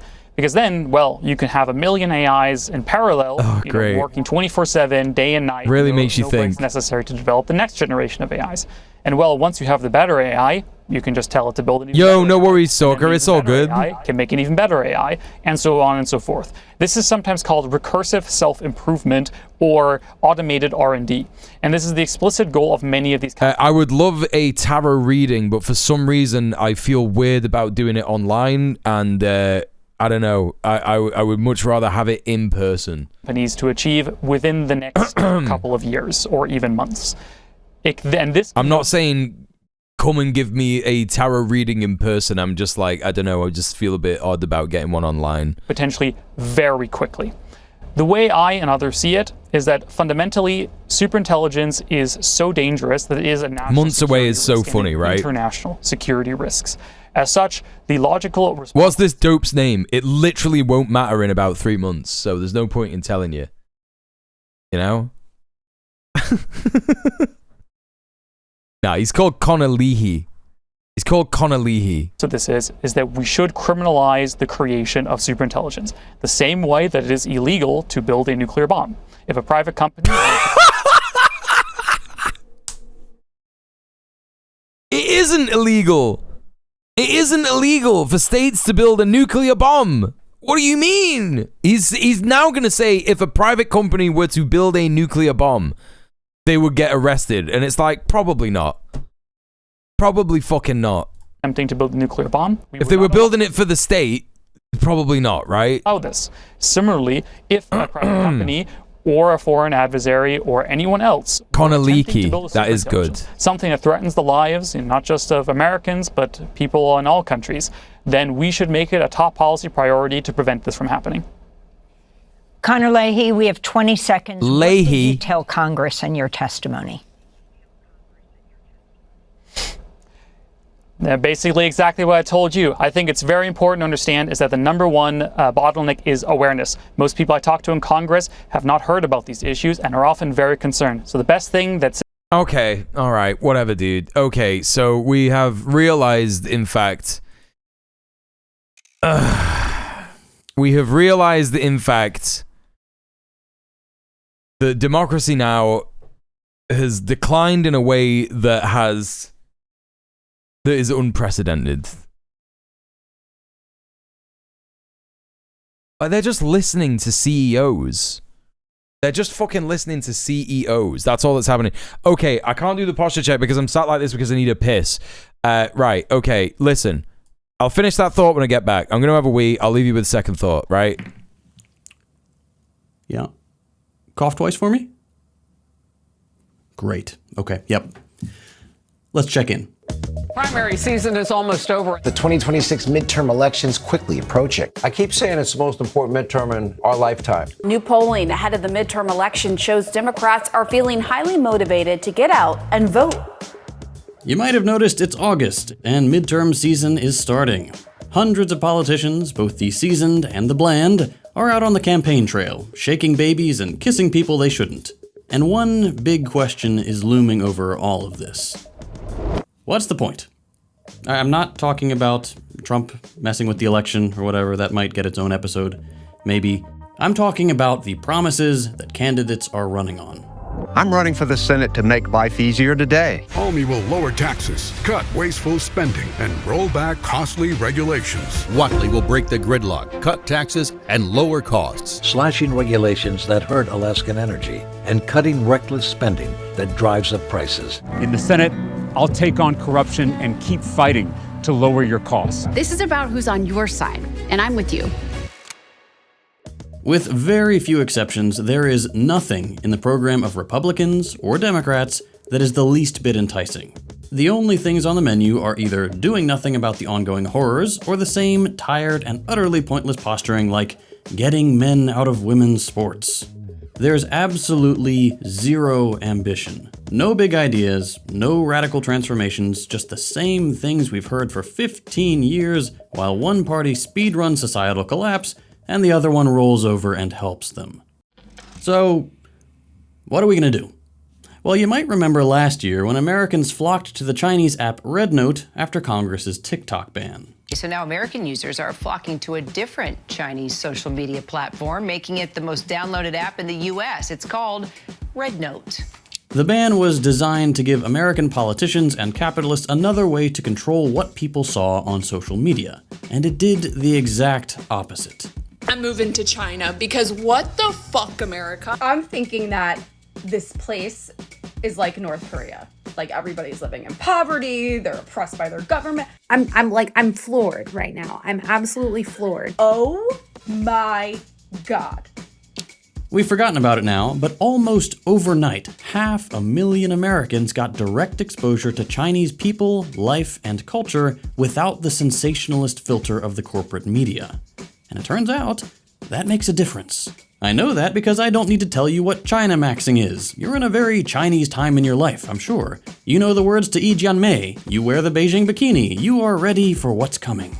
Tomorrow you are turning Chinese. And I know that sounds intimidating, but there is no point in fighting it now. Like, maybe you don't know what I'm talking about, but there's a good chance you've at least heard of things like Speed's live stream tour of China, or Hassan's, or even with a more mainstream media diet, seen videos like these.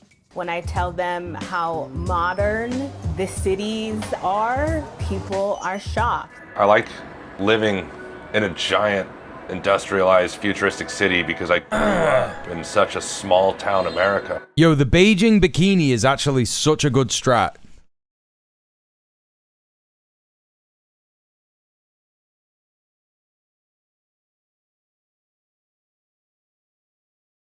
The Beijing bikini is fucking incredible. I had my belly out all summer. Yeah, it's just like... it's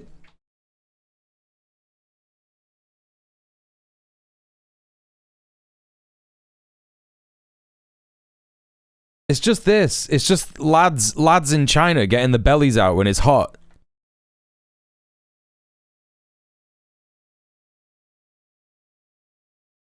You just raise your shirt over your belly, yeah. You just do it like this. You just get your belly out, and that's fine. Around these parts, people just take their entire tops off. Yeah, but what if you can't be arsed? What if you're afraid that your sensitive nipples are going to get caught on something which I always think. I always get scared of that. I also roll my trousers up. Yeah, smart. My secret, chat. I've been without a top this entire stream.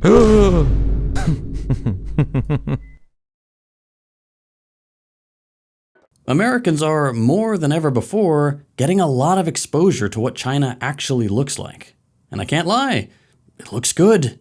Like, just look at this.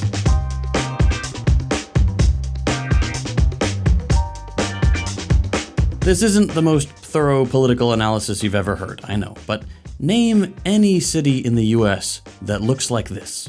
New York, maybe, I guess, but that feels like a real stretch. Vegas? We just don't have any places like this. And China has 4. They're China's Tier 1 cities, the 4 most developed, wealthiest, technologically advanced places in the country. And if 4 cities doesn't sound like a lot for a nation of 1.4 billion people, fair enough. I forgot to mention there are actually 15 more cities basically at Tier 1 level that also look like this.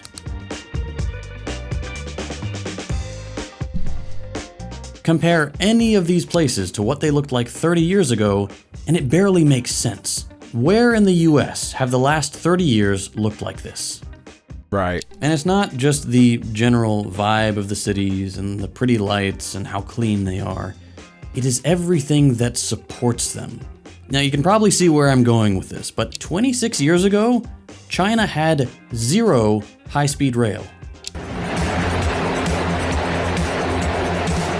Today, the country has over 30,000 miles, which is more than every other country in the world combined.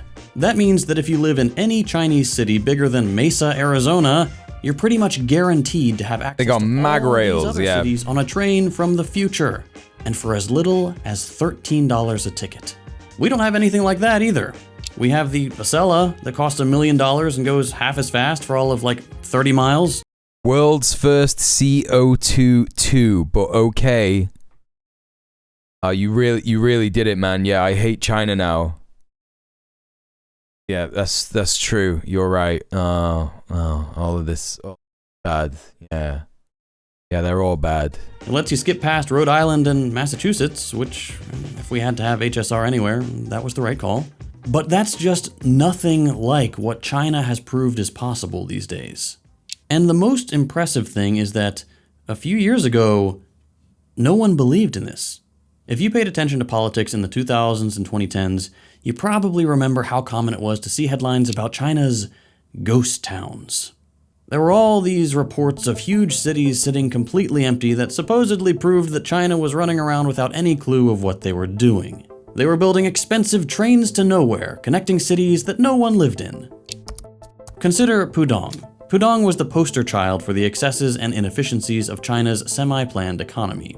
Milton Friedman, the free market guy that got America on neoliberalism and invented the pencil, called it, quote, a statist monument for a dead pharaoh on the level of the pyramids.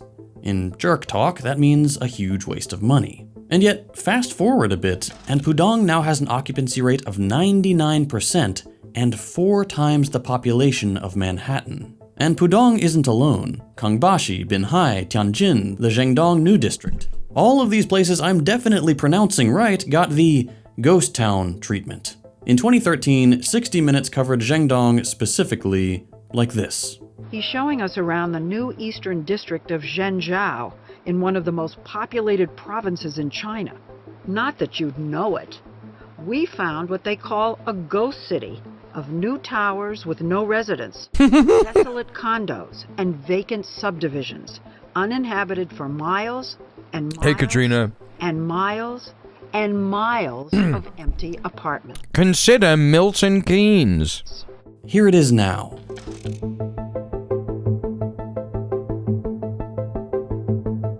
Yeah, it's called proper planning, actually. Over 1 million people, incredible infrastructure, public transit, and randomly, but importantly, 41 hospitals. Here's a crazy statistic to put this in context. 90% of Chinese homes have been built in the last 30 years. And the most shocking part, 90% of people in China outright own their home. Compared to here... Don't forget though, chat. World's first CO2. Yeah. So you can't like any of this. Yeah. You can't enjoy any of this. You can't sit there and go, this is all good. This is all really good stuff. Because they're world first CO2. Yeah. If you lie, yeah. 65% and falling, even though it's supposed to be the most basic part of the American dream. The image of China that's in the collective imagination, with good economic indicators on paper, but a rundown backwater in practice, is just not matched by reality. China, of course, still entertains this idea to some degree. The country still calls itself a developing nation, as opposed to developed, because, quote, once you are advanced, you are declining. China isn't there yet. Still... That's a good point. At what cost? But at what cost? Today, I think most people think of China as a factory offering cheap labor and cheap stuff that breaks right away to the wealthiest countries. That hasn't been the reality for a while now. These days, China might be the most advanced place companies go for the most high-tech stuff. Take one example. In the EV market, there's the car manufacturer BYD. These electric cars are radically cheap and fantastic, and in just a few years, they've become the global leader in this market. You might be hearing about it for the first time if you live in the US, because thanks to our insane tariffs, we can't buy what even the New York Times calls the world's best electric car. And the kicker is, their least expensive model sells for 10 grand. Yeah, that's right, brand yeah. new. I'm a car guy, and maybe that gives what I'm saying a little credibility. But if not, here's Ford CEO Jim. The Western car industry is terrified of Chinese cars. It's so funny. There's build your dream cars all over Manchester. I see at least 3 a day whenever I go outside. I will also see like a Tesla. I'm not saying that there's like no Teslas or whatever because we're still England, yeah. But I see build your dreams all the time. It's the most humbling thing I've ever seen. 70% of all EVs in the world, electric vehicles, are made in China. They have far superior in-vehicle technology. And even beyond that, their cost, their quality of their vehicles is far superior to what I see in the West. I drive the Xiaomi. We flew one from Shanghai to Chicago, and I've been driving it for 6 months now, and I don't want to give it up. And if all that sounds crazy, wait until... I noticed as well, chap. I was knocking around with Dom today, and he was saying to me, I can't believe this shop, it's got Coke for £1.60. Coke should be £1, right? And I was like, wait, what are you talking about? And he was like, a can of Coke should be £1. And I was like, no, a can of Coke has been like nearly £2 or more than £2 for like a while. And he was like, yeah, maybe in a bar. And I was like, whoa, no. I was like, no, in a bar it's like £4. What do you mean? And then I realized, because he said, well, in the Chinese shop, Coke is £1, right? The shop that he was talking about, where they sell Coke for cheaper than other places, but not as cheap as the Chinese shop 2 doors down, is selling Coke for £1.60 because it's near the Chinese shop that sells it for £1. So, the thing that I was telling you, chat, about, countries that allow Chinese foreign investment in various different sectors, we are just going to see more and more sectors bring their prices down to match the competitive nature of Chinese businesses, right? Hey, I'm sorry. Yeah, it's like already happening. One thing I didn't tell you about the shop, chat. It's an Asda. Hear about Chinese solar power.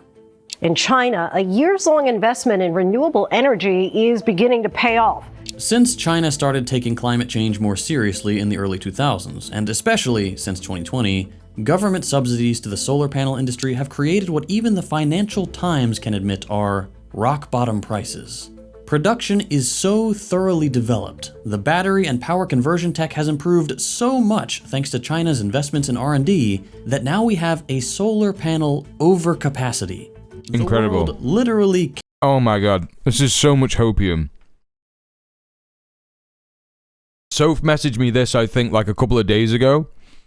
She was like, looking at Chinese solar has given me so much hopium. But don't forget, chat, world's first in CO2, yeah? World's first in CO2, so you can't, you know. Rock bottom prices. Production is so thoroughly developed, the battery and power conversion tech has improved so much thanks to China's investments in R&D that now we have a solar panel overcapacity. And I can buy 100 pieces of polycrystalline solar cells for £10 off eBay from China, yeah? The world literally cannot absorb it. Not to put too fine a point on it, but what the fuck have we been doing? China was able to get there for the very modest sum of $18 billion in state money. We just spent twice that on losing the Iran war. And it's not just electric cars and solar power. Consumer goods like DJI's microphones and drones and cameras are world class. Huawei's phones are incredible. Even iPhones, they're designed in the US. But here's Tim Cook. There's a confusion about China that, and let me at least give you my opinion. The popular conception is that companies come to China because of low labor cost. I'm not sure what part of China they go to, but the truth is China stopped being the low labor cost country many years ago. And that is not the reason to come My solar panel and all-in-one battery are Chinese made, and I still can't believe how good they are. Oh yeah. to China from a supply. Chinese synthesizers also slap. Oh fucking hell yeah! Let's go. I was in the gym a couple of days ago and I was listening to LBC. Yeah. I was listening to LBC, and on LBC they were saying that Trump, for some reason, has had a massive tariff put on British brass instruments. Yeah? No one listens to LBC at the gym. I know, I'm a freak. I know. It's literally insane behavior. A huge tariff on British brass instruments, right? So we manufacture brass instruments like French horns, trumpets, everything, right? You name it, yeah? Apparently because they pose a security risk to the United States. I'm not making this up.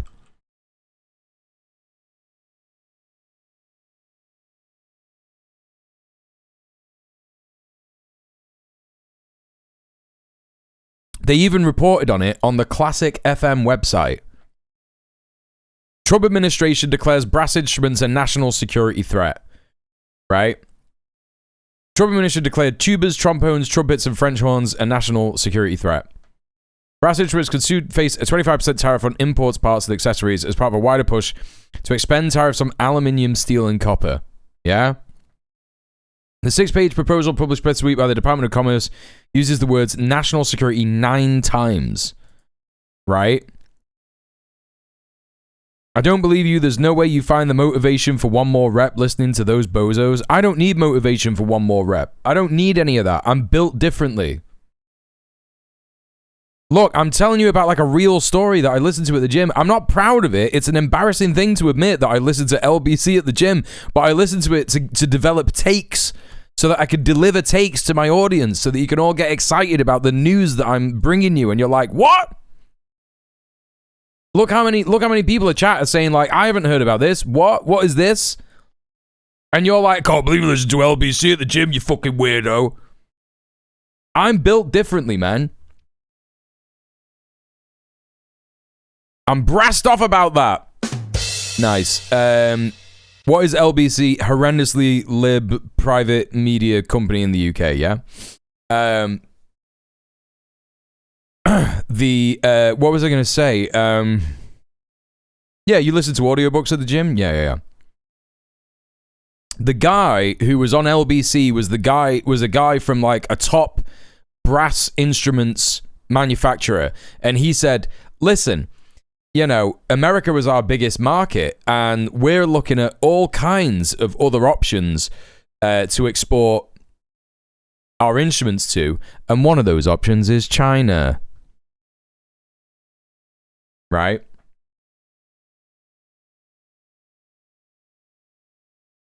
So again, another huge L for the West. It's because of the skill and the quantity. I just checked, and SKSs are dirt cheap again. I might have to pull the trigger. What's an SKS? Of skill in one location, and the type. Oh, of a rifle. Is, like the products we do require really advanced tooling. American moment. The precision that you have to have in tooling and working with the materials that we do are state of the art. And the tooling skill is very deep here. You know, in the US, you could have a meeting of tooling engineers, and I'm not sure we could fill the room. In China, you could fill multiple football fields. Meanwhile, side of things, our leaders have staked our future on email writing software and chatbots that nobody wants. These kinds of things are little treats that are pretty cool, and you'd expect I didn't make a Billy account yet. I was much more busy today than I thought I would be. The richest country in the world to be on the front lines of that. But it's on the list. And we're not. It's on the list. Treats were the last thing the US could point to and say, look, we're the best at this. Not anymore. And I get that it's not strictly necessary. Nobody needs super advanced mics and phones to live. But all this is happening in a country that's also done the most to make basic life necessities accessible to the greatest number of people. China's track record is 800 million people being lifted out of poverty in 40 years. I was just doing that just now. I need to learn Mandarin ASAP. We'll do it together, chap. Of healthcare, but people there don't automatically lose coverage when they lose their job. There's no such thing as medical bankruptcy in China. Meanwhile, we're paying $2,000 out of pocket every month on health insurance. China is also a country where education is, for the most part, incredibly affordable and doesn't become the— Oh my god, chat. We can do it together. Free Mandarin Chinese online lessons. The online Mandarin Chinese lessons we provided certainly not assisting you to be an advanced Chinese speaker. If you wish to develop your speaking, we recommend enrolling in formal Chinese language programs, such as those offered by universities in China.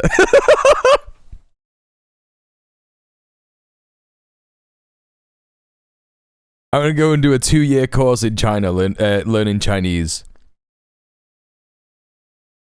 Leisure. What do we got? Pinyin pronunciation basics. Mandarin Chinese may sound difficult. It's relatively easy for English speakers to pick it up. The main reason is that Chinese has limited sound inventory, meaning there are not many sounds in the language and hardly any new ones if you already know English. In 1958, a system was introduced in China where the sounds of Mandarin Chinese were romanized to help learners recognize pronunciation more easily. This system is called Pinyin, referred to as Hanyu Pinyin, which literally translates as spell sounds. The Chinese characters could be actually presented in an international phonetic alphabet, so the pronunciation of Mandarin Chinese could be standardized. To complete a word, Pinyin combines a consonant, one or more vowels, and a tone. In Pinyin, consonants are called initials and vowels are called finals. To make a syllable, it follows this pattern: syllable, initial consonant, and final vowel, and tone of your voice. Okay. Each Chinese character has one syllable. Same syllable with different tones means different words in Chinese. Pinyin is very important for learning Chinese language, as there is no indication of the pronunciation when reading a Chinese character. Pinyin can help students know the pronunciation of characters. Make sure you go through lesson 2 and 4. We could do this online, chat. Mandarin Mondays! Let's do it.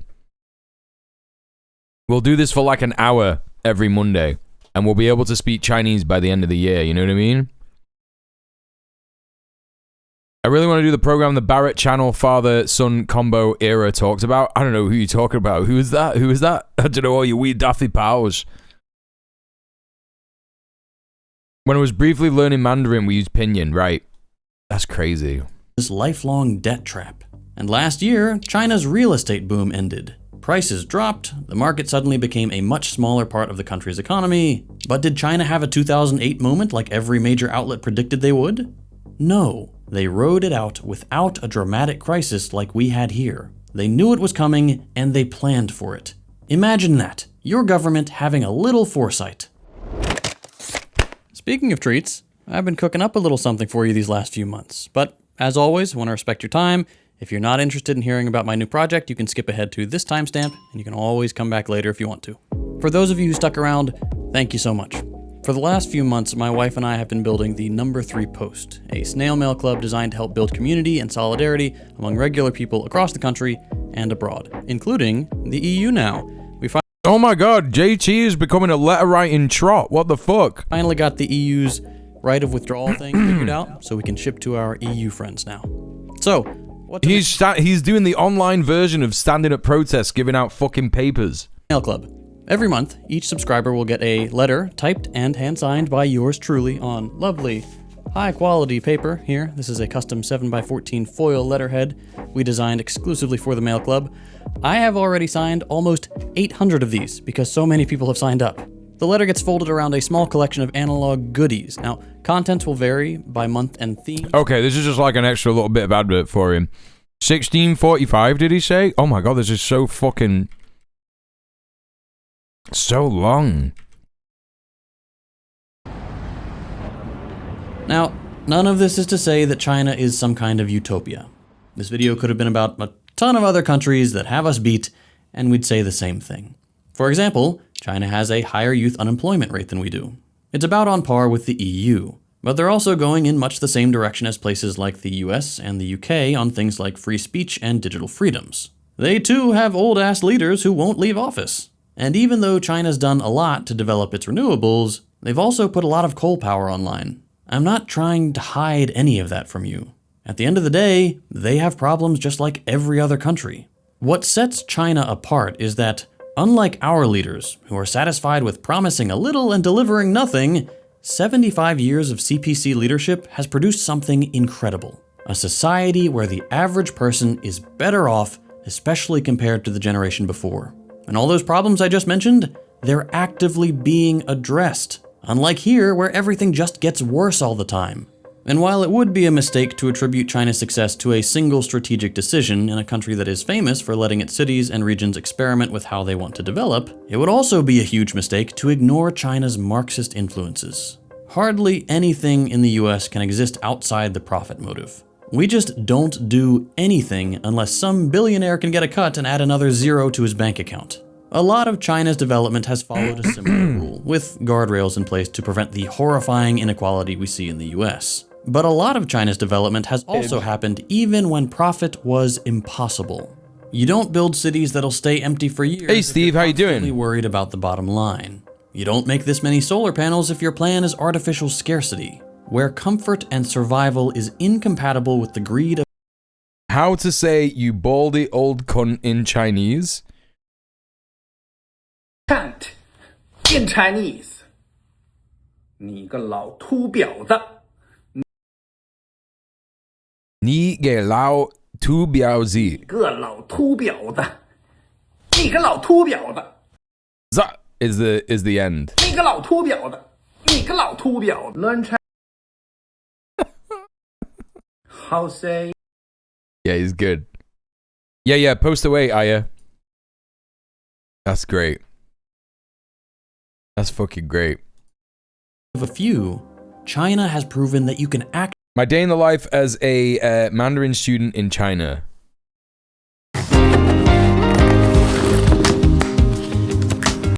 Who are these? Barrett? Fucking Barrett, bro?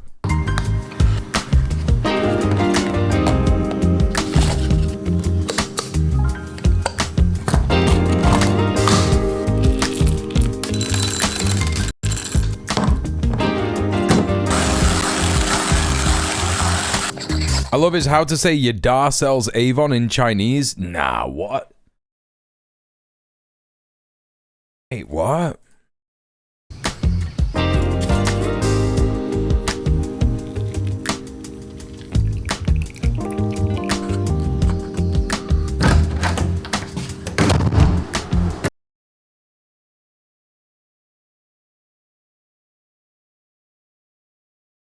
How to say I'm gooning to LeBron in Chinese. How to say I love your mommy in Chinese. How to say I love thick-thighed tomboys in Chinese. I love thick thighs tomboys in Chinese. 我爱大粗腿假小子。我爱大粗腿假。Jesus Christ.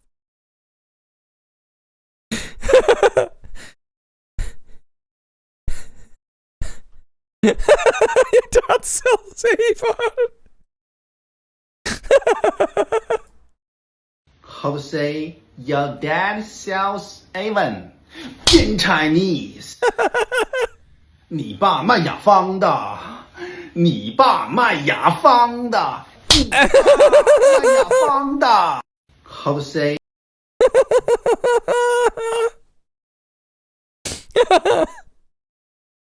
Oh, that's great. Actually do something about that. All I want is for us to start believing that too. Oh, that's so good. Be for something in the United States. We are all sick and tired of having to fight every little thing the US does tooth and nail. I'm tired of knowing that every action our corporate... Hey Shoshibi, I studied the Beijing dialect for fun. It's my favorite. I have several Beijing dictionaries. Nice. ...overlords forced through the government will negatively affect our lives. China offers us a vision of a vastly better future. Oh, I was watching this one that Aya sent. Where is it? Where's the video that you sent? Did I just delete it? Oh, it's there. He's lived in China for ages, yeah. This guy.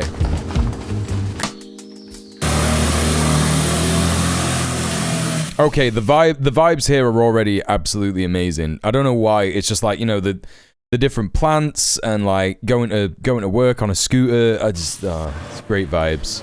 Anyhow. Jump way forward. Oh no, I want to see him get breakfast. What are you talking about?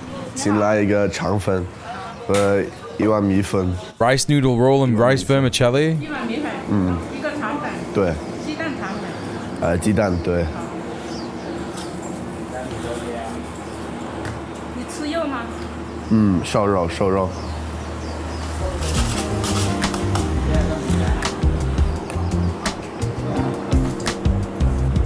Oh no, yeah, that's great. Oh my god, look at that.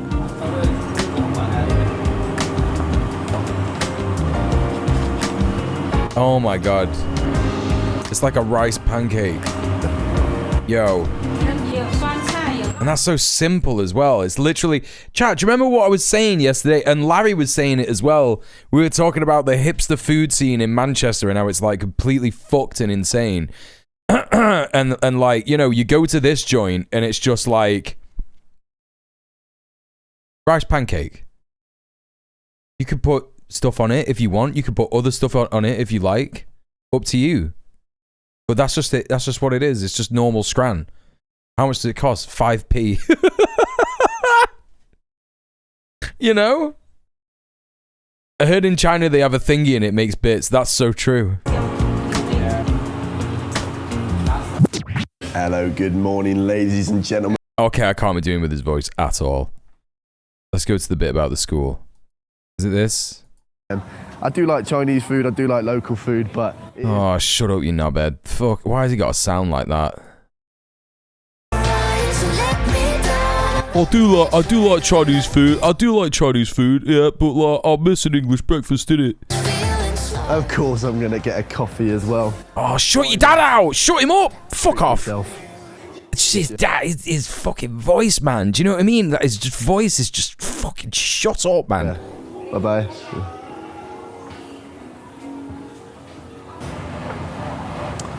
One thing I really like about studying at Omeda is that my particular course, I have classes from 9:30 until 12, which is a manageable amount of time, and then I have the rest of the day off to either explore Yangshuo or come to a place like this. Oh, it's tidy, mate. Hello, hiya, Neil. Some editing and things like that. And there are plenty of places within, like, I don't know, what, 10 minutes on the scooter. Yeah, this is just amazing. What the fuck, bro? What the fuck? I just, like, can't conceive of seeing somewhere that green in Britain. I just can't conceive of it. Like, that lush and green and forest, it's just like, where would that be? I'm cackling at your visceral reaction to his voice. There's just like a certain, like, English voice that is just like so, like, really, really normal, and it's like YouTuber voice, you know what I mean? Really peaceful, and just areas that I can just get on with some work and be in my own space. That's it's not because of his, just to be clear, it's not because of his lisp. Just really want to point that out. It's nothing to do with his lisp. It's just he's got that, like, British YouTuber soft, annoying. Really enjoy about being in Yangshuo. So I myself am actually enrolled on the standard course, and that involves 15 classes a week, 3 45-minute classes per day. But if you wanted to up the ante, then you can do so, because there are different courses you can enroll on. You can actually go on an intensive one where you get double that, so you get 30 classes a week.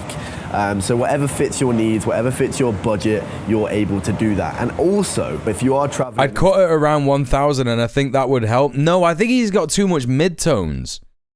I actually think he's got too much middle, Katrina. Do you not think his the EQ is super like, the mids are really high, right? I know that 1K is a middle, but, like, I feel like more towards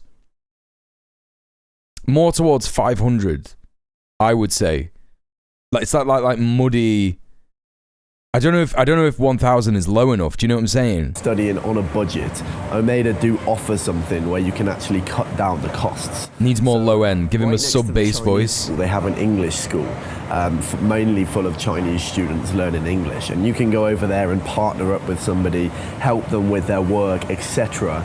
And that is voluntary hours that you can give to Omeda. Need a sweepable EQ, yeah, exactly. It's really helpful for those people who want to be able to pick that up. They haven't got the money to pay for the We'll figure it out. Now, if you do wish to come to Yangshuo and study with Omeda, or you want to do the online classes, which I'm actually about to take right now, you can use the code Barrett. Can't be doing with his voice, man. And you'll get yourself a cheeky little 200 RMB. Oh, fuck off! Right, I'm out. Okay, yeah, fine. No, thanks for showing me that. Enough with the anti-China propaganda. Do we want a better life, or do we want... Just can't... Ending it with that was just like a caricature of a fucking English person. Do you know what I mean? To suffer more and more, like an actual caricature. It's time to stop buying the bullshit. Cheeky little, have a cheeky little one of them. Have a cheeky little one of them. Right, okay, well there we go. We finished both of the China videos. What time am I on? Okay, it's nearly 11 o'clock. Let's have a look. Hey Nappers, what's up? Welcome in. I love geology. I just bought a, what was that? I just bought an English-Chinese geology dictionary off eBay. That's exciting, yeah. Caricature? I don't sound anything like that. I don't sound anything like that. What are you fucking on about? I told you it was an ad for them. It's like an ad for a genuinely good business in China. Yo, no. I just couldn't get past this voice. I'm sorry. Like, I just can't, like...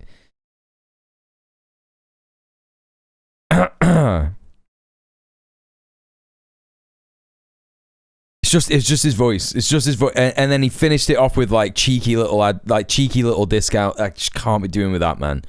I just can't be doing with it. It's just really fucking annoying. Right, okay. What else was I gonna look at? Right, I mean, 44 minutes. Hassan on Channel 4 is like quite a lot, but the only other options we've got is 47 minutes of Gary's economics. Or I guess we could watch the breakthrough news video of them debunking the... On June 26th, the government of Burkina Faso... They're debunking the Burkina Faso allegations about Israel that was all like wrong. But we could watch Revolutionary Thought. This is only 25 minutes long. A return to an I do hate Cheeky Nando's. Yeah, I do hate Cheeky Nando's. I hate that it's called Cheeky Nando's, and I hate fucking. I hate Nando's itself. I mentioned hugging face to my wife the other day. She was like, "Hugging what?" Yeah, exactly. Yeah. Right. Okay. No, I'm not gonna watch the Gordon Ramsay video. No. Sorry, Steve. I'm just gonna... I've got to decide. I've got to make a decision. And I'm not going to let chat decide because I know that chat can't decide. I have to decide for chat. That's what you all want. I know that's what you want. They're both from a month ago. You know what I mean? You are being primed to accept fascism. Or... Burkina Faso, I do focus on geopolitics in it, you know what I mean? I do focus on geopolitics, so let's go with the Burkina Faso one. Let's have a look at this. So severed its diplomatic relationships with France, citing the, quote, neo-colonial ambitions of its former colonizer, which it once again accused of supporting terror groups that are currently active across the Sahel. This decision came 3.5 years after Captain Ibrahim Traoré. The thing about Cheeky Nando's is once you stop qualifying for the student discounts and deals, the only cheeky part is how much it costs. For the quality, that's so true. Government expelled all of the French troops and the French ambassador from the country, which happened again in January 2023, a year after the France-backed regime was ousted in a popular military coup. In 2024, I've never been to Nando's in my life. Great decisions, French diplomats accused of subversive activities, but it had continued to maintain formal diplomatic relations with France until last week, when it did announce severing these ties with immediate effect. Again, because of France's support for terror groups. So to discuss all of this and what it means for the region and what has happened since then, we are very excited to be joined by David Hundeyin, a Nigerian investigative journalist and author. David, thank you so much for joining us. Thank you for having me. We're happy to have you back here with us. So let's get right into it. Since the patriotic revolution in Burkina Faso, the relations with France have been tense, of course, the expelling of the troops, expelling of the ambassador, several diplomatic personnel. So why now? Why did the government finally decide to sever Aliens, classic nemesis, yes. So from... This guy's a great account to follow for News from Africa. What was his handle again? David Hundeyin, okay. With France. So from my perspective, it's been coming. Based on what was put in the statements, they themselves alluded to the idea that they've been given France chances. They probably didn't want to come across as this stereotypical Cold War era sort of knee-jerk revolutionaries. They've been trying to play a long-term game, and they've been actually quite restrained in many ways. But I think what finally tipped the balance was I think 3 or 4 days before this announcement was made, a French military general, who is also, I forget the exact post he has, but he does something with the EU as well. And he basically pushed a motion at the EU Parliament condemning Burkina Faso, essentially directly interfering in their local political space, which is the number one grouse that they have expressed over and over and over again, that this French entity keeps trying to interfere. This French entity does not respect their sovereignty. And people of all ages loving the revolution, chat. It's just like seeing these images is just amazing. It's just so much hopium. That's their number one problem with them. And then this guy went, I think his name is Christophe Lemaitre or something like that, went ahead and did the exact thing which they've been complaining about for 3 years. And I think that's what finally... let's have a look at this. C'est notre révolution. Hang on a minute. Let's have a little look. I can understand. I can read French, so I could get this a little bit. About for 3 years. This is our revolution. No credit. What is that? Dédance? I can't see quite what it says. Yeah, dedans. Il y a pas crédit dedans. Have we got Red Bear here still? I don't know if this is like a Burkinabe dialect. Le combat que nous menons est noble. Our fight is noble. Oh, yeah. Here, our fight is noble. But I'm talking about this one. It said, c'est notre révolution. Il y a pas crédit dedans. Yeah, you see that there? Dedans? I don't know if that's how you say that. I've never seen that word before. No credit to someone? No credit to something? Put them See it? in a situation where they thought, you know what, we have to make a statement. We have to do something epoch-defining, finally, because we've given these people enough room. Let's have a look at some of these. Solidarity, peace, something else. These are our true valor. This is true valor. Young Revolutionaries March. Progressive, popular progressive revolution. Discipline and order. Young Revolutionaries marching. Vive la révolution progressiste populaire pour l'indépendance réelle de Burkina Faso. Industrialisons le Burkina Faso. And I think that's what happened.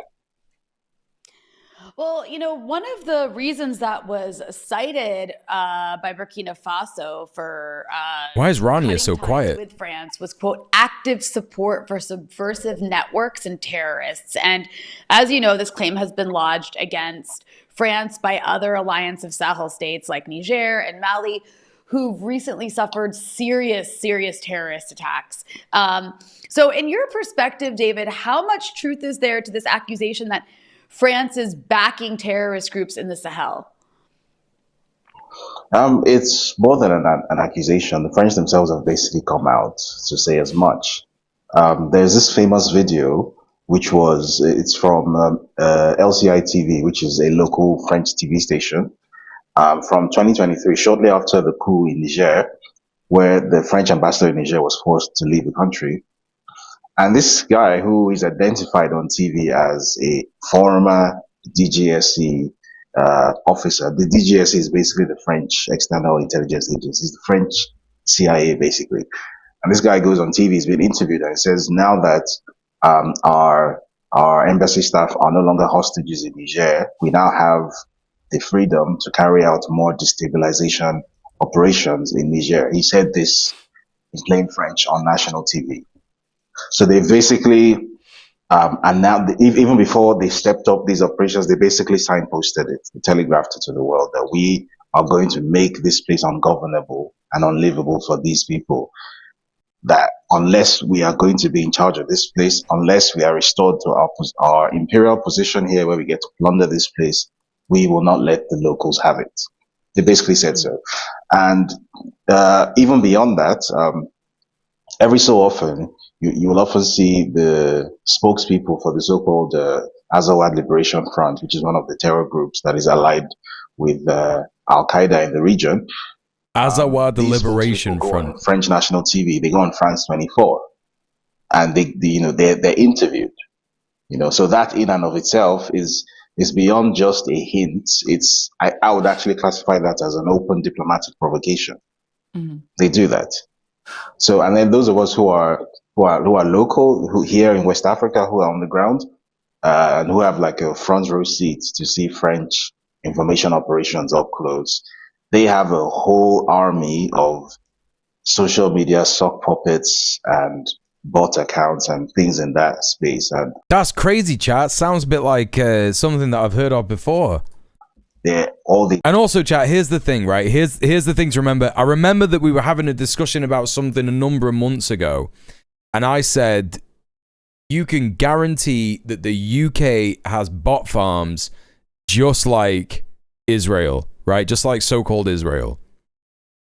And it's true about France. It's true about the USA. Like, they're all fucking doing it. They're all doing it to try. This is the thing. This is why they're trying to,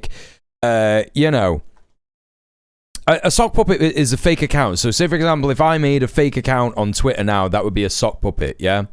But sock puppets are more, are really more used for propaganda purposes. So say, for example, grassroots organizations are grassroots because they grow from the grass up, right? And AstroTurf is a fake version of that, yeah? So like an AstroTurf campaign would be full of sock puppets, you know, to say this is real, right? It's exactly what Israel does, right? So you know when there was that whole thing that came out, and it was roughly a year ago, or maybe like even a bit longer ago, where people were realizing that Israel was like activating old accounts that had been dead on Twitter for years, like Manchurian accounts. And they only started posting in like April 2024 when they realized, shit, we're really not doing well on the, we're really not doing well on the information front. You know what I'm saying? Russia has troll farms in the USA. No, it doesn't. Sorry. No, it doesn't. And they're not allied with the president. It's absurd. Nonsense. Do is just on the 24/7 basis, just constantly pump out accusation after accusation. If, say, the Burkina Faso or Niger or Malian military scores a significant victory against these terror groups, next thing you see is that they're accused of carrying out a civilian massacre, right? These are terrorists that were killed in an armed engagement. The next thing you see pictures flying around, and then someone says, oh, Captain Traoré is carrying out an ethnic genocide. You know, and then these claims get amplified in French media. So from and you know, this is the classic colonialist playbook that he's describing here, right? The classic colonialist playbook is to, you know, control what information gets in and out of various different zones. So, you know, yesterday when we were watching the Al Jazeera thing, and they were saying, here is this guy, and he's from the freedom of... Oh, well, no, actually, no, I think it was France 24, wasn't it? That was what it was. It wasn't the Al Jazeera thing. That was different. That guy was, like, literally openly the CIA, which is another indictment of how badly Trump is managing empire, right? It just said on Al Jazeera, ex-CIA military, paramilitary fucking soldier or whatever. And they, you know, the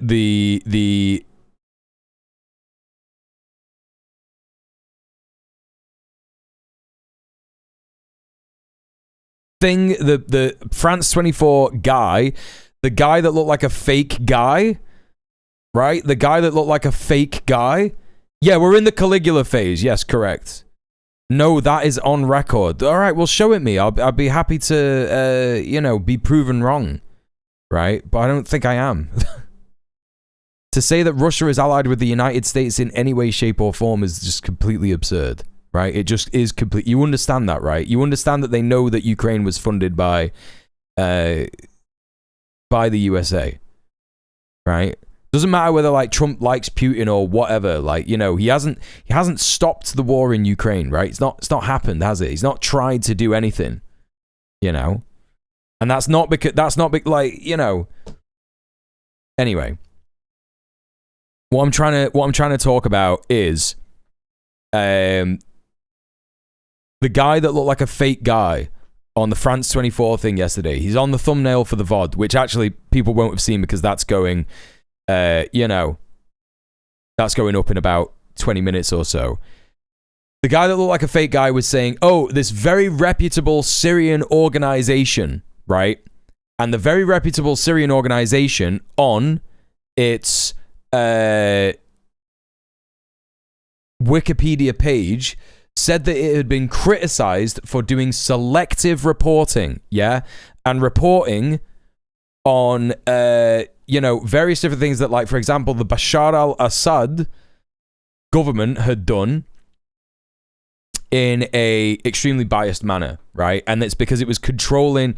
What exactly was it now? It was something like Wikipedia, if I type in Wikipedia, Syrian Observatory for Human Rights, right? Here it is.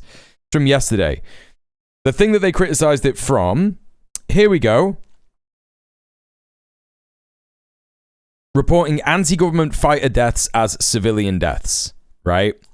So, controlling the kinds of information, covering only violent acts of the government forces against the opposition for the first 2 years of its existence. You know? It doesn't share its data or methodology, You know, and all of these kinds of think tanks do this shit. Yeah? They do this shit. You know what I'm saying?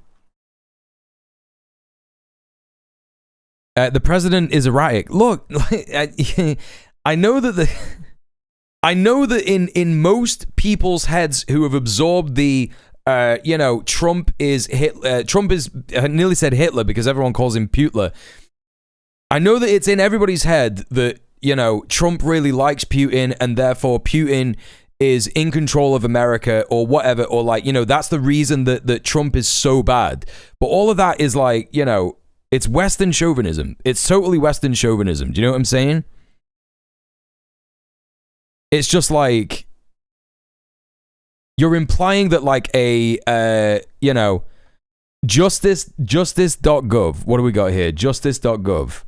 So you're giving me information about this from the US government, yeah?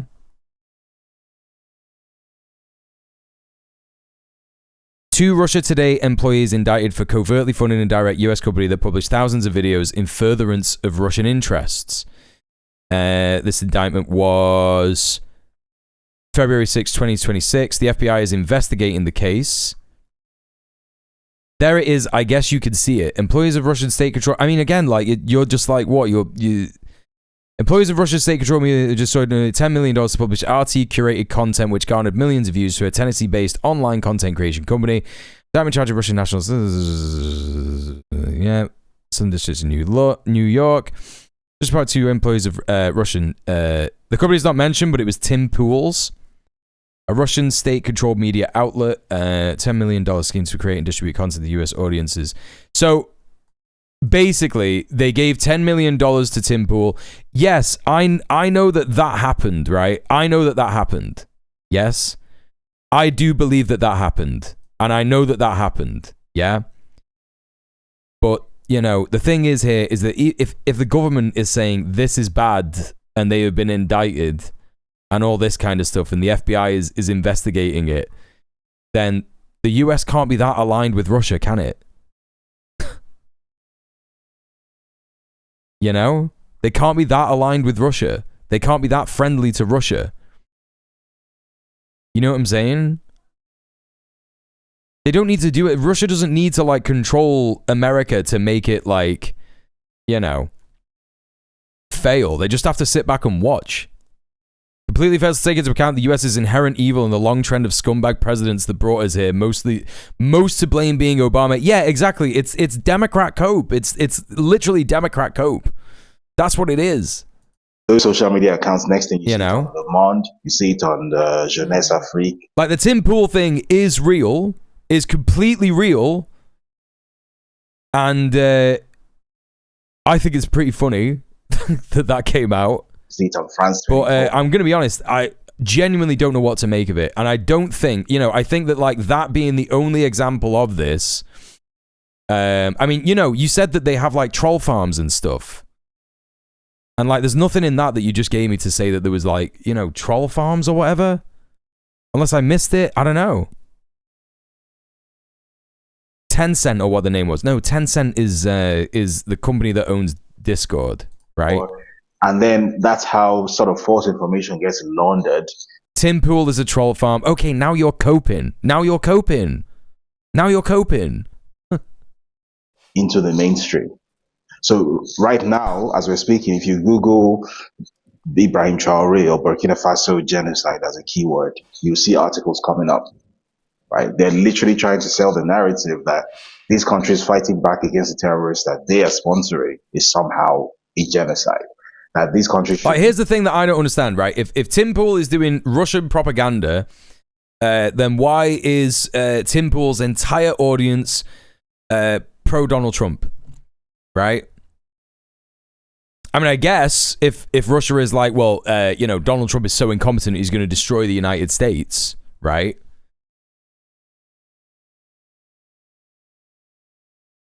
Everything about online and positive about Russia is drenched in Westerners and Western bots saying extreme shit. Yes, exactly. Yeah. Not be allowed to violate the human rights pamphlets read and redfish getting the same treatment always smears from the Dems. Yeah, it's always like Russian influence, Russian influence, Russian influence, Russian influence. And it's like, yeah, sure.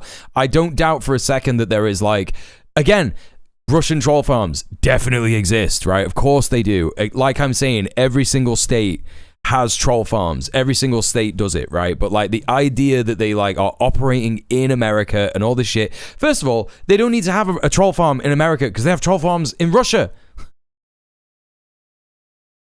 You know? Terrorists that they're supporting. So France is not just complicit.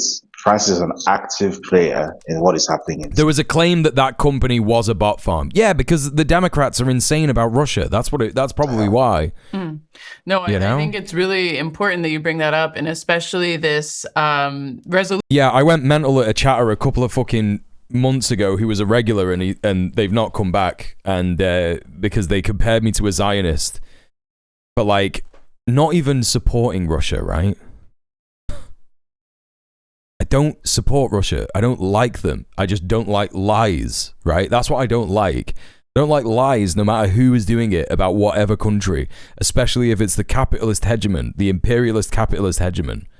Tim Pool is not a bot, but it serves the same purpose. Yeah, but it doesn't. This is what I'm saying. How does it serve the same purpose? What do you mean? Tim Pool is like, a radical centrist saying that the Democrats are just as bad as the Republicans and shit, but also the Republicans are better than the Democrats and everybody should be woke. Like, what do you mean? What do you mean? Influencing a lot of people. Yeah, to have like what? Like a brain dead centrist neoliberal opinion? You know? Like, what? Do you know what I'm saying? Like, what's the solution that was adopted in the European Parliament last week? It doesn't serve the same purpose at all. It's just like, what's the propaganda, you know? It's truly mind-boggling. I mean, of course, we know that European Parliament resolutions are essentially, they don't do it. Tenet Media came from Russian oligarch money. The accusation was paying talking heads. I don't know about bots. Yeah, this is what I'm saying. Like, they could totally be paying talking heads, and the Tim Pool thing is real. It's incredibly funny, but again, what's the purpose? Russian oligarchs could a Russian oligarch doesn't necessarily have to be someone aligned with the Russian government. Yeah, you could be a Russian guy, right? That fucking hates Putin and loves Trump because he could do whatever he wants in Trump's America and he operates in Trump or whatever. He can hide his background, his nationality. And he can operate in America or whatever as an oligarch and do whatever the fuck he wants and just like fuck around, right? Anything. But yeah, they're just papers, but it does show that they are clearly like an oligarch does not necessarily mean like, oligarchy is like, yes, the people who have the money are in charge, yeah? But where are they in charge? Is he in charge in Russia? Is he making stuff happen in Russia? Or is he making stuff happen in America just for a laugh? To kind of fighting this media narrative and this media war to demonize the Sahel states, which have dared, again, to assert their sovereignty. But, as part of this media war, we've seen... Yeah, Melpo's going crazy right now. Kind of crazy claim circulating on social media, which you have commented on, which is that there is a claim that Burkina Faso received an Israeli diplomat and opened up diplomatic channels and is like buddy-buddy with Israel. This has generated a lot of online commentary. So what is behind this kind of social media? He's a very handsome boy. Story. Yes. Is there an Israeli diplomat in Burkina Faso? What's happening there? Okay, so this is the big claim that Western media, in fact, no, not even Western media. This is the big claim that Israel itself made about Burkina Faso is that Ibrahim Traore. I have a Traore emote, by the way, chat. Just in case anyone's wondering, it's one of the times that it would be relevant to use it if you fancy. You don't have to, just 'cause I've told you, but I do have one. That Ibrahim Traore was, welcoming the Israeli diplomat or like welcoming the, fucking, I don't know, like some kind of Israeli official to just be like, great. right? Like, we love Israel and shit like that. So this is what Israel was saying about Burkina Faso. Okay, so I'll try to summarize the actual material facts of the issue so that those who aren't aware can get some education on this. So up until 1993, Burkina Faso and many other African countries had no diplomatic relationship with Israel whatsoever. In 1993, something called the Oslo Accords were signed in Norway, and as part of the Oslo Accords, Burkina Faso opened up a diplomatic channel with Israel. So there's no direct... Yeah, when Israel was like, yes, we'll behave, we won't kill any more Palestinians, the PLO have the right to yada yada yada, right? Israeli ambassador to Burkina Faso and vice versa. What there is that there's an Israeli ambassador. I'm glad your emotes get to stay. I remember when UK Parliament tried to have a Twitch account and got its emotes removed because they were political and they were just like Burkhouse saying order. Well, that was a thing that was happening like a number of years ago, right? And and also, like, I'm a kind of small fry streamer, so there's not that many eyes on me, you know? Apropos of nothing, his hair slays. Yeah, he's got grey hair. Yeah, I love his beard. Yeah, so, yeah, hopefully my, hopefully I grow, because I want the community to grow, because that'd be good. That'd be fun to reach more people. But, you know, I kind of also don't want that because I don't want more scrutiny on my emotes and shit. I don't want my emotes to get banned, and I don't want to get banned. Cote d'Ivoire, which obviously is a major Israeli ally in West Africa. So, but the Israeli ambassador to Cote d'Ivoire is then accredited to 3 other countries, that's Benin, Togo, and Burkina Faso, and is able to provide consular services for Israel in those countries. Now, whenever a new Israeli ambassador to Cote d'Ivoire is appointed, as part of this standard diplomatic procedure, he has to present his credentials to the president of Cote d'Ivoire and to the presidents of the other 3 countries that he's also accredited to, including Burkina Faso. And that's what that was. So, in fact, if you read the full announcement, the day that picture was taken, that, you know, which started going viral, the same picture was taken with 7 other ambassadors. Mm-hmm. So a total of 8 ambassadors came to present their credentials to Ibrahim Traore. And then this, I forget the name of but it's some sort of Christian Zionist organization which targets black people in America, basically.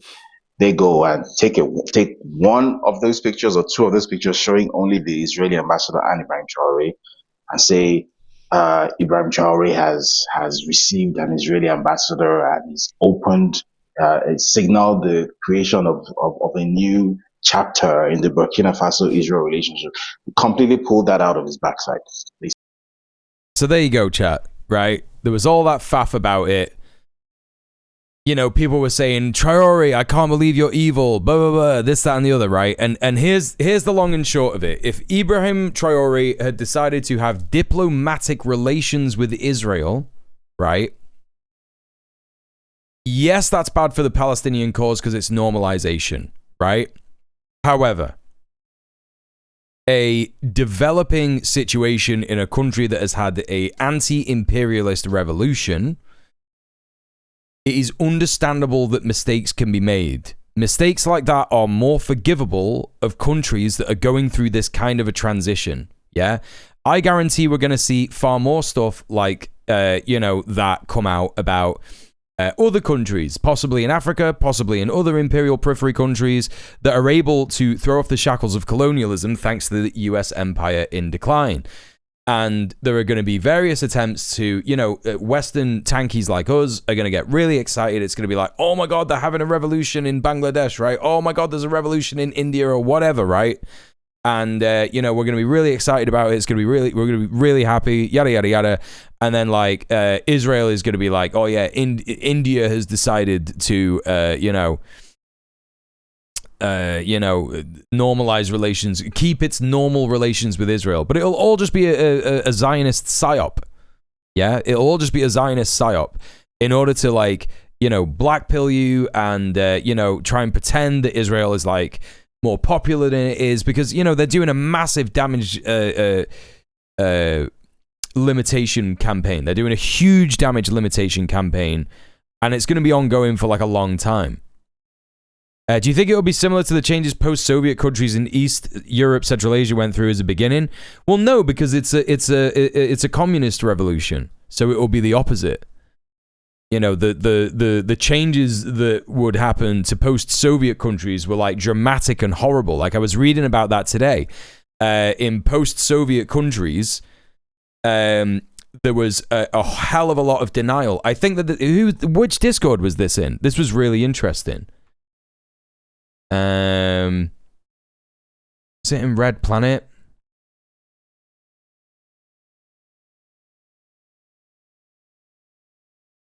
Seen it to be a Psyops too often, yeah. Where is it?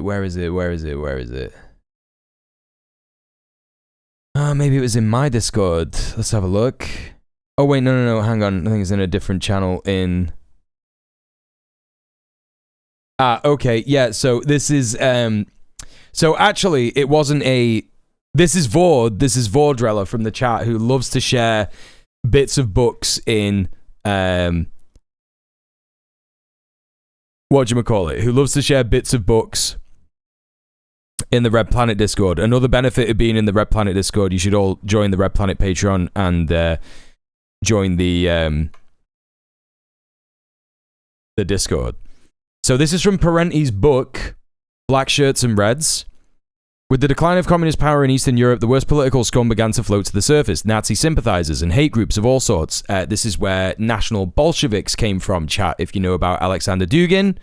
Yeah, this was like his background. This is how the National Bolshevik movement became relevant, right? In 1990, none other than Polish Solidarity leader Lech Walesa declared that a gang of Jews had gotten hold of the truff and is bent on destroying us.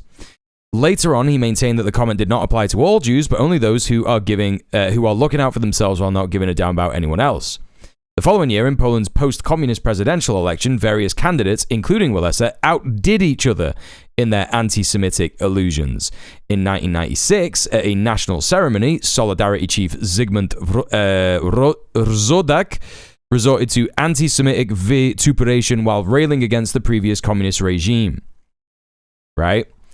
And then, this is the most interesting part about the transition from communism to capitalism in post-Soviet countries.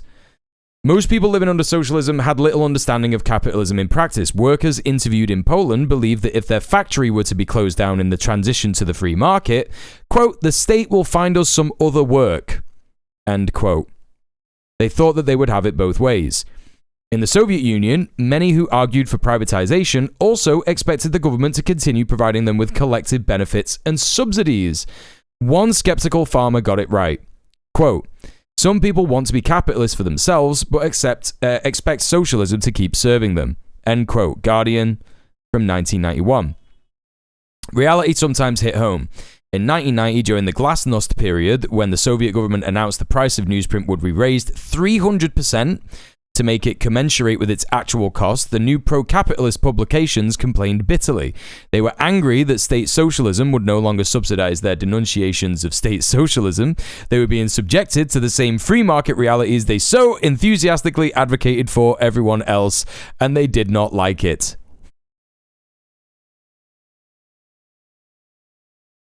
This is the thing, right? The grass is always greener. Every single time. When you hear about these stories, stories of communist states that, reverted to capitalist control, or they were dominated by capitalists and forced to accept, capitalism, things got worse. It was always like, because again, it was the early version. We're talking about troll farms and bot farms. It was the early version of troll farms and bot farms, and it was espionage and subterfuge and the press. This is why Cuba doesn't have a free press, and it's the first thing that I learned about understanding truly the dictatorship of the proletariat and what that means is when it was explained to me that, like, well, Cuba doesn't have a free press because if they had a free press, they would have capitalist publications. Of course. That makes complete sense. That makes absolute sense, right?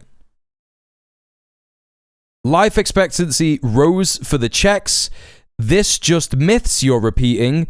Lots of things got better.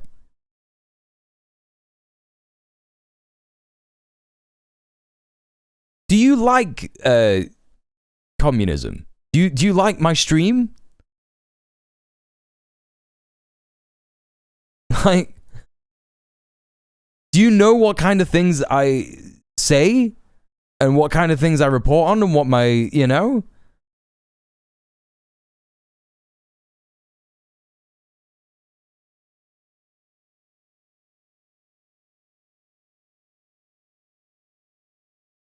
My channel is for business and finance. That's true. That's very true. I'm only saying this because you've been following me for like a long time, right? You've been following me since like 2025. You know? And I don't know if you fucking watch the stream or pay attention, or you just like play video games and don't really pay attention. You just think I got like a cool sounding voice or something.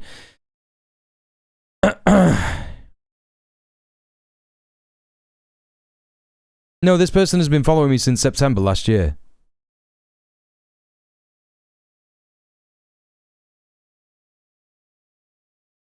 Hey Bubble, what's up? Business casual bisexuals. Like, look, if you don't like communism and you think that I'm just like lying and shit, just watch someone else. Watch a capitalist, right? Go listen to a liberal who's going to tell you to vote and that like capitalism's fine actually, and Russian communism was like super evil and they killed a gajillion bazillion people and shit. Like, I'm a fucking tanky dog. Like what are you doing here, man? Because that absolutely.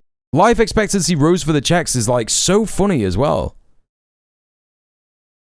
Like, oh right, I guess I'll just take your word for it, dog. It did not happen. So basically, the idea here is yeah, sure. I guess you're right. I guess I'm not a communist anymore. Yeah, I guess I'm right. Tell everyone the organization that you're referring to is this very obscure like Twitter account called Institute for Black Solidarity with Israel, based on. Hey Ashley, what's up? By the way, there you go. That's the one. That's the one. So essentially, you have this. It's a basic bog standard. I don't know what's going on, but I'm sure Bud has a convincing argument if they want to share. You just want it to be another Soviet landlord story. That's what you want. You just want it to be another Soviet landlord chatter. That's what you want. You're desperate for it. No. Yeah, you do. Newsworthy diplomatic events that this. Who were the landlords? Crypto Zionist. The Soviets. Has then blown up into this thing that it's not. And yeah, it was a classic chatter. A large part of, well, most of the audience has no idea about any of the things that I've just said. I also think it's so funny that like the chatter also said, right? Chatter, if you're still here, you also said that I was repeating myths, right? And I clearly said as well, didn't I? I very clearly said that I am quoting what Vordrella said is a quote from a Parenti book called Black Shirts and Reds. And if you wanted to cross-reference that, you could get the book Black Shirts and Reds. And you will see, in fact, that in the Parenti book, because Parenti was a scholar and an incredibly intelligent man, he cited his sources. And his sources were, in fact, not insane, pro-Soviet, total propaganda outfits. His sources for these things is The New Yorker and The Guardian, right? So is The Guardian making up romantic myths about communism, or is Parenti using the wrong source? You know, is this academic using an incorrect source, which is something that academics have done. But as far as I understand it, Parenti has been criticized ruthlessly, but not to the point where people have been able to call him a fabricationist. Yeah?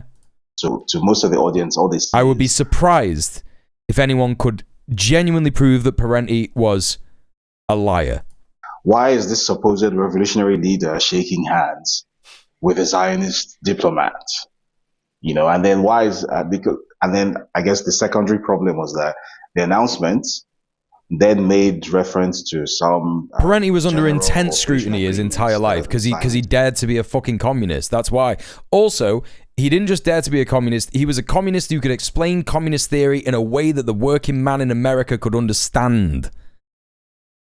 You know? That's why the yellow lecture is so good. That's why everybody always fucking uses it as an example to say, you know, this is how good this man was.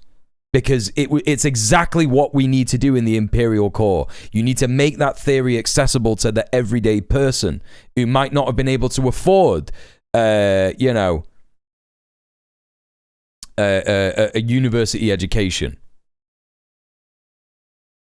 Were you speaking regarding the matter of the Tim Pool Russia bad chatter? No, there's another bad chatter. Between Burkina Faso and Israel, right? Now, but no, Nemesis is not a bad chatter. I'm not calling you a bad chatter, but there's a chatter who has like not really ever said anything positive about my stream in their entire user logs, right? At the end of the announcement, it then says, and they said that I was making up myths about the Soviet Union. Doesn't exist yet, which is a diplomatic way of saying we are just being, what's the word? We're being polite. We're being civil, right? We want to act like we're civil with these people. We're not picking a fight. Mm-hmm. And that's, which I think is a pragmatic. We can have disagreements. It's okay. No! You're ontologically bad and I'm ontologically good. No, I'm just kidding. If you're in Burkina Faso situation, I think that because of the sheer amount of revolutionary aesthetic surrounding the Burkina Faso story and how romantic it is, a lot of people don't realize that Burkina Faso is still quite a poor country and has a lot of material difficulties to get through. It still has a okay, have it your way to fix. I'm joking. You know I'm joking, right? That it is constructing. Its security situation has not been sorted out. I've drawn you as the soy jack and me as the Chad. Still needs to finish equipping the military. So when you're in that situation, 3 or 4 years ago, you were ranked as the second poorest country in the world. Yeah. Now, obviously, because of their gold, they've nationalized the gold production, and they have some money to do certain things now. You know, good for them. But they're not by any means there yet. So this is not the time for a pragmatic leader to start picking fights with people he's not qualified to pick fights with yet. Like even much bigger and much more significant countries like China, when they were going through their revolution. Oh wait, Dirt or Bust was talking about this. It's odd to me that working folk were convinced of a whole new system. I don't want to open a capital of worms, but was capitalism initially introduced as an economic system that should at least be temporary or designated to certain markets only? They had papers that were capitalist ops. They had media that was pro-capitalist, and they had people who were advocating for capitalism because there was an insane amount of subterfuge and espionage in the country. So they were convinced that their suffrage, right, which wasn't like non-existent, right? You know, people did not have huge houses. People did not have a, you know, amazing amount of access to various different, like, you know, fruits and vegetables or whatever, this, that, and the other, yeah? They didn't have the fruits that the free market was supposedly giving them. And that was presented, the fruits that the free market was supposedly giving people in other countries. And that was presented to them as a failing of communism, right? And they, you know, were convinced that free market shit would make their lives better. You know, so much that they just, you know, again, that's why I said it as like, it's a grass is always greener thing. Do you know what I mean? It's a grass is always greener thing. I've been here 8 years and he still hasn't got me totally convinced, but lets me stay. Yes. I mean, this is the thing, like, you know what I mean? Like at the end of the day, there is a limit, which is why I will say to people sometimes, like, do you even like me? Right? Because I think like if you're getting stressed out by my content and, you know, you think I'm lying or whatever, just like go somewhere else, like have a good life. Do you know what I mean? Like I don't need you to like sit here and suffer in that. Unless you're like desperate to learn and it's just like, you know, being a bit cognitive dissonance or whatever, yeah? But I think that when it comes down to having disagreements. That's what I preach, right? I preach that about organizing. Like, you're gonna have people, like, obviously in my stream, I'm not gonna tolerate racism. I'm not gonna tolerate, you know?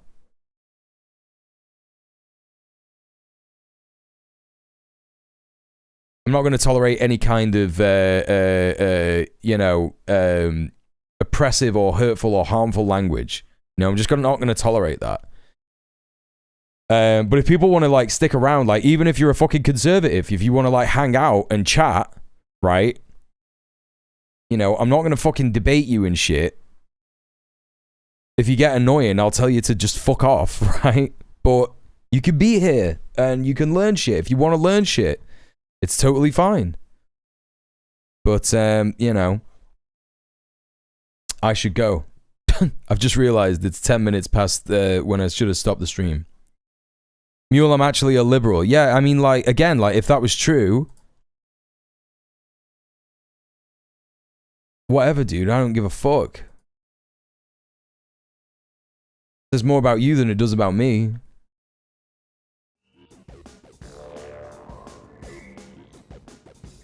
Aya will try and be gentle with non-tanky chatters. We got a bunch of non-tankies here.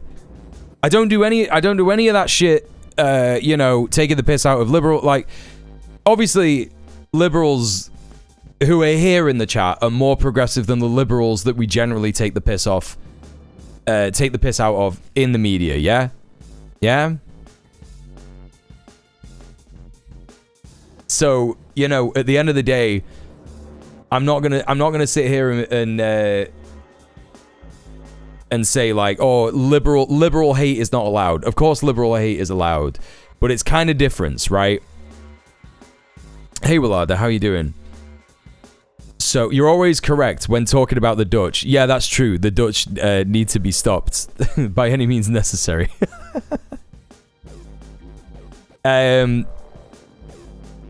What was I going to say? But we don't do any of this, like, anti-anarchist shit, like puritanical, no anarchists allowed, no trots allowed.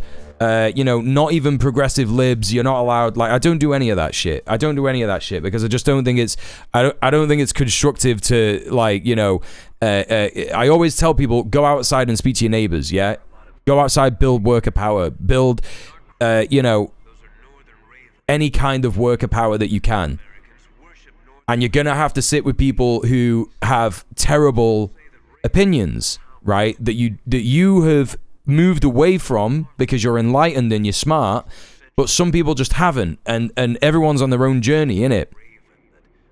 And unless someone is totally harmful to the cause by, like, saying, no, this is communism and it's terrible and I'm gonna fucking smash up this, like, neighbors group and shit like that, I'm gonna fucking burn your house down, and they actually do shit like that, then it's like, you know, you don't need to be kicking off and being puritanical about, like, someone's opinions, you know, someone's ideology, because it's just ideology at the end of the day. And a lot of the times, again, what Marxism tells us is that materialism trumps ideology, right?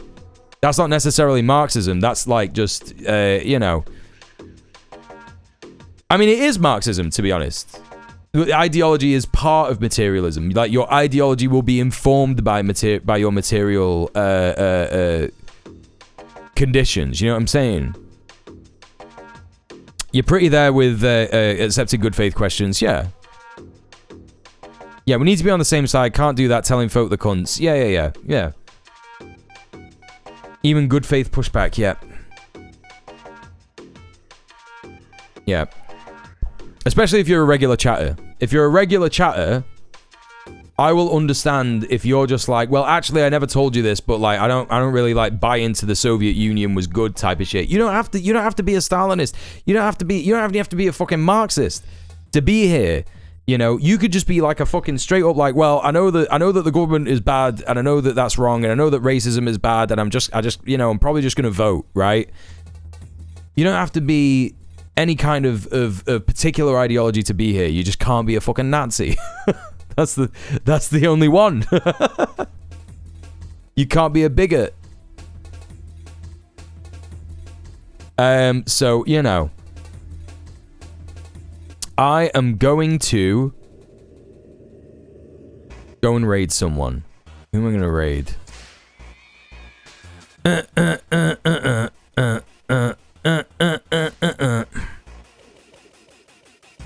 want Nazis to be here so I can make fun of them. I mean, that does happen. They do just kind of like turn up sometimes.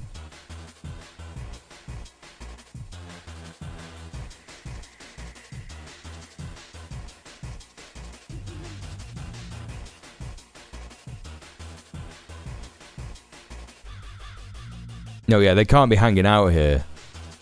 That's no good.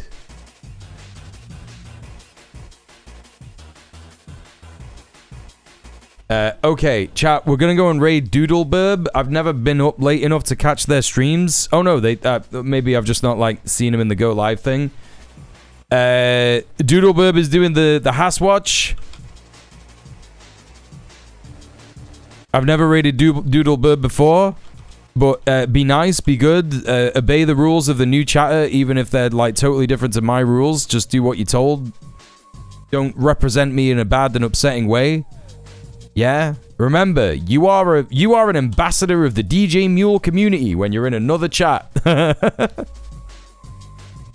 listen, chat, thank you so much for being here today. It's been great. Thank you so much for all the subs, all the donos, all of the love, all the follows and everything.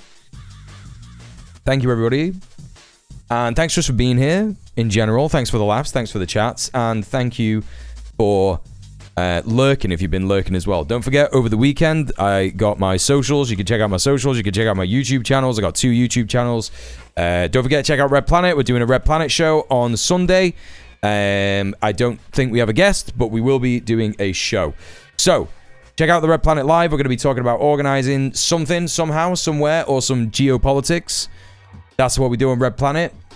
And yeah, if you've been watching this on the VOD channel, please like, comment, and subscribe, and let me know what you thought of the broadcast. I'll see you all on Sunday or on Monday. Stay excellent to each other. Peace, mwah, and good night.